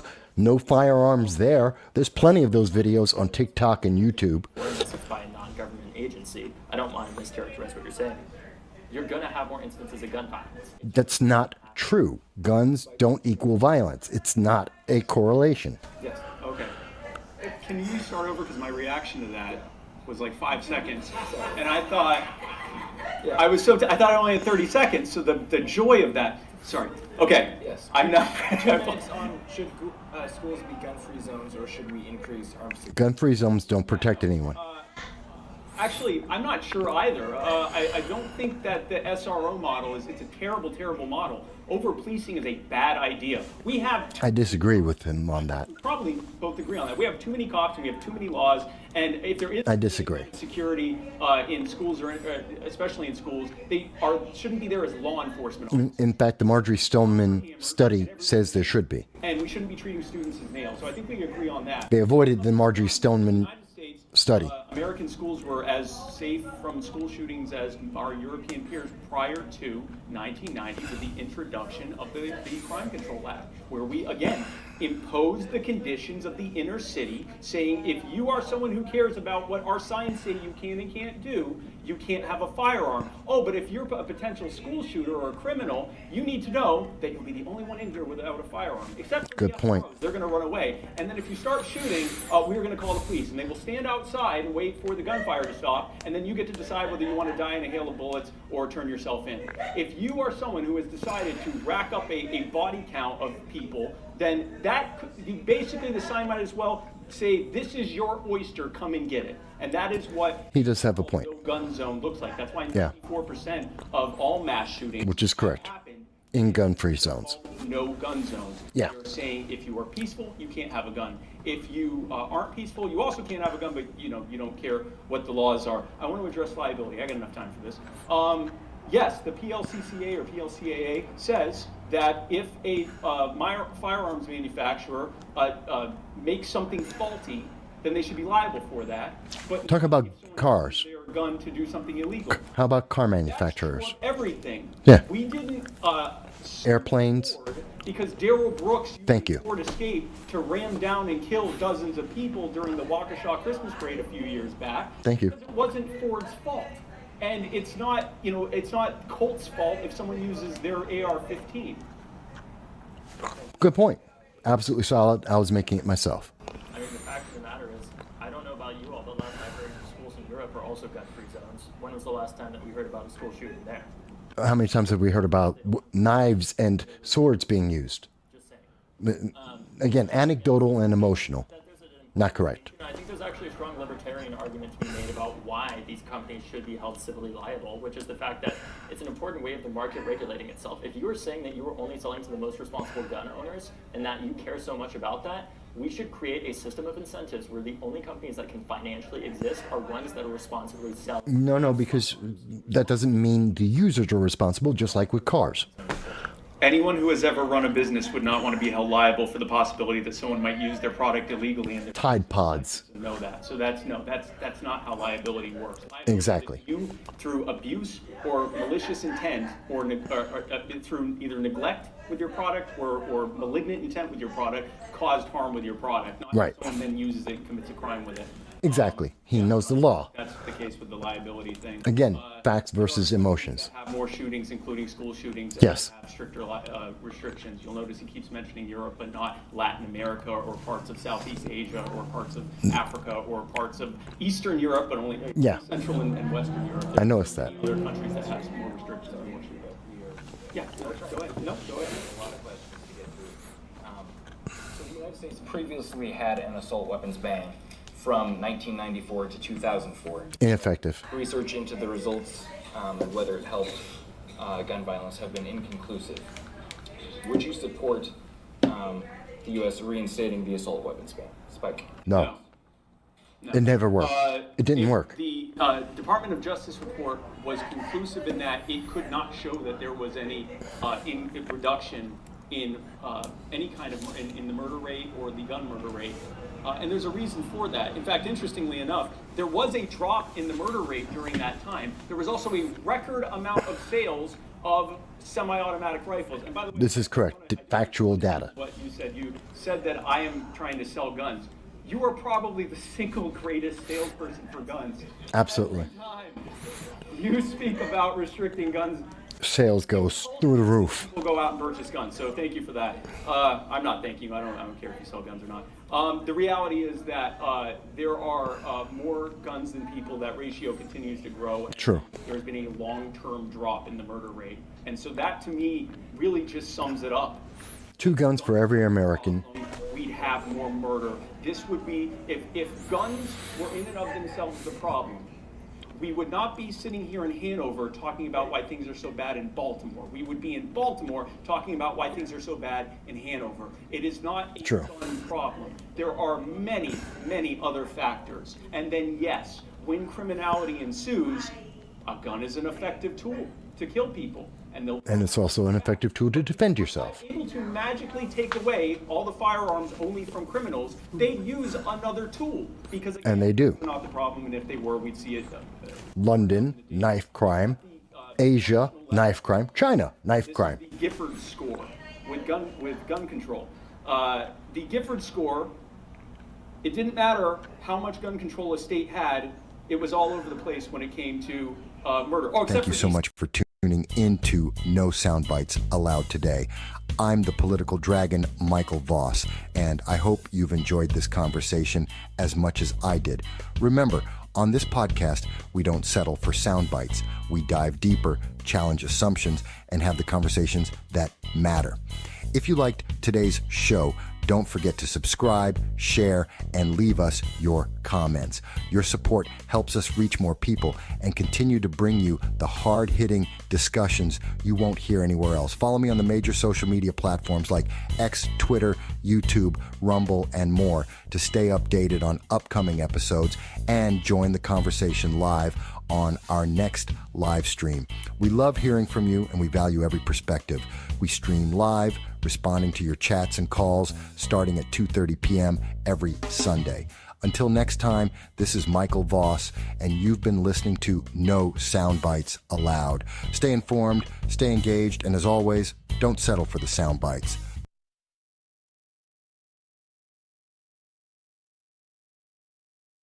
Hello, everybody, and thank you for joining me back here at No Soundbites Allowed. I am your host, Michael Voss, the Dragon of the Southern Tier, and of Political Dragon here in the Bronx, New York. And it's currently 6:46, and it's February 2nd. I thank you for being here with me. I hope you had a chance to get something to eat, make a little bit of dinner, walk your dog, get something to drink, and for those of you who have been following football, for the fans of the NFC, congratulations. For the AFC, well, it's not like it's the first time they've lost. So, hope everyone enjoyed the Pro Bowl as well. Now, I was just showing David Hogg, and I think it's kind of important because I wanted to put into context what happened yesterday with the Democratic National Committee, because they had their election. Yes, the DNC does sometimes have elections, believe it or not. I know in 2024 they didn't take advantage of the fact that they do have elections, they do have votes, and the rank and file can be involved. But they did that yesterday, not in 2024, but they did that yesterday, and they decided to pick a new direction for their party. And the new direction is the old direction. There is no difference. There is no change. And David Hogg is now part of that lack of change, that lack of awareness with the American public. Now, I bring that up because, let me show you. We can see, and this is reported, this is from a poll by the New York Times Ipsos, except New York Times has it behind a firewall, so I couldn't see the exact data. But we can see from the Hill, in referring to that New York Times Ipsos poll that just came out, that the majority of, well, pretty much the majority of Americans don't like the Democratic Party, that they're not agreeing with the Democratic Party, that the Democratic Party has failed in terms of economics, in terms of domestic policy, foreign policy. They're looking at this. In the Times Ipsos poll, 45% of respondents said Donald Trump's policies will help the national economy. 39% said the opposite. Now, obviously, this poll, which had over 2,128 people, and a 2.6% margin of error. I don't have the data on more about that because, again, it's an Ipsos New York Times poll. They put it behind a firewall so that you and I couldn't see too much of this. But what we do know is that everyone agrees Democrats aren't focused. We saw that in 2024. We see that now because they haven't changed their language. And part of that is because of who's in charge. Yesterday, this is Democrats.org. It's the Democratic Party's website itself. DNC, February 1st, they elected a new slate of DNC officers. And you got the same thing that you had in the first place. The new chair is Ken Martin. You don't know him, no one cares. And in terms of the vice chairman, and this is the part that I wanted to focus on a little bit, they have 3 individuals for their vice chairman. They have Artie Blanco, Malcolm Kenyatta, and David Hogg. These represent the 3 pinnacles, the 3 pillars that the Democratic Party is seeking in 2026 and 2028. This is where the Democratic Party thinks they need to move. This is what they think that they need to push forward. Now, Ken Martin is the chairman of the Minnesota Democratic Party since 2011. They lost. Minnesota, as I recall, went for Donald Trump. But that's besides the point, right? Minnesota is also home of, right next to the second largest population of Dearborn, Michigan Democrats. So there's something to be said there as well. And I believe it was Jill Stein who did a phenomenal job in Minnesota, just like she did in Michigan. And that says a lot about where the Democrats stand.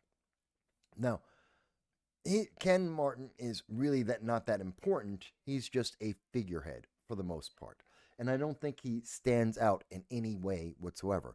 Hard Lens Media did a brief take about him, talking about getting dark money out of politics. But he won't denounce corporate donations. He won't denounce leadership PACs. He's still willing to take money, and he's still willing to take money from corporations. He just wants to filter that money through what they call a leadership PAC, which is some figurehead like Al Franken. He's a former senator kicked out of the Senate by Democrats because of Me Too allegations. And he formed a leadership PAC, which takes money from corporations into the leadership PAC. And then Al Franken takes that money and gives it to Democratic candidates like Josh Riley, who's now the congressman for the New York 22nd District. He got money from Al Franken. That money from Al Franken came from corporations. So this way, you can see that Congressman Josh Riley, who I happen to personally know, Josh Riley can say, I don't take money from corporations and corporate PACs. Instead, he took the money from the leadership PAC, from Al Franken, who took the money from the corporation. They clean the money. This is money laundering. If you were to do this as a business, you would be arrested by the IRS for money laundering. But because it's politics and because it's the Democratic Party, well, no, that's perfectly fine. That's normal business. And Ken Martin is perfectly fine with washing the money through things like Act Blue or leadership PACs to fund the Democratic Party candidates and then turn around and tell you, we don't take corporate money. Yes, you do. You're a liar. But besides that, in this group, so who do we see here? One of the most important individuals, you have Malcolm Kenyatta, who is there for LGBT alphabet. That's what he represents. He's a black LGBT alphabet Democrat. And that's what he's there. He's there for check boxes. And I'm not saying that Malcolm Kenyatta is not a smart man. I'm not telling you that he's not someone who knows what he's doing. I am telling you that he's there because of DEI. He's there because of equity and representation. He's there so that they can appeal to the black voters and to LGBT voters. That's his purpose. That's why he's in this, why he got elected as DNC vice chairman, because that's one of the pillars of the Democratic Party. And that's one of the pillars they need to shore up in the 2026 midterm elections and 2028. It's just that clear.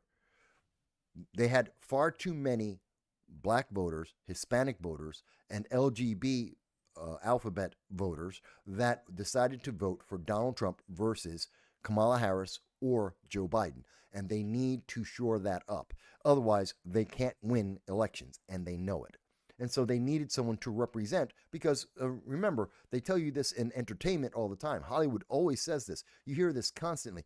We need to have someone who looks like me or you, someone that is represented on that stage, someone who is represented in the politics, in the entertainment, in the education institutions. It's all about someone looks just like me. No, that's not the most important thing. Matter of fact, we heard that from LA, the LA Fire Department, the chief of the diversity division of the LA Fire Department is a lesbian woman of color who won't save your life. She will not pick you up in a fire and take you out of a burning building. That's your fault that you wound up to be in a burning building, and you can't count on her to save your life. She's there so that when you're in this fire, you can look out the window as the flames are burning down your home and maybe your family, and you can go, hey, look, she looks just like me. She's got the same color as me. Maybe she dates the same kind of people like you do. She has the same sexual preferences. Don't you feel better now?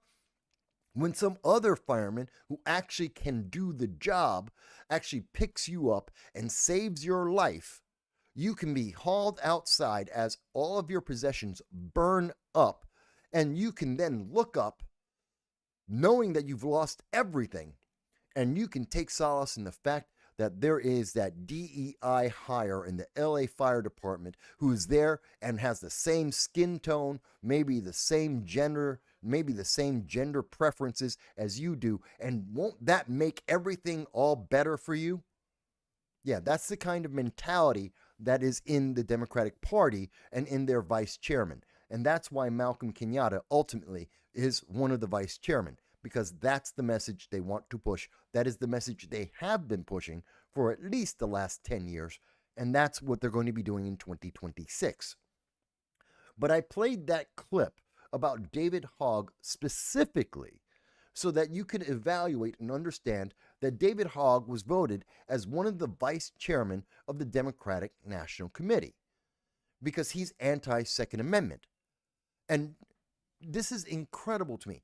They voted in someone who will go to a debate about the Second Amendment, about gun control, and will not prepare, which is a waste of time and effort. And I feel bad for the students there because they got ripped off. I know it costs money to get David Hogg to show up at a school for anything. And they paid him probably somewhere in the range of $5,000 to $50,000 to have this debate with Spike Cohen, and he didn't do any homework.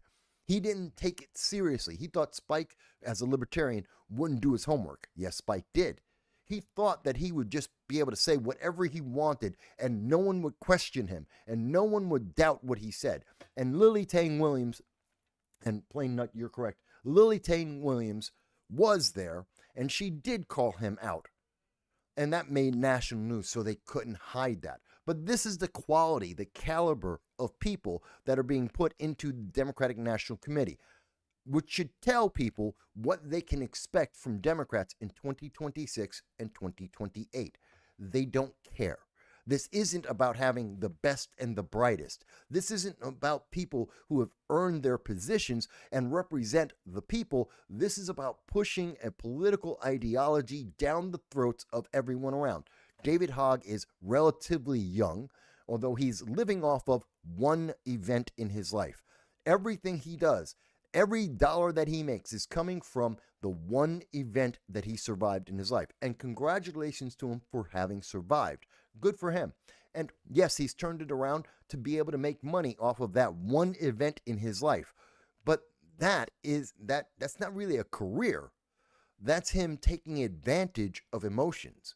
That's him taking advantage him being opportunistic and selfish, to be honest, especially when he doesn't think that he needs to prepare himself to actually present his argument, to win over individuals to his side on what he believes. I've had many debates with people about the Second Amendment. Red flag laws is one of my big issues. I've been talking about it since 2018. I have presented documentation and research on this to New York State's Assembly and to members of the Assembly and members of the New York State Senate. I've fought about this for many, many times. I've done speeches at colleges about it. So I do my homework. Why? Because I respect the people that I am speaking to. David Hogg does not. When he took it as given that he had the right position and that no one would question him and no one would ask him for details or data or specifics. When they decided to challenge his position, he was insulting not just Spike Cohen, who was on the stage with him, but every single person in that school and every single person that was watching that event be live streamed across the United States and across the world. He didn't care about any of them. Because if he did, if he believed they had agency, if he believed that they were individuals that he should respect, he would have done his homework. But you heard for yourself, he didn't. He was making many factual errors. He was using the argument of emotion consistently because that's the only argument he has. And every time I've heard David Hogg talk about the Second Amendment, he has nothing other than his emotional feelings. He absolutely plays off of people's emotions and has nothing to back up his actual position because he doesn't have a position. He is an opportunist. He's a grifter. And I have little to no respect for David Hogg. None. But this is what the Democrats have decided is one of the most important people for their message. They want to get rid of your guns. David Hogg is there to tell you that emotionally, that is what he wants you to do. He has no justifiable reason for that. He doesn't understand the data that I know by heart, the data that Spike Cohen also knows quite well. And I've spoken to Spike Cohen several times in person. I've interviewed him several times. So he's an intelligent man. He does take his time to know his issues. I respect him for knowing his positions, even in the parts that I disagree with. I know that he has done his homework. He is well researched. And while I may have a dispute with the research that he's using, or some of the data points that he's pointing out, or his assumptions based on that data, I respect him for having done his homework and knowing his position. I can't say that for David Hogg. Not ever. Not any time that he speaks. And yet he is in charge of he is one of the spokespeople and one of the leaders of one of the biggest parties in all of America. This is insane. And Democrats should feel very bad about that. That being said, let me go forward. So Democrats are in trouble right now. They're doing badly. They're doing so badly. But I wanted to also mention that that's not the only place where they're doing badly. We also found out this week, and this has been a bad week for Democrats, because Ibrahim Kendi got fired. And I'm happy, because I don't like Ibrahim Kendi. I think he's an idiot. He's a race grifter, and he is no benefit to anyone. Now, he got kicked out of Boston University. I know a lot of people will say, but Mike, no. All the Democrats will come up and progressives will say, no, he didn't get kicked out. He got a better job. He went over to Howard University. That is not true. That's not true, because if we actually do just a little bit of work to look at what's going on, like the Newsweek article from this week in 2025, and we find out that actually Kendi was closing down, I believe it's over here, that Kendi in 2023, Boston University told him to cut down his teaching, his classes, and cut his entire department in half. because they were winding down his contract, because they were trying to move away from his racist ideology and his promotion of his race grifting promotions. So the message has been on the wall. They gave him enough time, about a year, to say, go and find somewhere else, because in the academic circles, they always try and give one of their fellow accredited, nationally recognized academics another job. And that's when he ran over to Howard University, because a historically black university isn't going to let him just be unemployed. They're going to give him a job because they agree with his politics, and they don't want him to be embarrassed, because if Kendi is embarrassed, well, they all are embarrassed, because he is then a black failure, and he is highlighted for being a race grifter. But Ibram Kendi is as much of a race grifter as Patrisse Cullors, the woman who created BLM so that she could introduce black people to communism. And she raised over $90 million from people out there. Democrats and progressives gave her $90 million. She took that money and she did not help the black communities. She didn't help poor people. She bought 6 mansions. 6 mansions for her and her family. She gave jobs of security to her family members so that they could get some of the grift as well. And then she retired, walked away before anyone could investigate how badly she was spending the public's money, to the point that now BLM, the national movement, has no money left. They're now trying to raise new money because all of the money was mismanaged. And she's nothing different than Ibram Kendi, who is a racist. I say that directly to his face. In my opinion, Ibram Kendi is a racist. He's a race grifter. He is the modern version of Al Sharpton. He's the Al Sharpton of the millennial generation. And he's trying to sell people on his fear-mongering, his hate-mongering. And I am so happy that Boston University will no longer have his hate in their university. And I'm sad for the students at Howard University that they will gain his hate. This is so bad.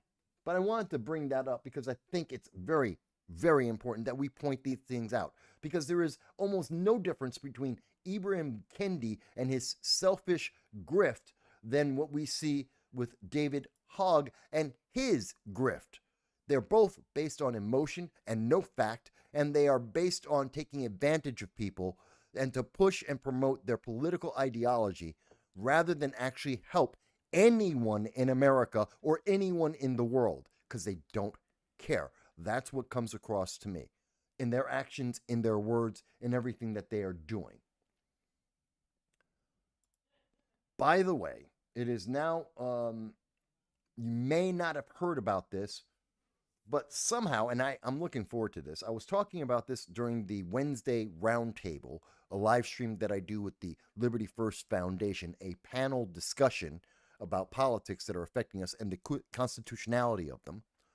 There is a movement right now that is being promoted by this man that you see on screen at this moment. His name is, I believe, Marcus Ruiz Evans. Marcus Ruiz Evans is now trying to get the state of California to secede from the United States, essentially to do what the southern states did in the Civil War, to break away from the United States. We know that that is illegal because we had a civil war over it to make sure that you can't leave the Union, you can't leave the United States. But he wants Californians to vote to leave America. And I am more than half-hearted in saying, go. If Californians don't want to be part of America, go right ahead.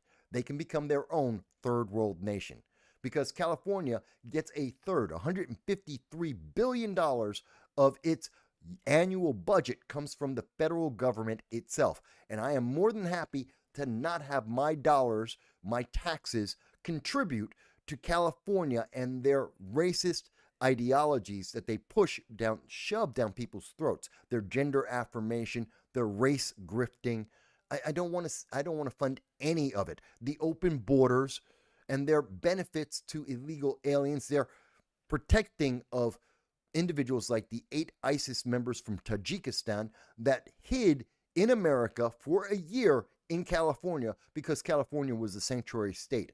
Yes, if California wants to secede, I would almost let them, but it will never happen because California has 52 electoral votes and 52 members of Congress, of which 9 are Republicans.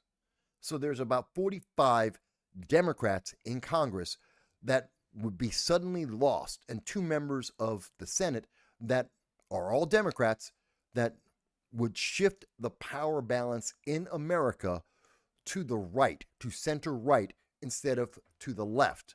And because of that, Democrats will never let California be its own nation, its own state. It's never going to happen. So this is an action in futility. And many legal scholars have already said it's never going to happen. There is no legal standing for this. This is just a joke. But I almost want them to do it, to be the example of how big a failure they are, because California is not self-sufficient, nor can California with their policies. They can't even get close to it. They have over $300 billion in debt, and they can't pay that off. And without the United States federal government supporting them, without you and I and other states supporting California, they would fail. They are an example of what happens with socialism. They only survive because of other people's money, because their policies don't work. Their finances do not make sense. If they were any kind, they have the opportunity to be successful. They're like the 4th largest economy in the world. There are the overwhelming majority, 90% of all economies of nations in the world don't equal the economy of California, and they can't break even. That is failure. It tells you right there, their policies suck, that their ideology fails at every level. It's no wonder that they have one of the largest homeless populations in not just the United States, but in the world, and why people are defecating on the streets. Everything about California is a failure, and they want to be their own state. Please, please go and be your own state. I dare you to vote that way. Go right ahead. I talked about the RFK issue. Let me also, since we're talking about race grifters and we're talking about failed ideology like David Hogg, like Ibrahim Kendi, like Mr. Ruiz, well, there's Nina Turner. And she says, in 2020, there were attacks on BLM because BLM was rioting. In 2022, there were attacks on CRT, on critical race theory, because parents got to find out what teachers who have been indoctrinated by BLM, by the colleges, they found out what they were telling their kids, that little white children were evil, they're the bad guys, and little black and Hispanic kids, they were told they're victims for life, that they will never be more than that. And they tried to teach our kids and institutionalize them with the idea that they have no agency in their life. They can only do what the government will allow them to do. And without the government's help, they have no chance, no choice, nothing. That's CRT. So yeah, there was a reason why there was a backlash against that, especially in America, a nation built on the idea of individualism.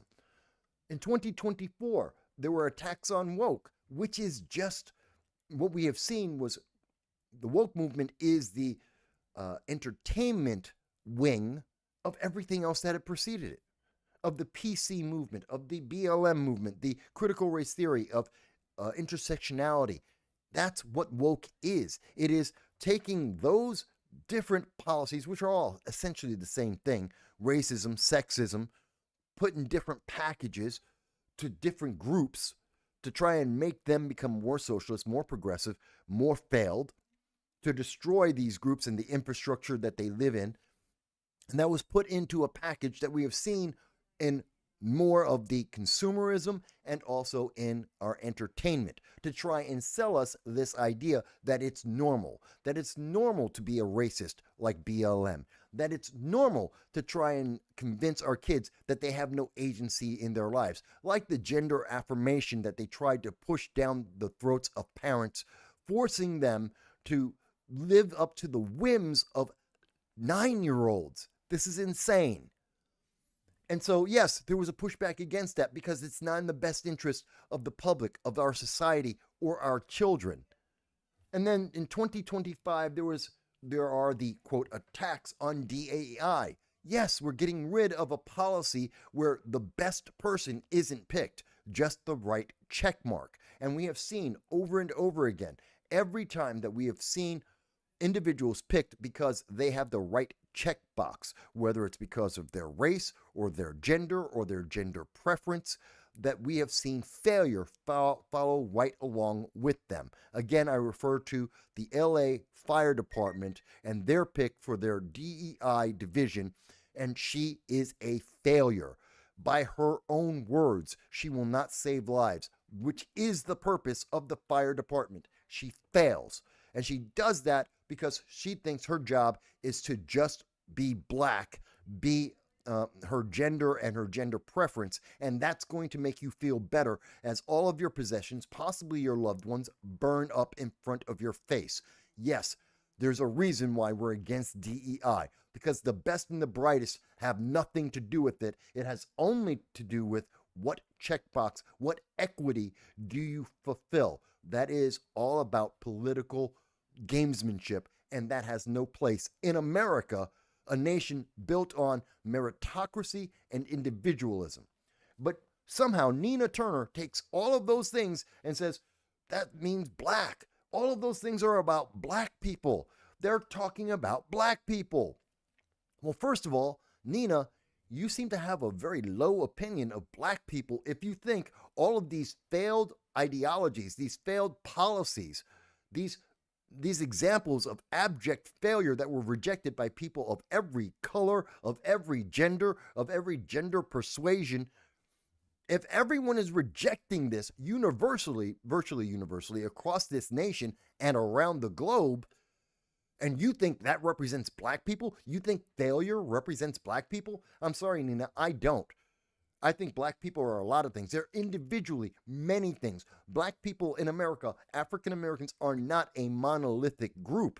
We represent a lot of things. There are black Republicans, black conservatives, black libertarians. There are black people who are gay, who are straight, single, married, of every age group, in every kind of profession.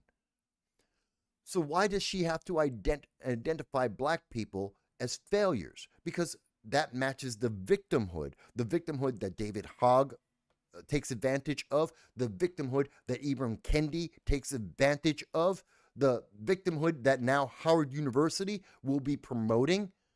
And Nina Turner herself makes money off of this victimhood, this vortex of failure. And she needs to attach that to black people because she's also a race grifter like Ibrahim Kendi, and that's why she says, well, black people equal failure, and everyone's against failure, so they're against black people. The logic is, one, circular, and two, inaccurate. But only because, and we see this because she isn't about helping people, she's about the grift. She's about getting her desires, her ambition fulfilled, not being honest about people. And I said to her, and I think I have my comment here. Where is my comment on that? Let me show you. And I said to her, each of these were results of the white liberal progressive and socialist ideologies, which is true. Yes, progressives and socialists probably did mean black, just like Nina Turner believes it means black, because they're racist and they are sexist, they're ist and phobes. But they have the backing of the mainstream media and colleges, and so you can't call them out for that. Well, I do. Going on, I say, and they were all fine with identifying failure under BLM, under CRT, under woke, under DEI, they were absolutely fine combining those ideas with black, as in African Americans, and saying that that failure is what black people are. Those liberals, those socialists believe that.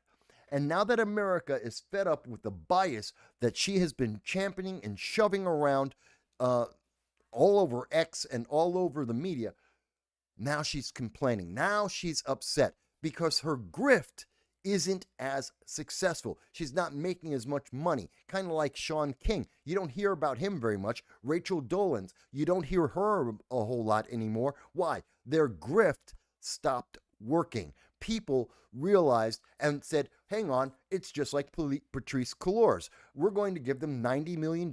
They're going to buy 6 mansions for them and their family, and then they're going to run with the money.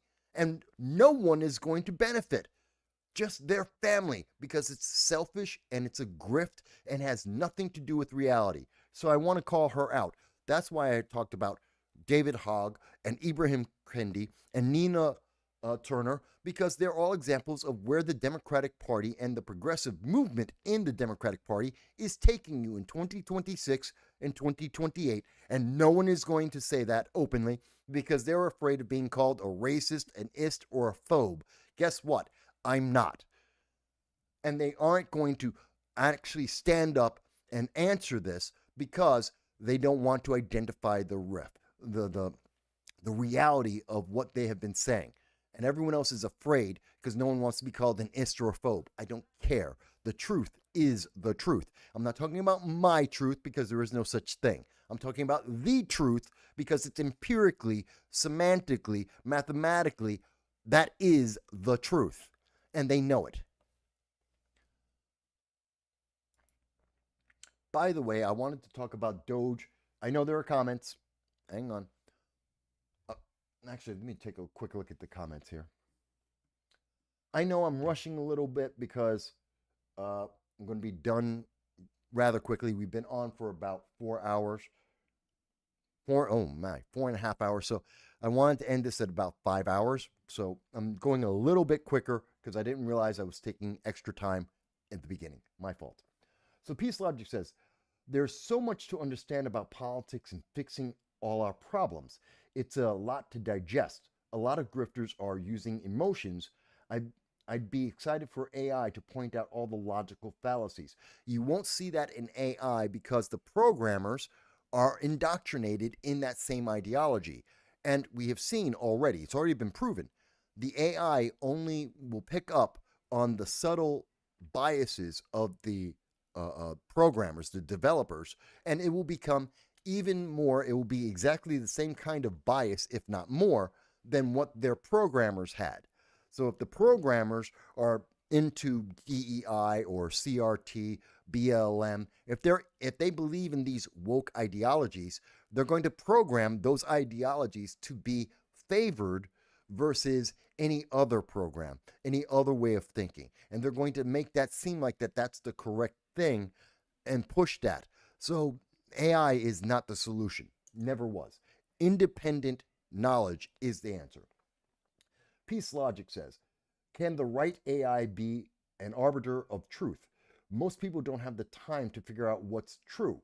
Maybe a personal assistant on your computer that calls out BS. Again, the problem is the way that your program is structured to look. It's like the algorithms that are used by Google or YouTube, Facebook. They're all tweaked. And we know that they have been tweaked against conservatives, against Republicans, against people who speak out about these policies, and they de-emphasize them. That's the word they like to use now. It means suppression or censorship, and they want to de-emphasize that so you're not going to get accurate results because the programmer who created the AI didn't believe those things were as important. And so the AI will not give you an honest answer. The way to get the truth is people have to do what we used to do before we had the internet, before we had AI. People would take time to actually find out the answers for themselves. That means ask questions. It means read information. I'm not telling you to learn everything about everything. Pick the issue that is important to you. As I say, when I speak about gun control, I know a lot about gun control. I've been studying it and talking about it for 2 decades now. But in particular, I have a great amount of knowledge specifically on red flag laws and how they affect our nation, how those policies have been working since 1999. And so that's my emphasis. You can do the same thing. Whatever the issue is for you, my audience, whatever is important to you, that is the thing. Don't rely on some other program or someone else to give you knowledge, because you will never have actual knowledge. You will only be a parrot. That's why I include the links after the show. About an hour later, you will see the links for everything I'm talking about, and some of the things I didn't get to will be in the description so that you can go and find out for yourself. It is a way to start learning about whatever issue is important to you so that you can make your own decision, whether you agree with me or not. That's perfectly fine. You will be able to know for yourself. You will be able to gather the facts and therefore make your own conclusions. Whether they agree with my conclusions or not is not my concern. Just that you have the information and you know that there are other messages besides the one that has been approved by the mainstream news media. And when people say, well, that isn't what happens, we know for a fact that the White House has been engineering through social media and the news media what you get to see and hear. We know for a fact. That is not even a question. It is not anything political. It is an absolute fact confirmed by international news media around the world. It has been documented and it's been in the courts. We know this has happened. So yes, censorship is happening. Why would you trust a program to give you an answer when the people who make that program believe in the censorship that they're trying to push on you? But let me go on. Far North Cal says, amen, Mike. The far northern part of California has been trying to separate from the rest of California for years. Now, splitting states, that could be effective. I notice they don't want to split the state of California. Why?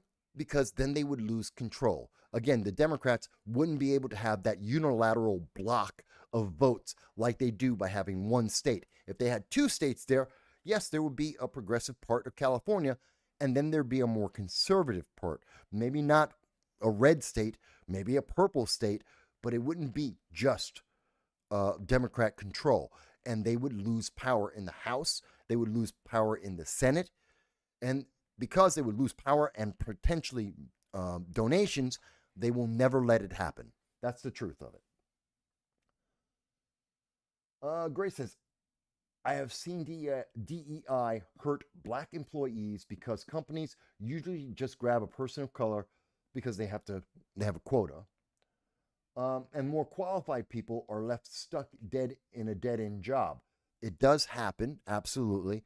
And in addition to it happening that way, a lot of people no longer, I'll give you a great example. Supreme Court Justice Ketanji Jackson Brown may be a very qualified judge. Based on her record, she's not.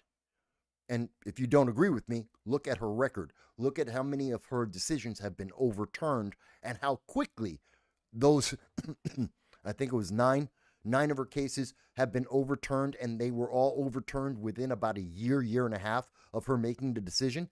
That is insane, both in the number and in the speed in her decisions being overturned. And the basis of some of her decisions, listen to her confirmation hearing, I did, is insane. It has nothing to do with logic. It has nothing to do with the law. It has to do with her political preferences, like whether or not she's a woman and how she put out punishments for sexual assaults. Let's say that. Sexual assaults done by someone who is a person of color versus someone who isn't. She has a very different standard in terms of sentencing based on people's color. So she's, in my book, unqualified. But she's a Supreme Court justice, and no matter what you think of her, she will always be stigmatized as being less than capable, less than qualified, because she wasn't put in place. She wasn't nominated because she was the best Supreme Court justice nominee. It was because she was the best black woman Democrat. She has qualifiers. And you take those qualifiers off, she's not the best. She was the best young, black, Democrat, federal judge that they could find. That's it. Take away those qualifiers. In fact, take away the one qualifier, young.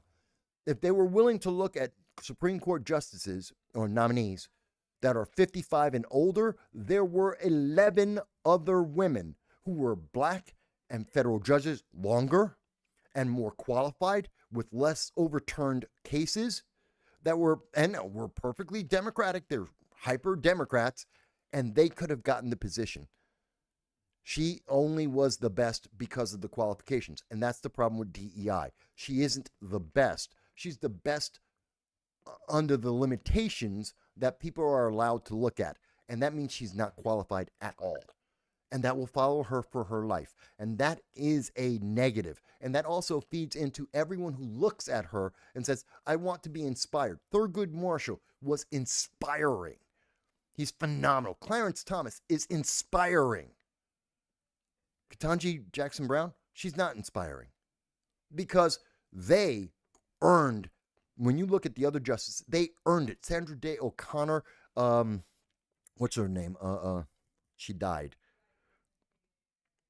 Oh God, I can't think of her name right now, but she's like the godsend of all the liberals, and she died in office in the Supreme Court, and she earned her position. You can't say that about Ketanji Jackson Brown. She didn't earn it. She got in because of DEI. She is less than qualified, less than the best qualified. She doesn't, that's not inspiring. Knowing that she only got in because of the color of her skin, because of her political preference, because of her gender preferences. That's because of her gender. That's the only reason why she got the job, because of her youth. That's not a reason. That's not an inspiration. And that's sad because it could have been. If they wanted a black woman in there, they had a lot of choices. And they could be Democrats. And they could have been good. They didn't do that because they didn't care. Because it was about what they could show. It was about being woke. It was about being partisan. It was about, let me show you what we could do. Let me show you what looks like a good thing, even though it's rotten to the core. Let me go on. Peace Logic says, I think there are programmers that can do the right AI. Yes, I'm sure there are people who can. I don't think they're doing it now. I don't think the guys at ChatGPT, they have a built-in bias. I don't think they're neutral.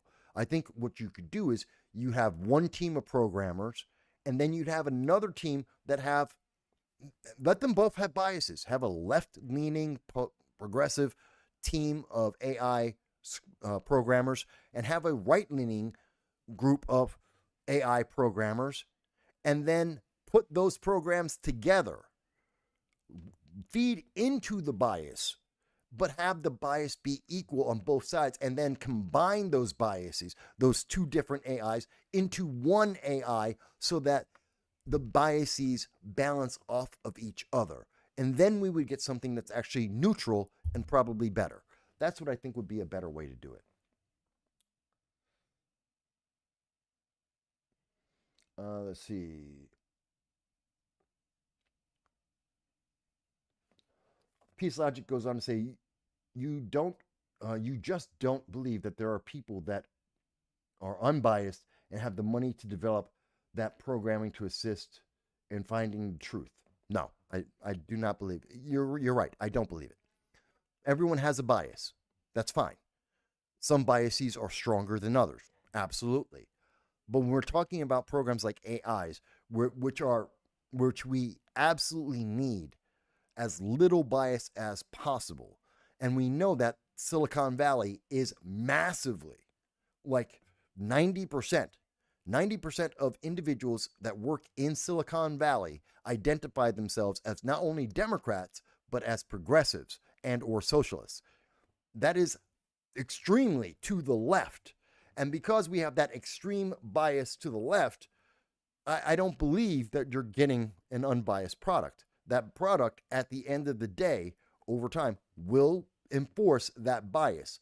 And so, like I said, unless we're getting an offsetting, equal and opposite program from the opposite end and then combine those two programs, no, I think the bias is too extreme. I don't trust AI. It's like Grammarly. I can't stand Grammarly. You'll never see me do an ad for Grammarly because Grammarly assumes that you never graduated from 6th grade English. Now, if you're a foreigner from another country, Grammarly might be useful. But if you're an American and you grew up in, even with the crap education system that we have in place now, if you made it past 6th grade English, you can write better than Grammarly. You just need to take the time. It's a muscle. And the more that you write, the better that you are. But we don't do that anymore. People don't write sentences. They write in text. They text speech with, abbreviations everywhere and no punctuation. They don't know the meanings of words.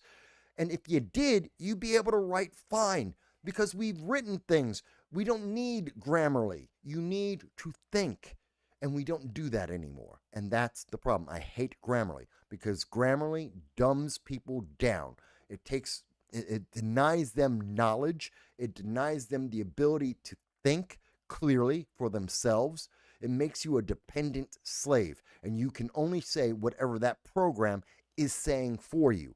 It is evil. It is wrong. We should never, every single college, if any paper is written by an AI or with the help of an AI, that student should fail instantly. I don't care what the paper is about. I don't care why they did. If they used an AI to help in writing that document for a college, they fail that class instantly. Just fail them. Why? Because they have failed themselves. But that's my point of view. Not everyone will agree. Peace. Thank you for being here with me. I appreciate you. I thank you for the time you put in with me. I appreciate that. By the way, in the background, what you've been seeing is I had the Department of Government Efficiency. I just wanted you to know because the mainstream media will not emphasize this for you.